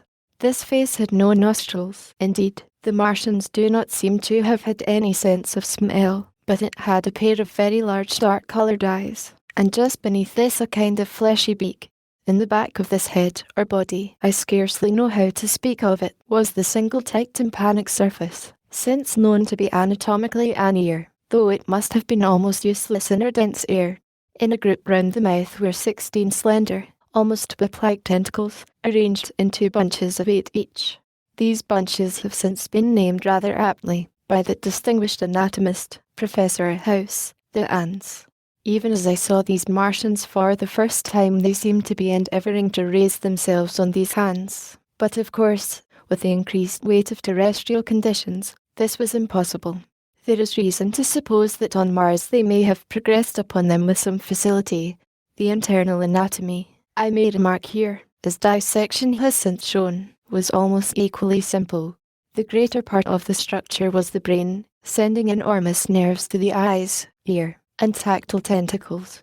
Besides this were the bulky lungs, into which the mouth opened, and the heart and its vessels. The pulmonary distress caused by the denser atmosphere and greater gravitational attraction was only too evident in the convulsive movements of the outer skin. And this was the sum of the Martian organs. Strange as it may seem to a human being, all the complex apparatus of digestion, which makes up the bulk of our bodies, did not exist in the Martians. They were heads, merely heads. Entrails they had none. They did not eat, much less digest. Instead, they took the fresh, living blood of other creatures, and injected it into their own veins. I have myself seen this being done, as I shall mention in its place. But, squeamish as I may seem, I cannot bring myself to describe what I could not endure even to continue watching. Let it suffice to say, Blood obtained from a still living animal, in most cases from a human being, was run directly by means of a little pipette into the recipient canal. The bare idea of this is no doubt horribly repulsive to us, but at the same time I think that we should remember how repulsive our carnivorous habits would seem to an intelligent rabbit. The physiological advantages of the practice of injection are undeniable, if one thinks of the tremendous waste of human time and energy occasioned by eating and the digestive process. Our bodies are half made up of glands and tubes and organs, occupied in turning heterogeneous food into blood. The digestive processes and their reaction upon the nervous system sap our strength and colour our minds. Men go happy or miserable as they have healthy or unhealthy livers, or sound gastric glands. But the Martians were lifted above all these organic fluctuations of mood and emotion. Their undeniable preference for men as their source of nourishment is partly explained by the nature of the remains of the victims they had brought with them as provisions from Mars. These creatures, to judge from the shriveled remains that have fallen into human hands, were bipeds with flimsy, silicious skeletons, almost like those of the silicious sponges, and feeble musculature, standing about 6 feet high and having round, erect heads, and large eyes in flinty sockets. 2 or 3 of these seem to have been brought in each cylinder, and all were killed before Earth was reached. It was just as well for them, for the mere attempt to stand upright upon our planet would have broken every bone in their bodies, and while I am engaged in this description, I may add in this place certain further details which, although they were not all evident to us at the time, will enable the reader who is unacquainted with them to form a clearer picture of these offensive creatures. In 3 other points their physiology differed strangely from ours. Their organisms did not sleep, any more than the heart of man sleeps. Since they had no extensive muscular mechanism to recuperate, that periodical extinction was unknown to them. They had little or no sense of fatigue, it would seem. On Earth they could never have moved without effort, yet even to the last they kept in action. In 24 hours they did 24 hours of work, as even on Earth is perhaps the case with the ants. In the next place, wonderful as it seems in a sexual world, the Martians were absolutely without sex, and therefore without any of the tumultuous emotions that arise from the difference among men. A young Martian, there can now be no dispute, was really born upon Earth during the war, and it was found attached to its parent, partially budded off, just as young lily bulbs bud off, or like the young animals in the freshwater polyp. In man, in all the higher terrestrial animals, such a method of increase has disappeared. But even on this earth it was certainly the primitive method. Among the lower animals, up even to those first cousins of the vertebrated animals, the 2 indicates, the 2 processes occur side by side, but finally the sexual method superseded its competitor altogether. On Mars, however, just the reverse has apparently been the case. It is worthy of remark that a certain speculative writer of quasi-scientific repute, writing long before the Martian invasion, did forecast for man a final structure not unlike the actual Martian condition. His prophecy, I remember, appeared in November or December 1893 in a long-defunct publication, the _PALL Mall Budget, and I recall a caricature of it in a pre-Martian periodical called _PUNCH_. He pointed out, writing in a foolish, facetious tone, that the perfection of mechanical appliances must ultimately supersede limbs, the perfection of chemical devices, digestion, that such organs as hair, external nose, teeth, ears, and chin were no longer essential parts of the human being, and that the tendency of natural selection would lie in the direction of their steady diminution through the coming ages. The brain alone remained a cardinal necessity. Only one other part of the body had a strong case for survival, and that was the hand, teacher and agent of the brain. While the rest of the body dwindled, the hands would grow larger. There is many a true word written in jest, and here in the Martians we have beyond dispute the actual accomplishment of such a suppression of the animal side of the organism by the intelligence. To me it is quite credible that the Martians may be descended from beings not unlike ourselves, by a gradual development of brain and hands, the latter giving rise to the 2 bunches of delicate tentacles at last, at the expense of the rest of the body. Without the body the brain would, of course, become a mere selfish intelligence, without any of the emotional substratum of the human being. The last salient point in which the systems of these creatures differed from ours was in what one might have thought a very trivial particular. Microorganisms, which cause so much disease and pain on Earth, have either never appeared upon Mars or Martian sanitary science eliminated them ages ago. 100 diseases, all the fevers and contagions of human life, consumption, cancers, tumors and such morbidities, never enter the scheme of their life. And speaking of the differences between the life on Mars and terrestrial life, I may allude here to the curious suggestions of the red weed. Apparently the vegetable kingdom in Mars, instead of having green for a dominant colour, is of a vivid blood red tint. At any rate, the seeds which the Martians, intentionally or accidentally, brought with them gave rise in all cases to red-coloured growths, only that known popularly as the red weed, however, gain any footing in competition with terrestrial forms. The red creeper was quite a transitory growth, and few people have seen it growing for a time. However, the red weed grew with astonishing vigour and luxuriance. It spread up the sides of the pit by the 3rd or 4th day of our imprisonment, and its cactus-like branches formed a carmine fringe to the edges of our triangular window. And afterwards I found it broadcast throughout the country, and especially wherever there was a stream of water. The Martians had what appears to have been an auditory organ, a single round drum at the back of the head body, and eyes with a visual range not very different from ours except that, according to Phillips, blue and violet were as black to them.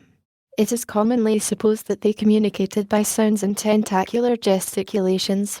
This is asserted, for instance, in the able but hastily compiled pamphlet, written evidently by someone not an eyewitness of Martian actions, to which I have already alluded, and which, so far, has been the chief source of information concerning them. Now no surviving human being saw so much of the Martians in action as I did. I take no credit to myself for an accident, but the fact is so. And I assert that I watched them closely time after time, and that I have seen 4, 5, and, once, 6 of them sluggishly performing the most elaborately complicated operations together without either sound or gesture.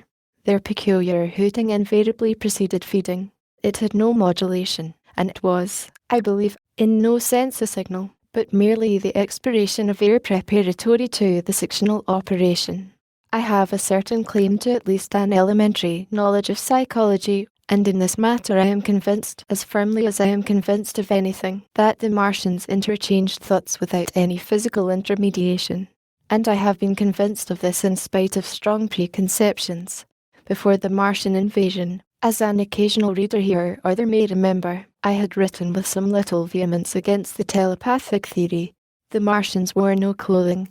Their conceptions of ornament and decorum were necessarily different from ours. And not only were they evidently much less sensible of changes of temperature than we are, but changes of pressure do not seem to have affected their health at all seriously. Yet though they wore no clothing, it was in the other artificial additions to their bodily resources that their great superiority over man lay. We men, with our bicycles and road skates, our Lilienthal soaring machines, our guns and sticks and so forth, are just in the beginning of the evolution that the Martians have worked out. They have become practically mere brains, wearing different bodies according to their needs just as men wear suits of clothes and take a bicycle in a hurry or an umbrella in the wet. And of their appliances, perhaps nothing is more wonderful to a man than the curious fact that what is the dominant feature of almost all human devices and mechanism is absent. The wheel is absent. Among all the things they brought to earth there is no trace or suggestion of their use of wheels. One would have at least expected it in locomotion. And in this connection it is curious to remark that even on this earth nature has never hit upon the wheel, or has preferred other expedients to its development. And not only did the Martians either not know of, which is incredible, or abstain from, the wheel, but in their apparatus singularly little use is made of the fixed pivot or relatively fixed pivot, with circular motions thereabout confined to one plane. Almost all the joints of the machinery present a complicated system of sliding parts moving over small but beautifully curved friction bearings. And while upon this matter of detail, it is remarkable that the long leverages of their machines are in most cases actuated by a sort of sham musculature of the discs in an elastic sheath. These discs become polarized and drawn closely and powerfully together when traversed by a current of electricity.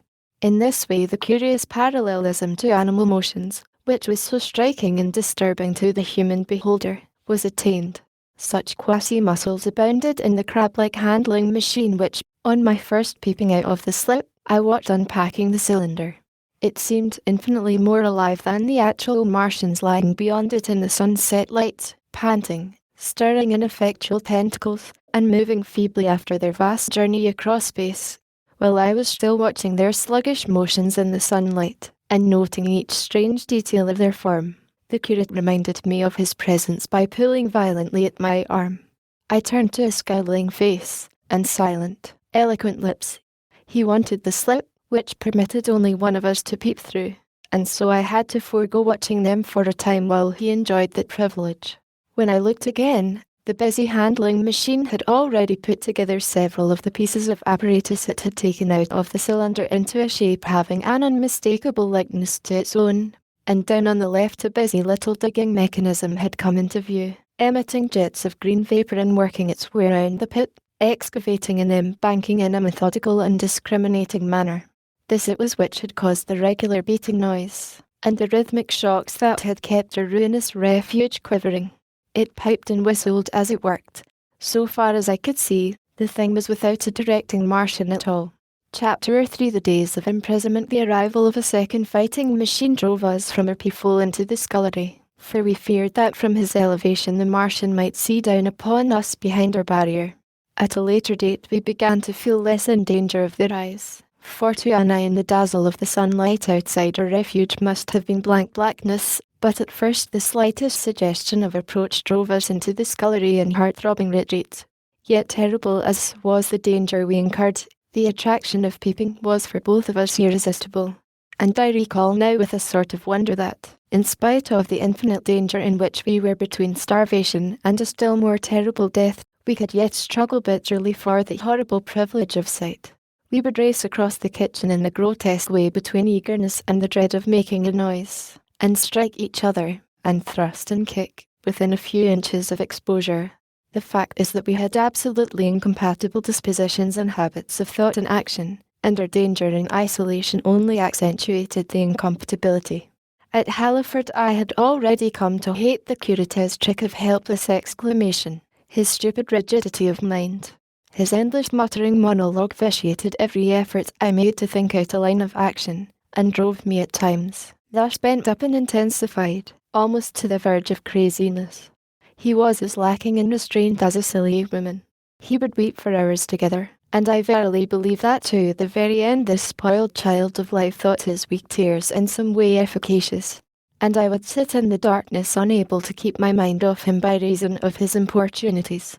He ate more than I did, and it was in vain I pointed out that our only chance of life was to stop in the house until the Martians had done with their pit, that in that long patience a time might presently come when we should need food. He ate and drank impulsively in heavy meals at long intervals. He slept little. As the days wore on, his utter carelessness of any consideration so intensified our distress and danger that I had, much as I loathed doing it, to resort to threats, and at last to blows, that brought him to reason for a time. But he was one of those weak creatures, void of pride, timorous, anemic, hateful souls, full of shifty cunning, who faced neither God nor man, who faced not even themselves. It is disagreeable for me to recall and write these things, but I set them down that my story may lack nothing. Those who have escaped the dark and terrible aspects of life will find my brutality, my flash of rage and our final tragedy, easy enough to blame, for they know what is wrong as well as any, but not what is possible to tortured men. But those who have been under the shadow, who have gone down at last to elemental things, will have a wider charity. And while within we fought out our dark, dim contest of whispers, snatched food and drink, and gripping hands and blows, without, in the pitiless sunlight of the terrible June, was the strange wonder, the unfamiliar routine of the Martians in the pit. Let me return to those first new experiences of mine. After a long time I ventured back to the peephole, to find that the newcomers had been reinforced by the occupants of no fewer than 3 of the fighting machines. These last had brought with them certain fresh appliances that stood in an orderly manner about the cylinder. The second handling machine was now completed, and was busied in serving one of the novel contrivances the big machine had brought. This was a body resembling a milk can in its general form, above which oscillated a pear-shaped receptacle, and from which a stream of white powder flowed into a circular basin below. The oscillatory motion was imparted to this by one tentacle of the handling machine. With two spatulate hands the handling machine was digging out and flinging masses of clay into the pear-shaped receptacle above, while with another arm it periodically opened a door and removed rusty and blackened clinkers from the middle part of the machine. Another steely tentacle directed the powder from the basin along a ribbed channel towards some receiver that was hidden from me by the mound of bluish dust. From this unseen receiver a little thread of green smoke rose vertically into the quiet air. As I looked, the handling machine, with the faint and musical clinking, extended, telescopic fashion, a tentacle that had been a moment before a mere blunt projection, until its end was hidden behind the mound of clay. In another second it had lifted a bar of white aluminium into sight, untarnished as yet, and shining dazzlingly, and deposited it in a growing stack of bars that stood at the side of the pit. Between sunset and starlight this dexterous machine must have made more than 100 such bars out of the crude clay, and the mound of bluish dust rose steadily until it topped the side of the pit. The contrast between the swift and complex movements of these contrivances and the inert panting clumsiness of their masters was acute, and for days I had to tell myself repeatedly that these latter were indeed the living of the two things. The curate had possession of the slit when the first men were brought to the pit. I was sitting below, huddled up, listening with all my ears. He made a sudden movement backward, and I, fearful that we were observed, crouched in a spasm of terror. He came sliding down the rubbish and crept beside me in the darkness, inarticulate, gesticulating, and for a moment I shared his panic. His gesture suggested a resignation of the slip, and after a little while my curiosity gave me courage, and I rose up, stepped across him, and clambered up to it. At first I could see no reason for his frantic behaviour. The twilight had now come, the stars were little and faint, but the pit was illuminated by the flickering green fire that came from the aluminium making. The whole picture was a flickering scheme of green gleams and shifting rusty black shadows, strangely trying to the ice. Over and through it all went the bats, heeding it not at all. The sprawling Martians were no longer to be seen, the mound of blue-green powder had risen to cover them from sight, and a fighting machine, with its legs contracted, crumpled, and abbreviated, stood across the corner of the pit. And then, amid the clangor of the machinery, came a drifting suspicion of human voices, that I entertained at first only to dismiss. I crouched, watching this fighting machine closely, satisfying myself now for the first time that the hood did indeed contain a Martian. As the green flames lifted I could see the oily gleam of his integument and the brightness of his eyes. And suddenly I heard a yell, and saw a long tentacle reaching over the shoulder of the machine to the little cage that hunched upon its back. Then something struggling violently, was lifted high against the sky, a black, vague enigma against the starlight, and as this black object came down again, I saw by the green brightness that it was a man. For an instant he was clearly visible. He was a stout, ruddy, middle-aged man, well-dressed. 3 days before, he must have been walking the world, a man of considerable consequence. I could see his staring eyes and gleams of light on his studs and watch chain. He vanished behind the mound, and for a moment there was silence, and then began a shrieking and a sustained and cheerful hooting from the Martians.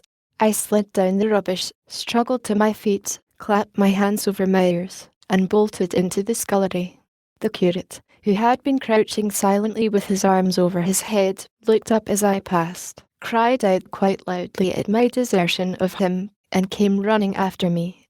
That night, as we lurked in the scullery, balanced between our horror and the terrible fascination this peeping had, although I felt an urgent need of action, I tried in vain to conceive some plan of escape. But afterwards, during the second day, I was able to consider our position with great clearness. The curate, I found, was quite incapable of discussion. This new and culminating atrocity had robbed him of all vestiges of reason or forethought. Practically he had already sunk to the level of an animal. But as the saying goes, I gripped myself with both hands. It grew upon my mind, once I could face the facts, that terrible as our position was, There was as yet no justification for absolute despair. Our chief chance lay in the possibility of the Martians making the pit nothing more than a temporary encampment. Or even if they kept it permanently, they might not consider it necessary to guard it, and a chance of escape might be afforded us.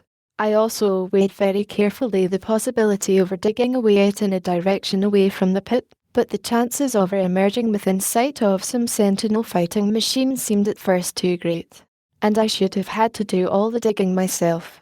The curate would certainly have failed me. It was on the third day, if my memory serves me right, that I saw the lad killed. It was the only occasion on which I actually saw the Martian's feet. After that experience I avoided the hole in the wall for the better part of a day. I went into the scullery, I removed the door, and spent some hours digging with my hatchet as silently as possible. But when I had made a hole about a couple of feet deep, the loose earth collapsed noisily, and I did not dare continue. I lost heart, and lay down on the scullery floor for a long time, having no spirit even to move. And after that I abandoned altogether the idea of escaping by excavation. It says much for the impression the Martians had made upon me that at first I entertained little or no hope of our escape being brought about by their overthrow through any human effort. But on the fourth or fifth night I heard a sound like heavy guns. It was very late in the night, and the moon was shining brightly. The Martians had taken away the excavating machine, and, save for a fighting machine that stood in the remoter bank of the pit and a handling machine that was buried out of my sight in a corner of the pit immediately beneath my peephole, the place was deserted by them.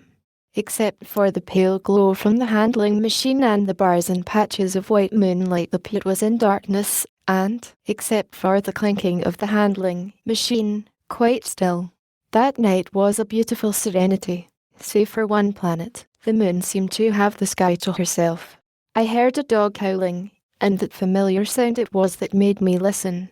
Then I heard quite distinctly a booming exactly like the sound of great guns. 6 distinct reports I counted, and after a long interval 6 again. And that was all. Chapter 4 The Death of the Curate. It was on the 6th day of our imprisonment that I peeped for the last time, and presently found myself alone.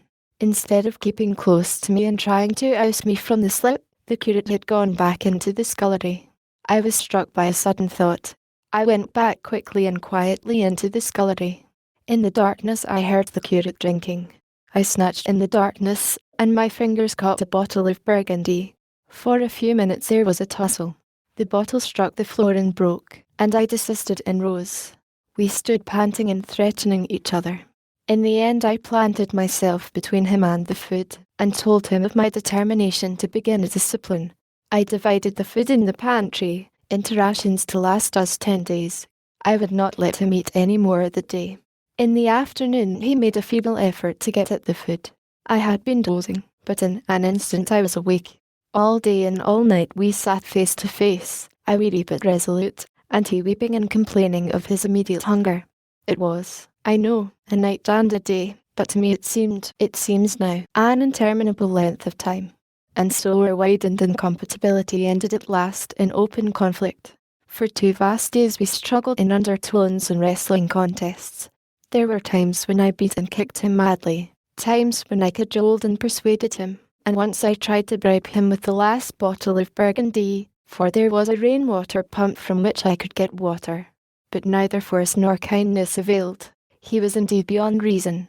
He would neither desist from his attacks on the food nor from his noisy babbling to himself. The rudimentary precautions to keep our imprisonment endurable he would not observe. Slowly I began to realize the complete overthrow of his intelligence, to perceive that my sole companion in this close and sickly darkness was a man insane. From certain vague memories I am inclined to think my own mind wandered at times. I had strange and hideous dreams whenever I slept.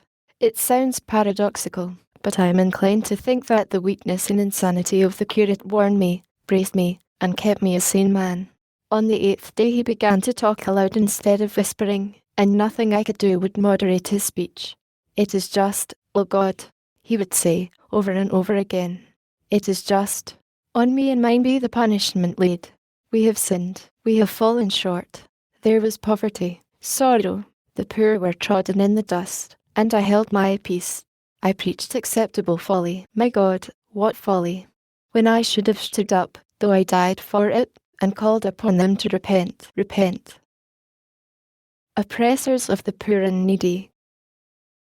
The winepress of God.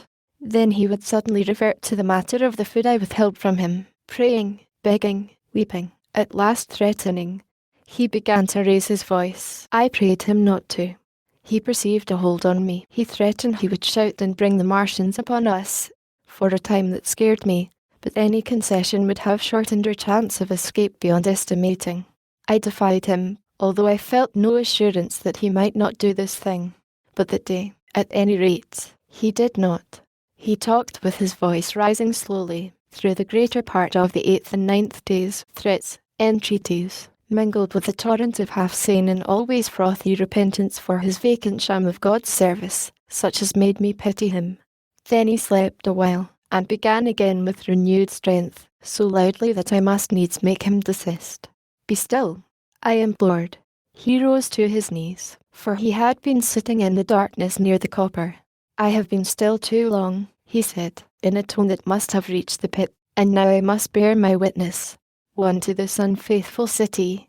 Woe, woe, woe, woe, woe, to the inhabitants of the earth by reason of the other voices of the trumpet. Shut up, I said, rising to my feet, and in a terror lest the Martians should hear us.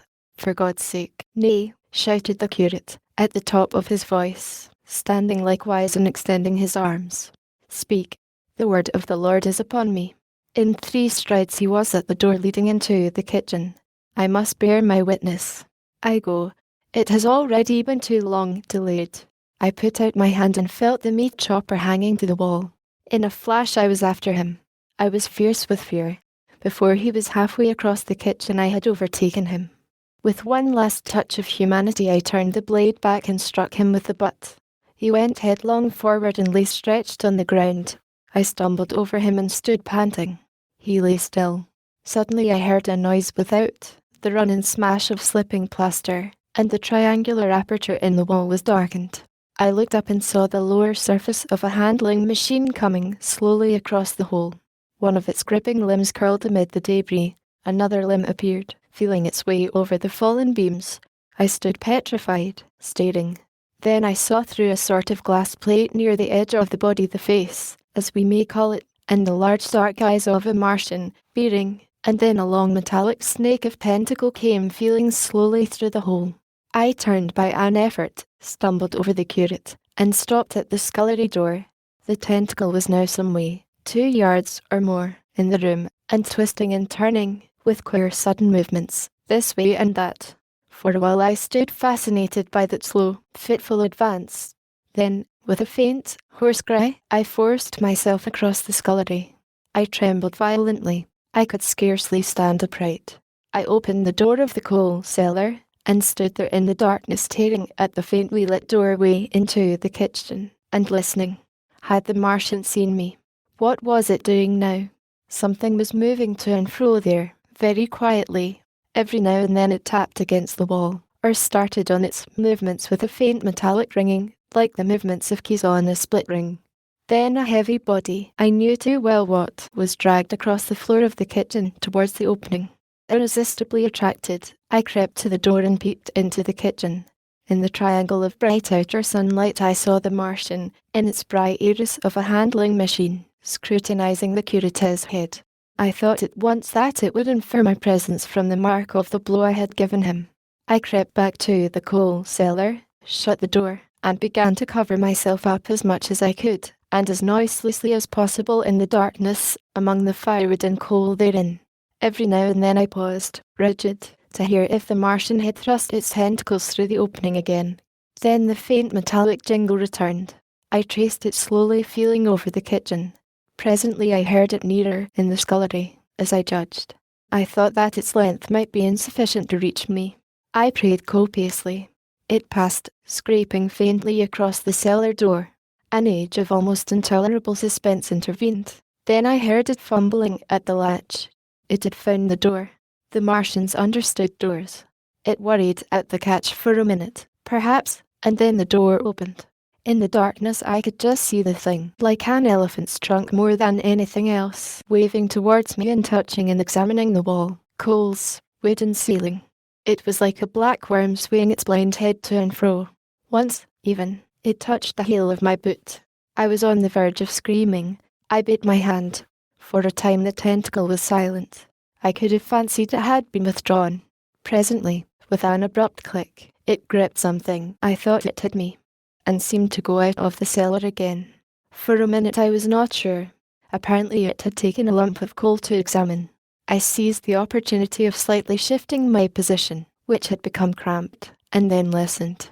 I whispered passionate prayers for safety. Then I heard the slow, deliberate sound creeping towards me again. Slowly, slowly it drew near, scratching against the walls and tapping the furniture. While I was still doubtful, it rapped smartly against the cellar door and closed it. I heard it go into the pantry, and the biscuit tins rattled and a bottle smashed, and then came a heavy bump against the cellar door. Then silence that passed into an infinity of suspense. Had it gone? At last I decided that it had. It came into the scullery no more, but I lay all the 10th day in the close darkness, buried among coals and firewood, not daring even to crawl out for the drink for which I craved. It was the 11th day before I ventured so far from my security.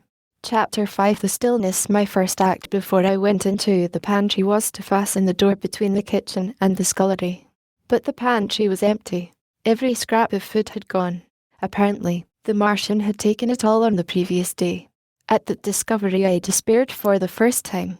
I took no food, or no drink either, on the 11th or the 12th day. At first my mouth and throat were parched, and my strength ebbed sensibly. I sat about in the darkness of the scullery, in a state of despondent wretchedness. My mind ran on eating. I thought I had become deaf, for the noises of movement I had been accustomed to hear from the pit had ceased absolutely. I did not feel strong enough to crawl noiselessly to the peephole, or I would have gone there. On the 12th day my throat was so painful that, taking the chance of alarming the Martians, I attacked the creaking rainwater pump that stood by the sink, and got a couple of glassfuls of blackened and tainted rainwater. I was greatly refreshed by this, and emboldened by the fact that no enquiring tentacle followed the noise of my pumping. During these days, in a rambling, inconclusive way, I thought much of the curate and of the manner of his death. On the 13th day I drank some more water, and dozed and thought disjointedly of eating and of vague impossible plans of escape. Whenever I dozed I dreamt of horrible phantasms, of the death of the curate, or of sumptuous dinners, but, asleep or awake, I felt a keen pain that urged me to drink again and again. The light that came into the scullery was no longer grey, but red. To my disordered imagination it seemed the colour of blood. On the 14th day I went into the kitchen, and I was surprised to find that the fronds of the redweed had grown right across the hole in the wall, turning the half-light of the place into a crimson-coloured obscurity. It was early on the 15th day that I heard a curious, familiar sequence of sounds in the kitchen, and, listening, identified it as the snuffing and scratching of a dog. Going into the kitchen, I saw a dog's nose peering in through a break among the ruddy fronds. This greatly surprised me. At the scent of me he barked shortly. I thought if I could induce him to come into the place quietly I should be able, perhaps, to kill and eat him. And in any case, it would be advisable to kill him, lest his actions attracted the attention of the Martians. I crept forward, saying, "Good dog," very softly, but he suddenly withdrew his head and disappeared. I listened. I was not deaf, but certainly the pit was still. I heard a sound like the flutter of a bird's wings, and a horse croaking, but that was all. For a long while I lay close to the peephole, but not daring to move aside the red plants that obscured it. Once or twice I heard a faint pitter-patter like the feet of the dog going hither and thither on the sand far below me, and there were more bird-like sounds, but that was all. At length, encouraged by the silence, I looked out. Except in the corner, where a multitude of crows hopped and fought over the skeletons of the dead the Martians had consumed, there was not a living thing in the pit. I stared about me, scarcely believing my eyes. All the machinery had gone, save for the big mound of greyish-blue powder in one corner, certain bars of aluminium in another, the blackbirds, and the skeletons of the killed. The place was merely an empty circular pit in the sand. Slowly I thrust myself out through the red weed, and stood upon the mound of rubble. I could see in any direction save behind me, to the north, and neither Martians nor sign of Martians were to be seen.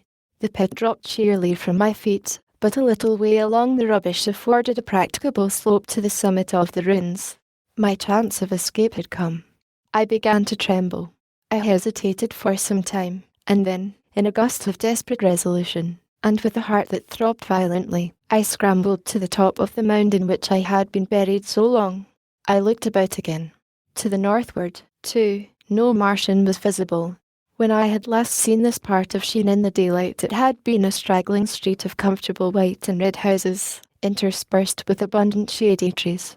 Now I stood on a mound of smashed brickwork, clay, and gravel, over which spread a multitude of red cactus-shaped plants, knee-high, without a solitary terrestrial growth to dispute their footing. The trees near me were dead and brown, but further a network of red thread scaled the still living stems. The neighbouring houses had all been wrecked, but none had been burned. Their walls stood, sometimes to the second story, with smashed windows and shattered doors. The redweed grew tumultuously in their roofless rooms. Below me was the great pit, with the crows struggling for its refuse. A number of other birds hopped about among the ruins. Far away I saw a gaunt cat slink crouchingly along a wall, but traces of men there were none. The day seemed, by contrast with my recent confinement, dazzlingly bright, the sky a glowing blue. A gentle breeze kept the redweed that covered every scrap of unoccupied ground gently swaying. And oh, the sweetness of the air. Chapter 6 The work of 15 days. For some time I stood tottering on the mound regardless of my safety. Within the noisome den from which I had emerged I had thought with a narrow intensity only over immediate security. I had not realized what had been happening to the world, had not anticipated this startling vision of unfamiliar things. I had expected to see Sheen in ruins. I found about me the landscape, weird and lurid, of another planet. For the moment I touched an emotion beyond the common range of men, yet one that the poor brutes we dominate know only too well. I felt as a rabbit might feel returning to his burrow and suddenly confronted by the work of a dozen busy navvies digging the foundations of a house. I felt the first inkling of a thing that presently grew quite clear in my mind, that oppressed me for many days, a sense of dethronement, a persuasion that I was no longer a master, but an animal among the animals, under the Martian heel. With us it would be as with them, to lurk and watch, to run and hide. The fear and emperor of man had passed away. But so soon as this strangeness had been realized it passed, and my dominant motive became the hunger of my long and dismal fast. In the direction away from the pit I saw, beyond a red-covered wall, a patch of garden ground unburied. This gave me a hint, and I went knee-deep, and sometimes neck-deep, in the red weed. The density of the weed gave me a reassuring sense of hiding. The wall was some 6 feet high, and when I attempted to clamber it I found I could not lift my feet to the crest. So I went along by the side of it, and came to a corner and a rockwork that enabled me to get to the top, and tumble into the garden I coveted. Here I found some young onions, a couple of gladiolus bulbs, and a quantity of immature carrots, all of which I secured, and, scrambling over a ruined wall, went on my way through scarlet and crimson trees towards Kew. It was like walking through an avenue of gigantic blood drops, possessed with 2 ideas: to get more food, and to limp, as soon and as far as my strength permitted, out of this accursed unearthly region of the pit. Some way farther, in a grassy place, was a group of mushrooms which also I devoured, and then I came upon a brown sheet of flowing shallow water, where meadows used to be. These fragments of nourishment served only to whet my hunger. At first I was surprised at this flood in a hot, dry summer, but afterwards I discovered that it was caused by the tropical exuberance of the redweed. Directly this extraordinary growth encountered water it straightway became gigantic and of unparalleled fecundity. Its seeds were simply poured down into the water of the Wye Thames, and its swiftly growing in titanic waterfront speedily choked both those rivers. At Putney, as I afterwards saw, the bridge was almost lost in a tangle of this weed, and at Richmond, too, the Thames water poured in a broad and shallow stream across the meadows of Hampton and Twickenham. As the water spread the weed followed them, until the ruined villas of the Thames Valley were for a time lost in this red swamp, whose margin I explored, and much of the desolation the Martians had caused was concealed. In the end the redweed succumbed almost as quickly as it had spread. A cankering disease, due, it is believed, to the action of certain bacteria, presently seized upon it. Now by the action of natural selection, all terrestrial plants have acquired a resisting power against bacterial diseases. They never succumb without a severe struggle, but the redweed rotted like a thing already dead. The fronds became bleached, and then shriveled and brittle. They broke off at least touch, and the waters that had stimulated their early growth carried their last vestiges out to sea. My first act on coming to this water was, of course, to slake my thirst.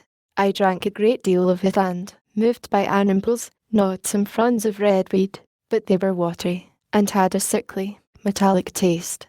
I found the water was sufficiently shallow for me to wade securely, although the redweed impeded my feet a little, but the flood evidently got deeper towards the river, and I turned back to Mortlake. I managed to make out the road by means of occasional ruins of its villas and fences and lamps, and so presently I got out of this spate and made my way to the hill going up towards Roehampton and came out on Putney Common.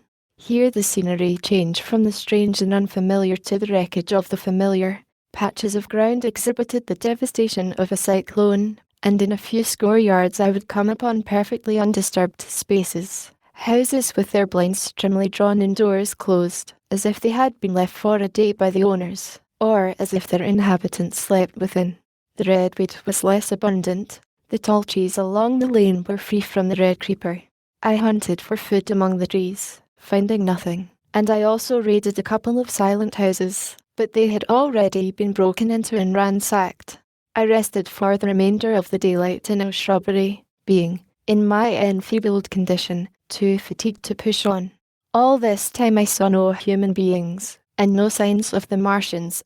I encountered a couple of hungry-looking dogs, but both hurried circuitously away from the advances I made them. Near Roehampton I had seen 2 human skeletons, not bodies, but skeletons, picked clean, and in the wood by me I found the crushed and scattered bones of several cats and rabbits and the skull of a sheep. But though I gnawed parts of these in my mouth, there was nothing to be got from them.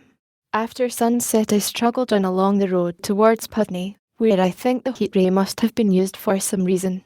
And in the garden beyond Roehampton I got a quantity of immature potatoes, sufficient to stay my hunger. From this garden one looked down upon Putney and the river. The aspect of the place in the dusk was singularly desolate. Blackened trees, blackened, desolate ruins, and down the hill the sheets of the flooded river, red tinged with the weed. And over all, silence. It filled me with indescribable terror to think how swiftly that desolating change had come. For a time I believed that mankind had been swept out of existence, and that I stood there alone, the last man left alive. Hard by the top of Putney Hill I came upon another skeleton, with the arms dislocated and removed several yards from the rest of the body. As I proceeded I became more and more convinced that the extermination of mankind was, save for such stragglers as myself, already accomplished in this part of the world. The Martians, I thought, had gone on and left the country desolated, seeking food elsewhere. Perhaps even now they were destroying Berlin or Paris, or it might be they had gone northward. Chapter 7 The Man on Putney Hill. I spent that night in the inn that stands at the top of Putney Hill, sleeping in a made bed for the first time since my flight to Leatherhead. I will not tell the needless trouble I had breaking into that house. Afterwards I found the front door was on the latch, nor how I ransacked every room for food, until just on the verge of despair, in what seemed to me to be a servant's bedroom, I found a wrap gnawed crust and 2 tins of pineapple. The place had been already searched and emptied. In the bar I afterwards found some biscuits and sandwiches that had been overlooked. The latter I could not eat, they were too rotten, but the former not only stayed my hunger, but filled my pockets. I lit no lamps, fearing some Martian might come beating that part of London for food in the night. Before I went to bed I had an interval of restlessness, and prowled from window to window, peering out for some sign of these monsters. I slept little. As I lay in bed I found myself thinking consecutively, a thing I do not remember to have done since my last argument with the curate. During all the intervening time my mental condition had been a hurrying succession of vague emotional states, or a sort of stupid receptivity. But in the night my brain, reinforced, I suppose, by the food I had eaten, grew clear again, and I thought. 3 things struggled for possession of my mind: the killing of the curate, the whereabouts of the Martians, and the possible fate of my wife. The former gave me no sensation of horror or remorse to recall. I saw it simply as a thing done, a memory infinitely disagreeable but quite without the quality of remorse. I saw myself then as I see myself now, driven step by step towards that hasty blow, the creature of a sequence of accidents leading inevitably to that. I felt no condemnation, yet the memory, static, unprogressive, haunted me. In the silence of the night, with the sense of the nearness of God that sometimes comes into the stillness and the darkness, I stood my trial, my only trial, for that moment of wrath and fear. I retraced every step of our conversation from the moment when I had found him crouching beside me, heedless of my thirst, and pointing to the fire and smoke that streamed up from the ruins of Weybridge. We had been incapable of cooperation. Grim chance had taken no heed of that. Had I foreseen, I should have left him at Halliford. But I did not foresee, and crime is to foresee and do. And I set this down as I have set all this story down, as it was. There were no witnesses. All these things I might have concealed. But I set it down, and the reader must form his judgment as he will. And when, by an effort, I had set aside that picture of a prostrate body, I faced the problem of the Martians and the fate of my wife. For the former I had no data. I could imagine 100 things, and so, unhappily, I could for the latter. And suddenly that night became terrible. I found myself sitting up in bed, staring at the dark. I found myself praying that the heat ray might have suddenly and painlessly struck her out of being. Since the night of my return from Leatherhead I had not prayed. I had uttered prayers, fetish prayers, had prayed as Helens mutter charms when I was in extremity. But now I prayed indeed, pleading steadfastly and sanely, face to face with the darkness of God. Strange night, strangest in this, that so soon as dawn had come, I, who had talked with God, crept out of the house like a rat leaving its hiding place, a creature scarcely larger, an inferior animal, a thing that for any passing whim of our masters might be hunted and killed. Perhaps they also prayed confidently to God. Surely, if we have learned nothing else, this war has taught us pity, pity for those witless souls that suffer our dominion. The morning was bright and fine, and the eastern sky glowed pink, and was fretted with little golden clouds. In the road that runs from the top of Putney Hill to Wimbledon was a number of poor vestiges of the panic torrent that must have poured Londonward on the Sunday night after the fighting began. There was a little 2-wheeled cart inscribed with the name of Thomas Lobb, greengrocer, New Malden, with a smashed wheel and an abandoned tin trunk. There was a straw hat trampled into the now hardened mud, and at the top of West Hill a lot of blood-stained glass about the overturned water trough. My movements were languid, my plans of the vaguest. I had an idea of going to Leatherhead, though I knew that there I had the poorest chance of finding my wife. Certainly, unless death had overtaken them suddenly, my cousins and she would have fled thence, but it seemed to me I might find or learn there whither the Surrey people had fled.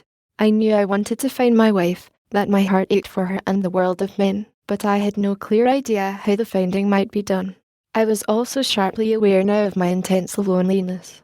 From the corner I went, under cover of a thicket of trees and bushes, to the edge of Wimbledon Common, stretching wide and far. That dark expanse was lit in patches by yellow gorse and broom. There was no red weed to be seen, and as I prowled, hesitating, on the verge of the open, the sun rose, flooding it all with light and vitality. I came upon a busy swarm of little frogs in a swampy place among the trees. I stopped to look at them, drawing a lesson from their stout resolve to live. And presently, turning suddenly, with an odd feeling of being watched, I beheld something crouching amid a clump of bushes. I stood regarding this. I made a step towards it, and it rose up and became a man armed with a cutlass. I approached him slowly. He stood silent and motionless, regarding me. As I drew nearer I perceived he was dressed in clothes as dusty and filthy as my own. He looked, indeed, as though he had been dragged through a culvert. Nearer, I distinguished the green slime of ditches mixing with the pale drab of dried clay and shiny, coaly patches. His black hair fell over his eyes, and his face was dark and dirty and sunken, so that at first I did not recognize him. There was a red cut across the lower part of his face. "Stop!" he cried, when I was within 10 yards of him, and I stopped. His voice was hoarse. "Where do you come from?" he said. I thought, surveying him. "I come from Mortlake," I said. "I was buried near the pit the Martians made about their cylinder. I have worked my way out and escaped." "There is no food about here," he said. "This is my country. All this hill down to the river, and back to Clapham, and up to the edge of the common. There is only food for one." "Which way are you going?" I answered slowly. "I don't know," I said. "I have been buried in the ruins of a house 13 or 14 days. I don't know what has happened." He looked at me doubtfully, then started, and looked with a changed expression. "I've no wish to stop about here," said I. "I think I shall go to Leatherhead, for my wife was there." He shot out a pointing finger. "It is you," said he, "the man from Woking. And you weren't killed at Weybridge." I recognized him at the same moment. "You are the artilleryman who came into my garden." "Good luck," he said. "We are lucky ones. Fancy I." He put out a hand, and I took it. "I crawled up a drain," he said. "But they didn't kill everyone. And after they went away I got off towards Walton across the fields. But it's not 16 days altogether, and your hair is grey." He looked over his shoulder suddenly. "Only a rook," he said. "One gets to know that birds have shadows these days. This is a bit open. Let us crawl under those bushes and talk." "Have you seen any Martians?" I said. "Since I crawled out, they've gone away across London," he said. "I guess they've got a bigger camp there. Of a night, all over there, Hampstead way, the sky is alive with their lights. It's like a great city, and in the glare you can just see them moving. By daylight you can't. But nearer, I haven't seen them." He counted on his fingers. 5 days. "Then I saw a couple across Hammersmith Way carrying something big. And the night before last," he stopped and spoke impressively. "It was just a matter of lights, but it was something up in the air. I believe they've built a flying machine, and are learning to fly." I stopped, on hands and knees, for we had come to the bushes. "Fly." "Yes," he said, "fly." I went on into a little bower, and sat down. "It is all over with humanity," I said. "If they can do that, they will simply go around the world." He nodded. "They will. But it will relieve things over here a bit. And besides," he looked at me, "aren't you satisfied it is up with humanity?" "I am. We're down. We're beat." I stared. Strange as it may seem, I had not arrived at this fact, a fact perfectly obvious so soon as he spoke. I had still held a vague hope. Rather, I had kept a lifelong habit of mind. He repeated his words. "We're beat." They carried absolute conviction. "It's all over," he said. "They've lost Tone, just Tone. And they've made their footing good and crippled the greatest part in the world. They've walked over us. The death of that one at Weybridge was an accident. And these are only pioneers." They kept on coming. "These green stars, I've seen none these 5 or 6 days, but I've no doubt they're falling somewhere every night. Nothing's to be done. We're under. We're beat." I made him no answer. I sat staring before me, trying in vain to devise some countervailing thought. "This isn't a war," said the artilleryman. "It never was a war, any more than there's war between man and ants." Suddenly I recalled the night in the observatory. After the 10th shot they fired no more, at least, until the first cylinder came. "How do you know?" said the artilleryman. I explained. He thought. "Something wrong with the gun," he said. "But what if there is? They'll get it right again. And even if there's a delay, how can it alter the end? It's just men and ants. There's the ants builds their cities, live their lives, have wars, revolutions, until the men want them out of the way, and then they go out of the way. That's what we are now, just ants." "Only," "Yes," I said, "worriedable ants." We sat looking at each other. "And what will they do with us?" I said. "That's what I've been thinking," he said. "That's what I've been thinking." After Weybridge I went south, thinking. I saw what was up. Most of the people were hard at it, squealing and exciting themselves. But I'm not so fond of squealing. I've been in sight of death once or twice. I'm not an ornamental soldier, and at the best and worst, death is just death. And it's the man that keeps on thinking comes through. I saw everyone tracking away south. Says I, food won't last this way, and I turned right back. I went for the Martians like a sparrow goes for man. All round, he waved a hand to the horizon. They're starving in heaps, bolting, treading on each other. He saw my face, and halted awkwardly. No doubt lots who had money have gone away to France, he said. He seemed to hesitate whether to apologize, met my eyes, and went on. There's food all about here. Canned things in shops. Wines, spirits, mineral waters. And the water mains and drains are empty. Well, I was telling you what I was thinking. Here's intelligent things, I said, and it seems they want us for food. First, they'll smash us up. Ships, machines, guns, cities, all the order and organization. All that will go. If we were the size of ants we might pull through. But we're not. It's all too bulky to stop. That's the first certainty. I assented. It is. I've thought it out. Very well. Then, next. At present we're caught as we're wanted. A Martian has only to go a few miles to get a crowd on the run. And I saw one day, out by Wandsworth, picking houses to pieces and routing among the wreckage. But they won't keep on doing that. So soon as they've settled all our guns and ships, and smashed our railways, and done all the things they're doing over there, they will begin catching us systematic, picking the best and storing us in cages and things. That's what they will start doing in a bit. Lord, they haven't begun on us yet. Don't you see that? Not begun. I exclaimed. Not begun. All that's happened so far is through our not having the sense to keep quiet, worrying them with guns and such foolery, and losing our heads, and rushing off in crowds to where there wasn't any more safety than where we were. They don't want to bother us yet. They're making their things, making all the things they couldn't bring with them, getting things ready for the rest of their people. Very likely that's why the cylinders have stopped for a bit, for fear of hitting those who are here. And instead of our rushing about blind, on the hill, or getting dynamite on the chance of busting them up, we've got to fix ourselves up according to the new state of affairs. That's how I figure it out. It isn't quite according to what a man wants for his species, but it's about what the facts point to. And that's the principle I acted upon. Cities, nations, civilization, progress, it's all over. That game's up. We're beat. But if that is so, what is there to live for? The artilleryman looked at me for a moment. There won't be any more Bless concerts for a million years or so.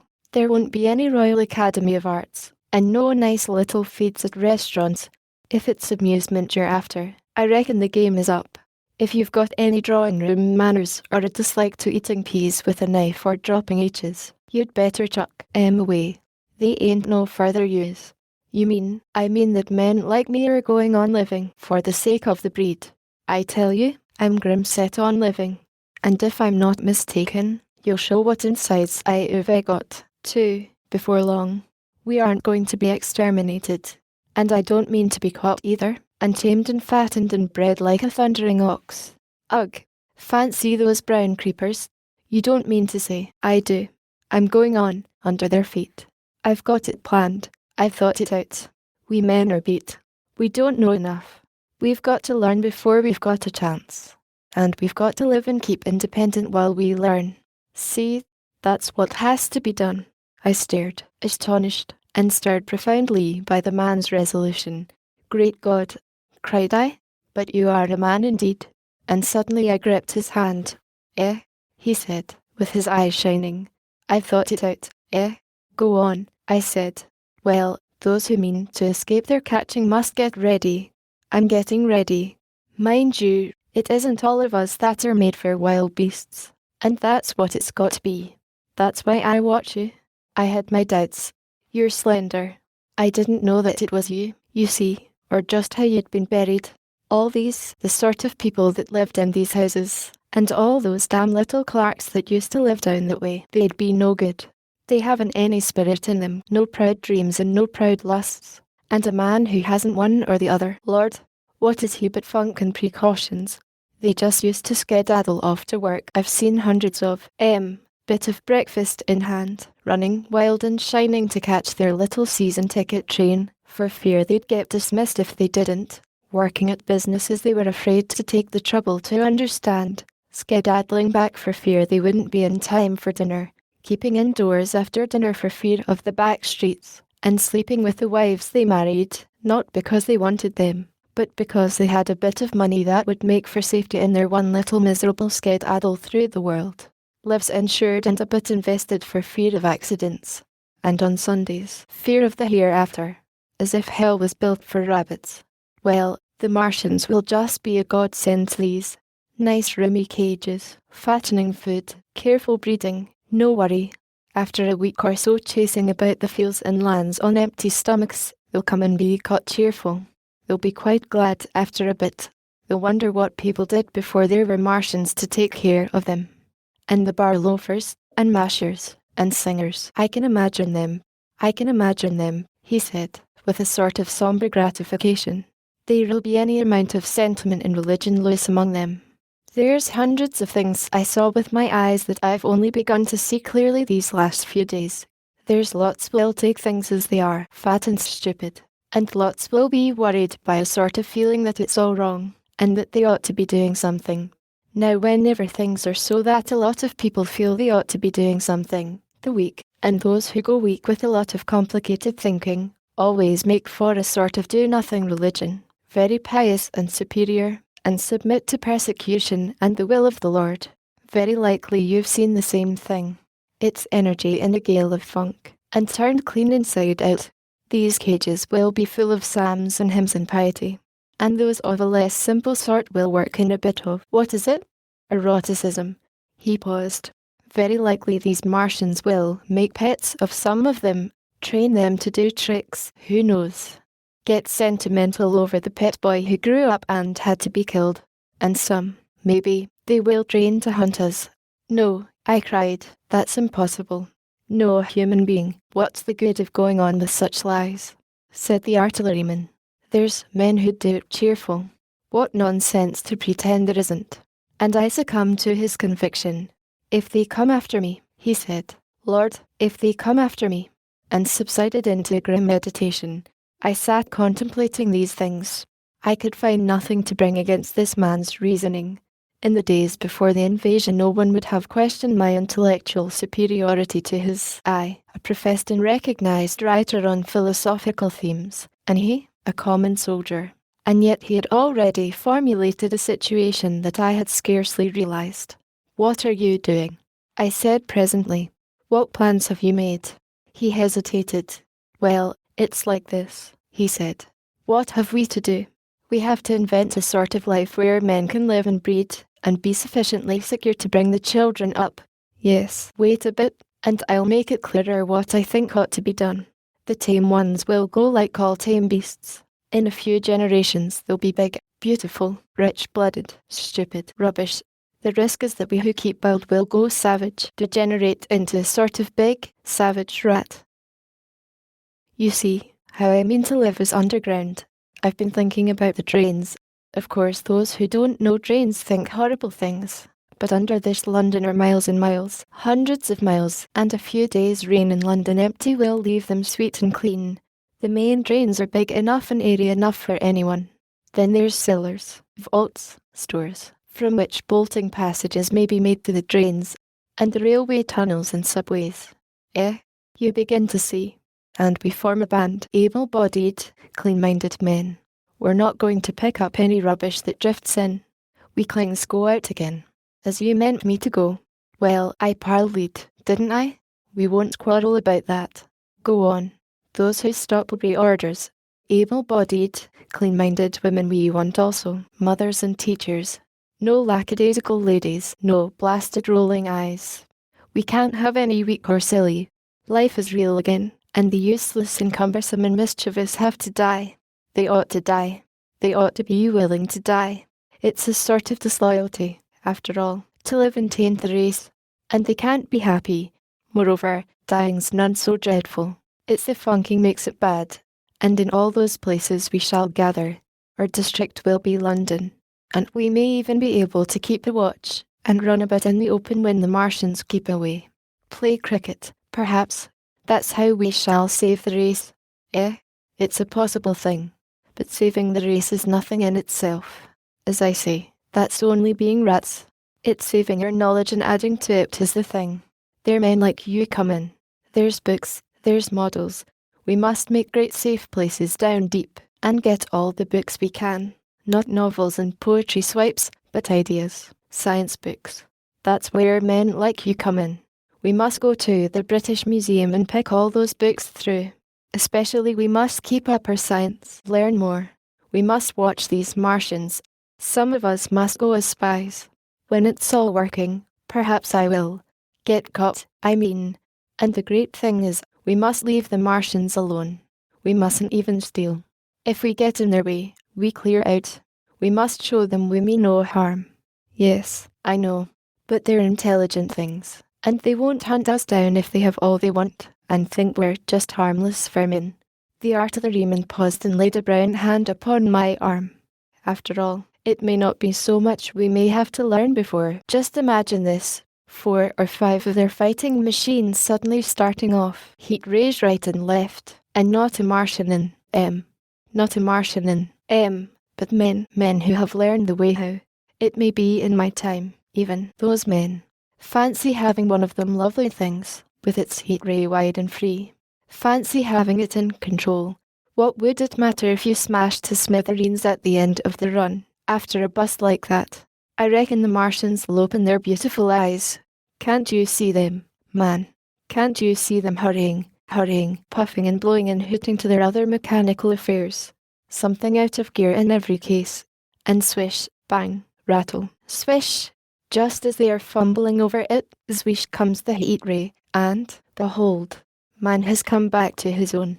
For while the imaginative daring of the artilleryman, and the tone of assurance and courage he assumed, completely dominated my mind, I believed unhesitatingly both in his forecast of human destiny and in the practicability of his astonishing scheme.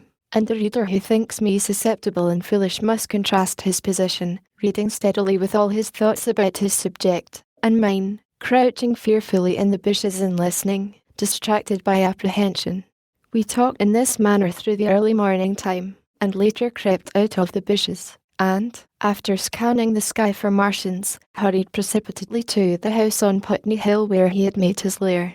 It was the coal cellar of the place, and when I saw the work he had spent a week upon, it was a burrow scarcely 10 yards long, which he designed to reach to the main drain on Putney Hill. I had my first inkling of the gulf between his dreams and his powers.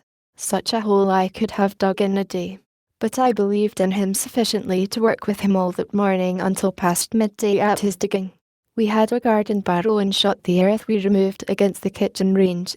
We refreshed ourselves with a tin of mock turtle soup and wine from the neighbouring pantry. I found a curious relief from the aching strangeness of the world in this steady labour. As we worked, I turned his project over in my mind, and presently objections and doubts began to arise. But I worked there all the morning, so glad was I to find myself with a purpose again. After working an hour I began to speculate on the distance one had to go before the cloaca was reached, the chances we had of missing it altogether. My immediate trouble was why we should dig this long tunnel, when it was possible to get into the drain at once down one of the manholes, and work back to the house. It seemed to me, too, that the house was inconveniently chosen, and required a needless length of tunnel. And just as I was beginning to face these things, the artilleryman stopped digging, and looked at me. "We're working well," he said. He put down his spade. "Let us knock off a bit," he said. "I think it's time we reconnoitre from the roof of the house." I was for going on, and after a little hesitation he resumed his spade, and then suddenly I was struck by a thought. I stopped, and so did he at once. "Why were you walking about the common," I said, "instead of being here?" "Taking the air," he said. "I was coming back. It's safer by night. But the work. Oh, one can't always work," he said, and in a flash I saw the man plain. He hesitated, holding his spade. "We ought to reconnoitre now," he said, "because if any come near they may hear the spades and drop upon us unawares." I was no longer disposed to object. We went together to the roof and stood on a ladder peeping out of the roof door. No Martians were to be seen, and we ventured out on the tiles, and slipped down under shelter of the parapet. From this position of shrubbery hid the greater portion of Putney, but we could see the river below, a bubbly mass of redweed, and the low parts of Lambeth flooded in red. The red creeper swarmed up the trees about the old palace, and their branches stretched gaunt and dead, and set with shriveled leaves, from amid its clusters. It was strange how entirely dependent both these things were upon flowing water for their propagation. About us neither had gained a footing. Laburnums, pink maize, snowballs, and trees of arbor vitae rose out of laurels and hydrangeas, green and brilliant into the sunlight. Beyond Kensington dense smoke was rising, and that and a blue haze hid the northward hills. The artilleryman began to tell me of the sort of people who still remained in London. One night last week, he said, some fools got the electric light in order, and there was all Regent Street and the Circus ablaze, crowded with painted and ragged drunkards, men and women, dancing and shouting till dawn. A man who was there told me. And as the day came they became aware of a fighting machine standing near by the Langham and looking down at them. Heaven knows how long he had been there. It must have given some of them a nasty turn. He came down the road towards them, and picked up nearly 100 too drunk or frightened to run away. Grotesque gleam of a time no history will ever fully describe. From that, in answer to my questions, he came round to his grandiose plans again. He grew enthusiastic. He talked so eloquently of the possibility of capturing a fighting machine that I more than half believed in him again. But now that I was beginning to understand something of his quality, I could divine the stress he laid on doing nothing precipitately, and I noted that now there was no question that he personally was to capture and fight the great machine. After a time we went down to the cellar. Neither of us seemed disposed to resume digging, and when he suggested a meal, I was nothing loath. He became suddenly very generous, and when we had eaten he went away and returned with some excellent cigars. We lit these, and his optimism glowed. He was inclined to regard my coming as a great occasion. There's some champagne in the cellar, he said. We can dig better on this Thames side Burgundy, said I. No, said he, I am host today. Champagne. Great God, we've a heavy enough task before us. Let us take a rest and gather strength while we may. Look at these blistered hands. And pursuant to this idea of a holiday, he insisted upon playing cards after we had eaten. He taught me euchre, and after dividing London between us, I taking the northern side and he the southern, we played for parish points. Grotesque and foolish as this will seem to the sober reader, it is absolutely true, and what is more remarkable, I found the card game and several others we played extremely interesting. Strange mind of man, that, with our species upon the edge of extermination or appalling degradation, with no clear prospect before us but the chance of a horrible death, we could sit following the chance of this painted pasteboard, and playing the joker with vivid delight. Afterwards he taught me poker, and I beat him at 3 tough chess games. When dark came we decided to take the risk, and lit a lamp. After an interminable string of games, we supped, and the artilleryman finished the champagne. We went on smoking the cigars. He was no longer the energetic regenerator of his species I had encountered in the morning. He was still optimistic, but it was a less kinetic, a more thoughtful optimism. I remember he wound up with my health, proposed in a speech of small variety and considerable intermittence. I took a cigar, and went upstairs to look at the lights of which he had spoken that blazed so greenly along the Highgate hills. At first I stared unintelligently across the London valley. The northern hills were shrouded in darkness, the fires near Kensington glowed redly, and now and then an orange-red tongue of flame flashed up and vanished in the deep blue night. All the rest of London was black. Then, nearer, I perceived a strange light, a pale, violet-purple fluorescent glow, quivering under the night breeze. For a space I could not understand it, and then I knew that it must be the redweed from which this faint irradiation proceeded. With that realization my dormant sense of wonder, my sense of the proportion of things, awoke again. I glanced from that to Mars, red and clear, glowing high in the west, and then gazed long and earnestly at the darkness of Hampstead and Highgate. I remained a very long time upon the roof, wondering at the grotesque changes of the day. I recalled my mental states from the midnight prayer to the foolish card playing. I had a violent revulsion of feeling. I remember I flung away the cigar with a certain wasteful symbolism. My folly came to me with glaring exaggeration. I seemed a traitor to my wife and to my kind. I was filled with remorse. I resolved to leave this strange undisciplined dreamer of great things to his drink and gluttony, and to go on into London. There, it seemed to me, I had the best chance of learning what the Martians and my fellow men were doing. I was still upon the roof when the late moon rose. Chapter 8. Dead London. After I had parted from the artilleryman, I went down the hill, and by the High Street across the bridge to Fulham. The Redwood was tumultuous at the time, and nearly choked the bridge roadway, but its fronts were already whitened in patches by the spreading disease that presently removed it so swiftly. At the corner of the lane that runs to Putney Bridge Station I found a man lying. He was as black as a sweep with the black dust, alive, but helplessly and speechlessly drunk. I could get nothing from him but curses and furious lunges at my head. I think I should have stayed by him but for the brutal expression of his face. There was black dust along the roadway from the bridge onwards, and it grew thicker in Fulham. The streets were horribly quiet. I got food, sour, hard, and mouldy, but quite eatable, in a baker's shop here.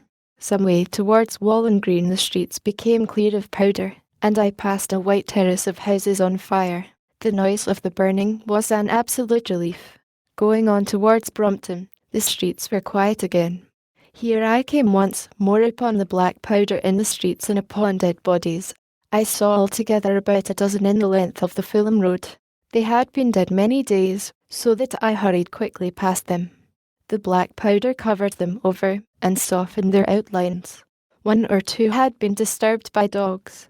Where there was no black powder, it was curiously like a Sunday in the city, with the closed shops, the houses locked up and the blinds drawn, the desertion, and the stillness. In some places plunderers had been at work, but rarely at other than the provision and wine shops. A jeweller's window had been broken open in one place, but apparently the thief had been disturbed, and a number of gold chains and a watch lay scattered on the pavement. I did not trouble to touch them. Farther on was a tattered woman in a heap on a doorstep. The hand that hung over her knee was gashed and bled down her rusty brown dress, and a smashed magnum of champagne formed a pool across the pavement. She seemed asleep, but she was dead. The farther I penetrated into London, the profounder grew the stillness. But it was not so much the stillness of death, it was the stillness of suspense, of expectation. At any time the destruction that had already singed the northwestern borders of the metropolis, and had now lead to Dealing and Kilburn, might strike among these houses and leave them smoking ruins. It was a city condemned and derelict. In South Kensington the streets were clear of dead and of black powder. It was near South Kensington that I first heard the howling. It crept almost imperceptibly upon my senses. It was a sobbing alternation of two notes, ula, ula, ula, ula, keeping on perpetually. When I passed streets that ran northward it grew in volume, and houses and buildings seemed to deaden and cut it off again. It came in a full tide down Exhibition Road. I stopped, staring towards Kensington Gardens, wondering at this strange, remote wailing. It was as if that mighty desert of houses had found a voice for its fear and solitude. Ula, ula, ula, ula, wailed the superhuman note. Great waves of sound sweeping down the broad, sunlit roadway, between the tall buildings on each side. I turned northwards, marvelling, towards the iron gates of Hyde Park. I had half a mind to break into the Natural History Museum and find my way up to the summits of the towers, in order to see across the park. But I decided to keep to the ground, where quick hiding was possible, and so went on up the Exhibition Road. All the large mansions on each side of the road were empty and still, and my footsteps echoed against the sides of the houses. At the top, near the park gate, I came upon a strange sight, a bus overturned, and the skeleton of a horse picked clean. I puzzled over this for a time, and then went on to the bridge over the Serpentine. The voice grew stronger and stronger, though I could see nothing above the housetops on the north side of the park, save a haze of smoke to the northwest. Ula, ula, ula, ula, cried the voice, coming, as it seemed to me, from the district about Regent's Park. The desolating cry worked upon my mind. The mood that had sustained me passed. The wailing took possession of me. I found I was intensely weary, footsore, and now again hungry and thirsty. It was already past noon. Why was I wandering alone in this city of the dead? Why was I alone when all London was lying in state, and in its black shroud? I felt intolerably lonely. My mind ran on old friends that I had forgotten for years. I thought of the poisons in the chemist shops, of the liquors the wine merchants stored. I recalled the two sodden creatures of despair, who so far as I knew, shared the city with myself. I came into Oxford Street by the Marble Arch, and here again were black powder in several bodies, and an evil, ominous smell from the gratings of the cellars of some of the houses. I grew very thirsty after the heat of my long walk. With infinite trouble I managed to break into a public house and get food and drink. I was weary after eating, and went into the parlour behind the bar, and slept on a black horsehair sofa I found there. I awoke to find that dismal howling still in my ears. Ula, ula, ula, ula. It was now dusk, and after I had rooted out some biscuits and a cheese in the bar, there was a meat safe, but it contained nothing but maggots. I wandered on through the silent residential squares to Baker Street. Portman Square is the only one I can name, and so came out at last upon Regent's Park. And as I emerged from the top of Baker Street, I saw far away over the trees in the clearness of the sunset the head of the Martian giant from which this howling proceeded. I was not terrified. I came upon him as if it were a matter of course. I watched him for some time, but he did not move. He appeared to be standing and yelling, for no reason that I could discover. I tried to formulate a plan of action. That perpetual sound of ula, ula, ula, ula confused my mind. Perhaps I was too tired to be very fearful. Certainly I was more curious to know the reason of this monotonous crying than afraid. I turned back away from the park and struck into Park Road, intending to skirt the park, went along under the shelter of the terraces, and got a view of this stationary, howling Martian from the direction of St. John's Wood. A couple of 100 yards out of Baker Street I heard a yelping chorus, and saw, first a dog with a piece of putrescent red meat in his jaws coming headlong towards me, and then a pack of starving mongrels in pursuit of him. He made a wide curve to avoid me, as though he feared I might prove a fresh competitor. As the yelping died away down the silent road, the wailing sound of ula, ula, ula, ula reasserted itself. I came upon the wrecked handling machine halfway to St. John's Wood Station. At first I thought a house had fallen across the road. It was only as I clambered among the ruins that I saw, with a start, this mechanical Samson lying, with its tentacles bent and smashed and twisted, among the ruins it had made. The foreport was shattered. It seemed as if it had driven blindly straight at the house, and had been overwhelmed in its overthrow. It seemed to me then that this might have happened by a handling machine escaping from the guidance of its Martian. I could not clamber among the ruins to see it, and the twilight was now so far advanced that the blood with which its seat was smeared, and the gnawed gristle of the Martian that the dogs had left, were invisible to me. Wondering still more at all that I had seen, I pushed on towards Primrose Hill. Far away, through a gap in the trees, I saw a second Martian, as motionless as the first, standing in the park towards the zoological gardens, and silent. A little beyond the ruins about the smashed handling machine I came upon the redwood again, and found the Regent's Canal, a spongy mass of dark red vegetation.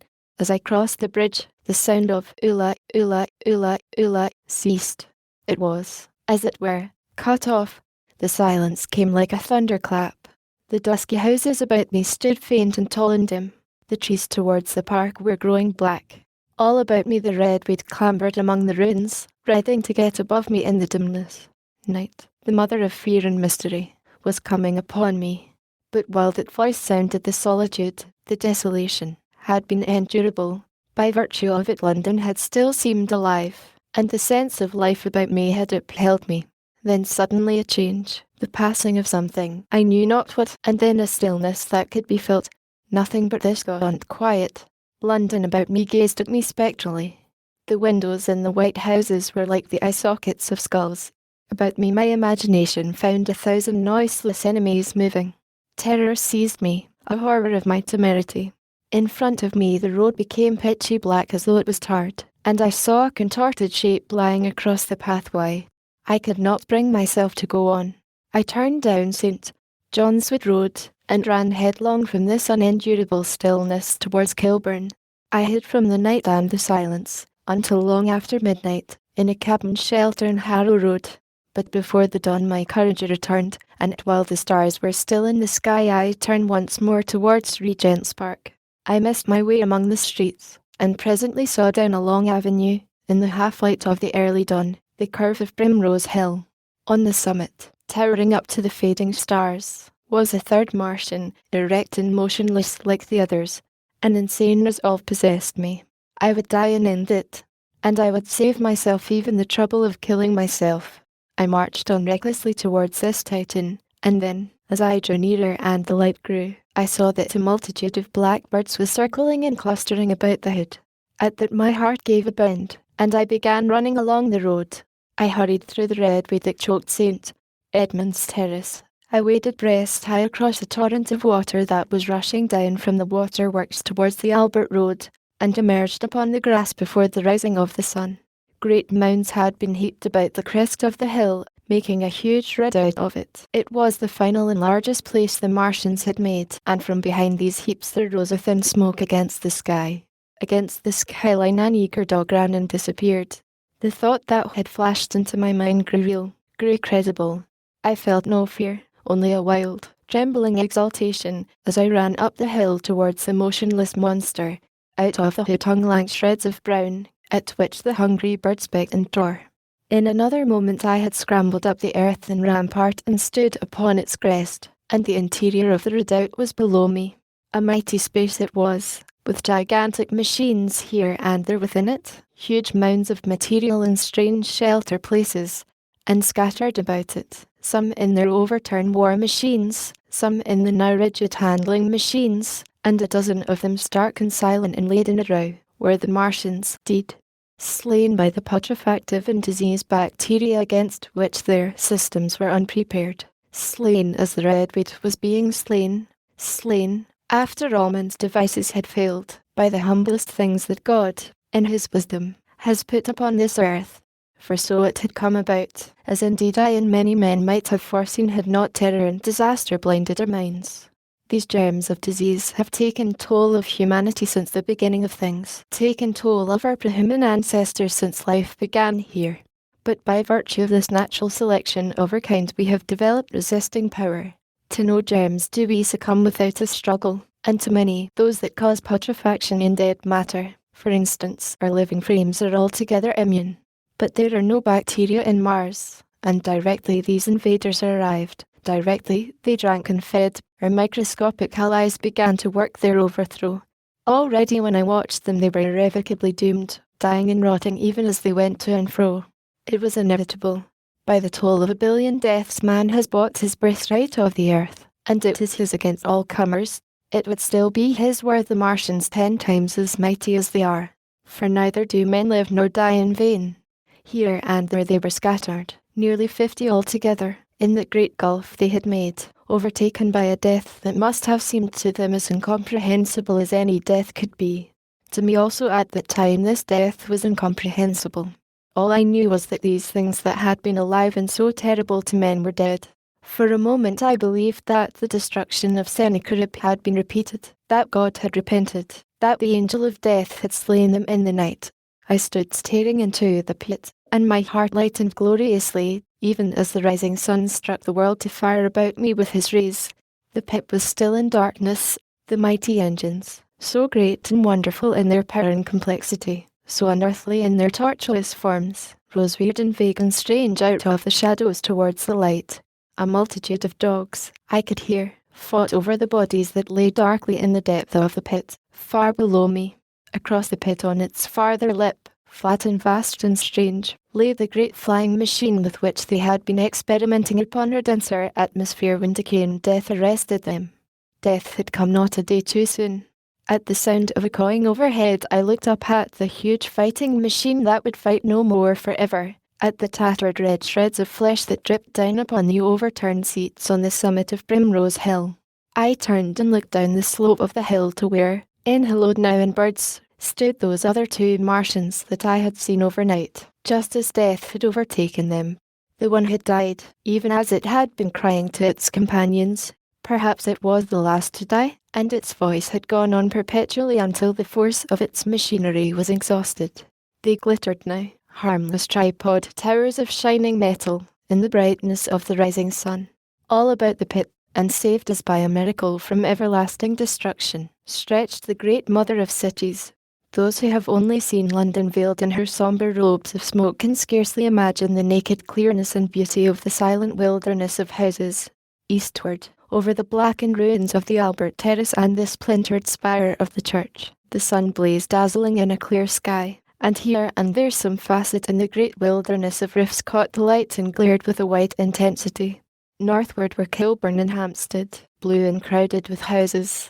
Westward the great city was dimmed, and southward, beyond the Martians, the green waves of Regent's Park, the Langham Hotel, the dome of the Albert Hall, the Imperial Institute, and the giant mansions of the Brompton Road came out clear and little in the sunrise, the jagged ruins of Westminster rising hazily beyond.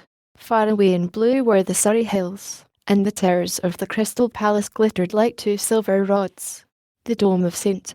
Paul's was dark against the sunrise, and injured, I saw for the first time, by a huge gaping cavity on its western side. And as I looked at this wide expanse of houses and factories and churches, silent and abandoned, as I thought of the multitudinous hopes and efforts, the innumerable hosts of lives that had gone to build this human reef, and of the swift and ruthless destruction that had hung over it all, when I realized that the shadow had been rolled back, and that men might still live in the streets, and this dear vast dead city of mine be once more alive and powerful, I felt the wave of emotion that was near akin to tears. The torment was over. Even that day the healing would begin. The survivors of the people scattered over the country, leaderless, lawless, foodless, like sheep without a shepherd, the thousands who had fled by sea, would begin to return. The pulse of life, growing stronger and stronger, would beat again in the empty streets and pour across the vacant squares. Whatever destruction was done, the hand of the destroyer was stayed. All the gaunt wrecks, the blackened skeletons of houses that stared so dismally at the sunlit grass of the hill, would presently be echoing with the hammers of the restorers and ringing with the tapping of their trowels.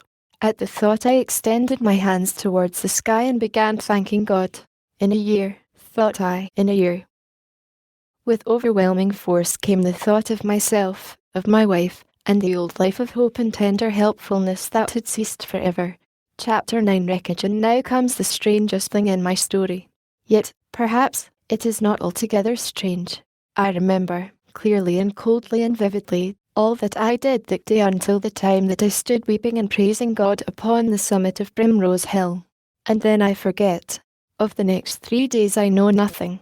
I have learned since that, so far from my being the first discoverer of the Martian overthrow, several such wanderers as myself had already discovered this on the previous night.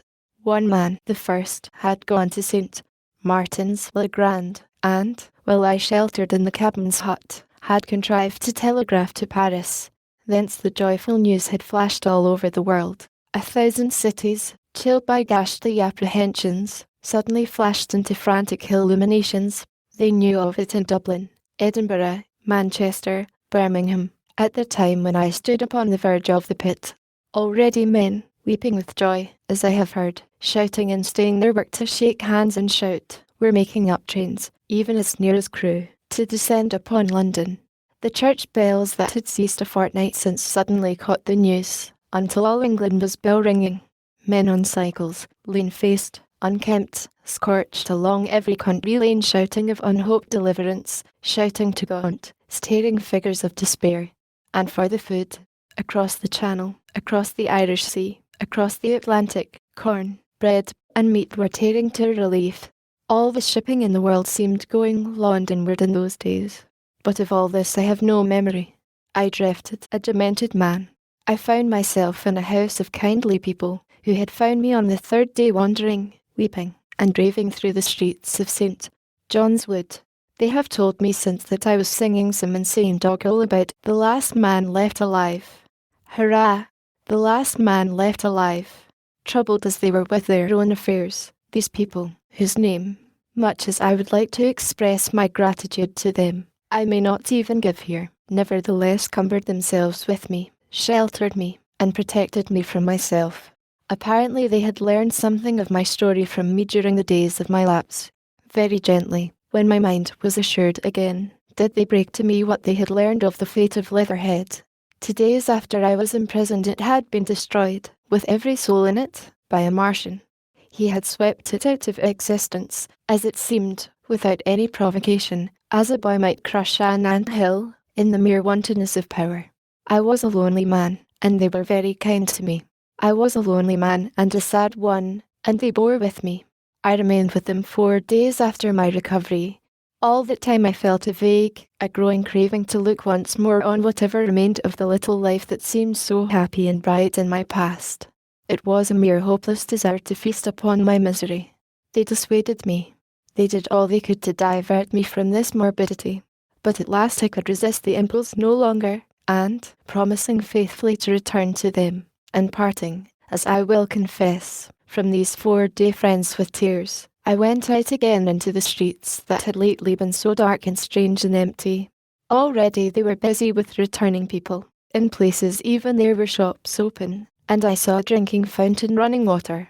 I remember how mockingly bright the day seemed as I went back on my melancholy pilgrimage to the little house at Woking, how busy the streets and vivid the moving life about me.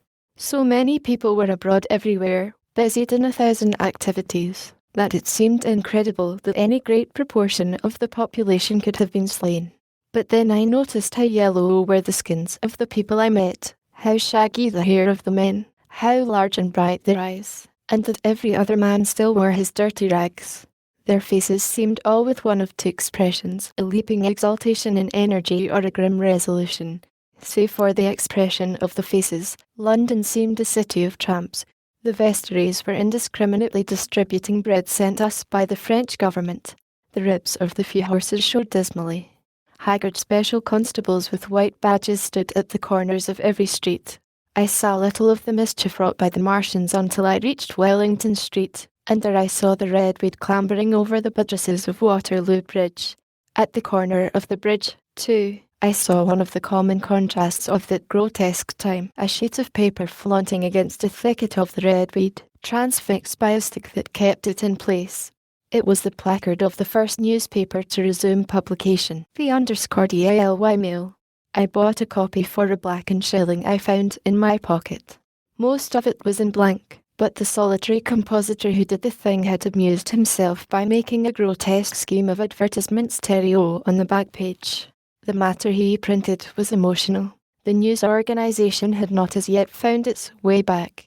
I learned nothing fresh except that already in 1 week the examination of the Martian mechanisms had yielded astonishing results.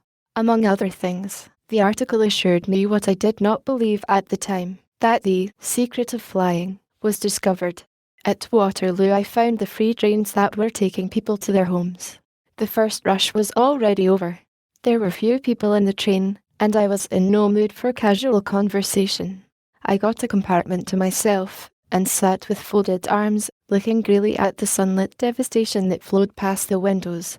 And just outside the terminus the train jolted over temporary rails, and on either side of the railway the houses were blackened ruins. To Clapham Junction the face of London was grimy with powder of the black smoke, in spite of today's thunderstorms and rain, and at Clapham Junction the line had been wrecked again. There were hundreds of out-of-work clerks and shopmen working side by side with the customary navvies, and we were jolted over a hasty relaying. All down the line from there the aspect of the country was gaunt and unfamiliar. Wimbledon particularly had suffered. Walton, by virtue of its unburned pine woods, seemed the least hurt of any place along the line. The Wandle, the Mole, every little stream, was a heaped mass of redweed, in appearance between butcher's meat and pickled cabbage. The Surrey pine woods were too dry, however, for the festoons of the red climber. Beyond Wimbledon, within sight of the line, in certain nursery grounds, were the heaped masses of earth about the 6th cylinder. A number of people were standing about it, and some sappers were busy in the midst of it. Over it flaunted a Union Jack, flapping cheerfully in the morning breeze. The nursery grounds were everywhere crimson with the wheat, a wide expanse of livid colour cut with purple shadows, and very painful to the eye. One's gaze went with infinite relief from the scorched greys and sullen reds of the foreground to the blue-green softness of the eastward hills. The line on the London side of Woking Station was still undergoing repair, so I descended at Byfleet Station and took the road to Maybury, past the place where I and the artilleryman had talked to the hussars, and on by the spot where the Martian had appeared to me in the thunderstorm. Here, moved by curiosity, I turned aside to find, among a tangle of red fronds, the warped and broken dog cart with the whitened bones of the horse scattered and gnawed. For a time I stood regarding these vestiges.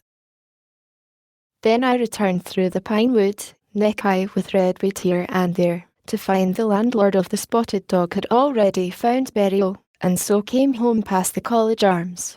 A man standing at an open cottage door greeted me by name as I passed. I looked at my house with a quick flash of hope that faded immediately. The door had been forced. It was unfast and was opening slowly as I approached. It slammed again. The curtains of my study fluttered out of the open window from which I and the artilleryman had watched the dawn. No one had closed it since. The smashed bushes were just as I had left them nearly 4 weeks ago. I stumbled into the hall, and the house felt empty. The stair carpet was ruffled and discoloured where I had crouched, soaked to the skin from the thunderstorm the night of the catastrophe. Her muddy footsteps I saw still went up the stairs. I followed them to my study, and found lying on my writing table still, with the selenite paper weighed upon it, the sheet of work I had left on the afternoon of the opening of the cylinder. For a space I stood reading over my abandoned arguments. It was a paper on the probable development of moral ideas with the development of the civilizing process, and the last sentence was the opening of a prophecy. In about 200 years, I had written, we may expect. The sentence ended abruptly. I remembered my inability to fix my mind that morning, scarcely a month gone by, and how I had broken off to get my underscored EILY chronicler from the newsboy. I remembered how I went down to the garden gate as he came along, and how I had listened to his odd story of men from Mars. I came down and went into the dining room. There were the mutton and the bread, both far gone now in decay, and a beer bottle overturned, just as I and the artilleryman had left them. My home was desolate. I perceived the folly of the faint hope I had cherished so long. And then a strange thing occurred. It is no use, said a voice. The house is deserted. No one has been here these 10 days. Do not stay here to torment yourself. No one escaped but you. I was startled. Had I spoken my thought aloud? I turned, and the French window was open behind me. I made a step to it, and stood looking out. And there, amazed and afraid, even as I stood amazed and afraid, were my cousin and my wife white and tireless. She gave a faint cry. I came, she said. I knew, she put her hand to her throat, swayed. I made a step forward, and caught her in my arms. Chapter 10. The epilogue. I cannot but regret, now that I am concluding my story, how little I am able to contribute to the discussion of the many debatable questions which are still unsettled. In one respect I shall certainly provoke criticism. My particular province is speculative philosophy. My knowledge of comparative physiology is confined to a book or two, but it seems to me that Carver's suggestions as to the reason of the rapid death of the Martians is so probable as to be regarded almost as a proven conclusion. I have assumed it in the body of my narrative. At any rate, in all the bodies of the Martians that were examined after the war, no bacteria except those already known as terrestrial species were found. That they did not bury any of their dead, and the reckless slaughter they perpetrated, point also to an entire ignorance of the putrefactive process. But probable as this seems, it is by no means a proven conclusion. Neither is the composition of the black smoke known, which the Martians used with such deadly effect, and the generator of the heat rays remains a puzzle. The terrible disasters at the Ealing and South Kensington laboratories have disinclined analysts for further investigations upon the latter. Spectrum analysis of the black powder points unmistakably to the presence of an unknown element with a brilliant group of 3 lines in the green, and it is possible that it combines with argon to form a compound which acts at once with deadly effect upon some constituent in the blood. But such unproven speculations will scarcely be of interest to the general reader, to whom this story is addressed. None of the brown scum that drifted down the Thames after the destruction of Shepperton was examined at the time, and now none is forthcoming. The results of an anatomical examination of the Martians, so far as the prowling dogs had left such an examination possible, I have already given. But everyone is familiar with the magnificent and almost complete specimen in spirits at the Natural History Museum, and the countless drawings that have been made from it.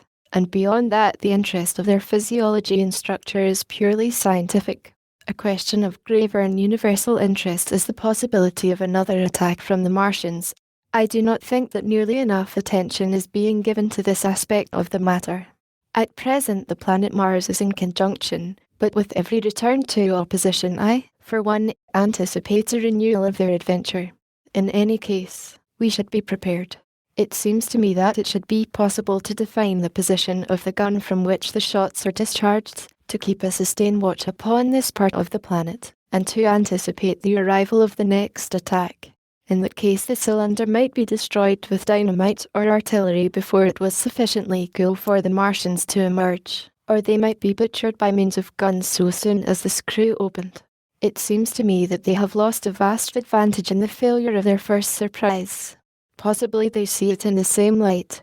Lessing has advanced excellent reasons for supposing that the Martians have actually succeeded in effecting a landing on the planet Venus. 7 months ago now, Venus and Mars were in alignment with the Sun. That is to say, Mars was in opposition from the point of view of an observer on Venus. Subsequently a peculiar luminous and sinuous marking appeared on the unillumined half of the inner planet, and almost simultaneously a faint dark mark of a similar sinuous character was detected upon a photograph of the Martian disk. One needs to see the drawings of these appearances in order to appreciate fully their remarkable resemblance in character. At any rate, whether we expect another invasion or not, our views of the human future must be greatly modified by these events. We have learned now that we cannot regard this planet as being fenced in and a secure abiding place for man. We can never anticipate the unseen good or evil that may come upon us suddenly out of space. It may be that in the larger design of the universe this invasion from Mars is not without its ultimate benefit for men. It has robbed us of that serene confidence in the future which is the most fruitful source of decadence. The gifts to human science it has brought are enormous, and it has done much to promote the conception of the common weal of mankind. It may be that across the immensity of space the Martians have watched the fate of these pioneers of theirs and learned their lesson, and that on the planet Venus they have found a securer settlement. Be that as it may, for many years yet there will certainly be no relaxation of the eager scrutiny of the Martian disk, and those fiery darts of the sky, the shooting stars, will bring with them as they fall an unavoidable apprehension to all the sons of men. The broadening of men's views that has resulted can scarcely be exaggerated. Before the cylinder fell there was a general persuasion that through all the deep of space no life existed beyond the petty surface of our minute sphere. Now we see further. If the Martians can reach Venus, there is no reason to suppose that the thing is impossible for men, and when the slow cooling of the sun makes this earth uninhabitable, as at last it must do, it may be that the thread of life that has begun here will have streamed out and caught our sister planet within its toils. Dim and wonderful is the vision I have conjured up in my mind of life spreading slowly from this little seed bed of the solar system throughout the inanimate vastness of sidereal space. But that is a remote dream. It may be, on the other hand, that the destruction of the Martians is only a reprieve. To them, and not to us, perhaps, is the future ordained. I must confess the stress and danger of the time have left an abiding sense of doubt and insecurity in my mind. I sit in my study writing by lamplight, and suddenly I see again the healing valley below set with writhing flames, and feel the house behind and about me empty and desolate. I go out into the Biffleet Road, and vehicles pass me, a butcher boy in a cart, a cab full of visitors, a workman on a bicycle, children going to school, and suddenly they become vague and unreal, and I hurry again with the artilleryman through the hot, brooding silence. Of a night I see the black powder darkening the silent streets, and the contorted bodies shrouded in that layer. They rise upon me tattered and dog-bitten. They gibber and grow fiercer, paler, uglier, mad distortions of humanity at last, and I wake, cold and wretched, in the darkness of the night. I go to London and see the busy multitudes in Fleet Street and the Strand, and it comes across my mind that they are but the ghosts of the past, haunting the streets that I have seen silent and wretched, going to and fro, phantasms in a dead city, the mockery of life in a galvanized body. And strange, too, it is to stand on Primrose Hill, as I did but a day before writing this last chapter, to see the great province of houses, dim and blue through the haze of the smoke and mist, vanishing at last into the vague lower sky, to see the people walking to and fro among the flower beds on the hill, to see the sightseers about the Martian machine that stands there still, to hear the tumult of playing children, and to recall the time when I saw it all bright and clear-cut, hard and silent, under the dawn of that last great day. And strangest of all is it to hold my wife's hand again, and to think that I have counted her, and that she has counted me, among the dead,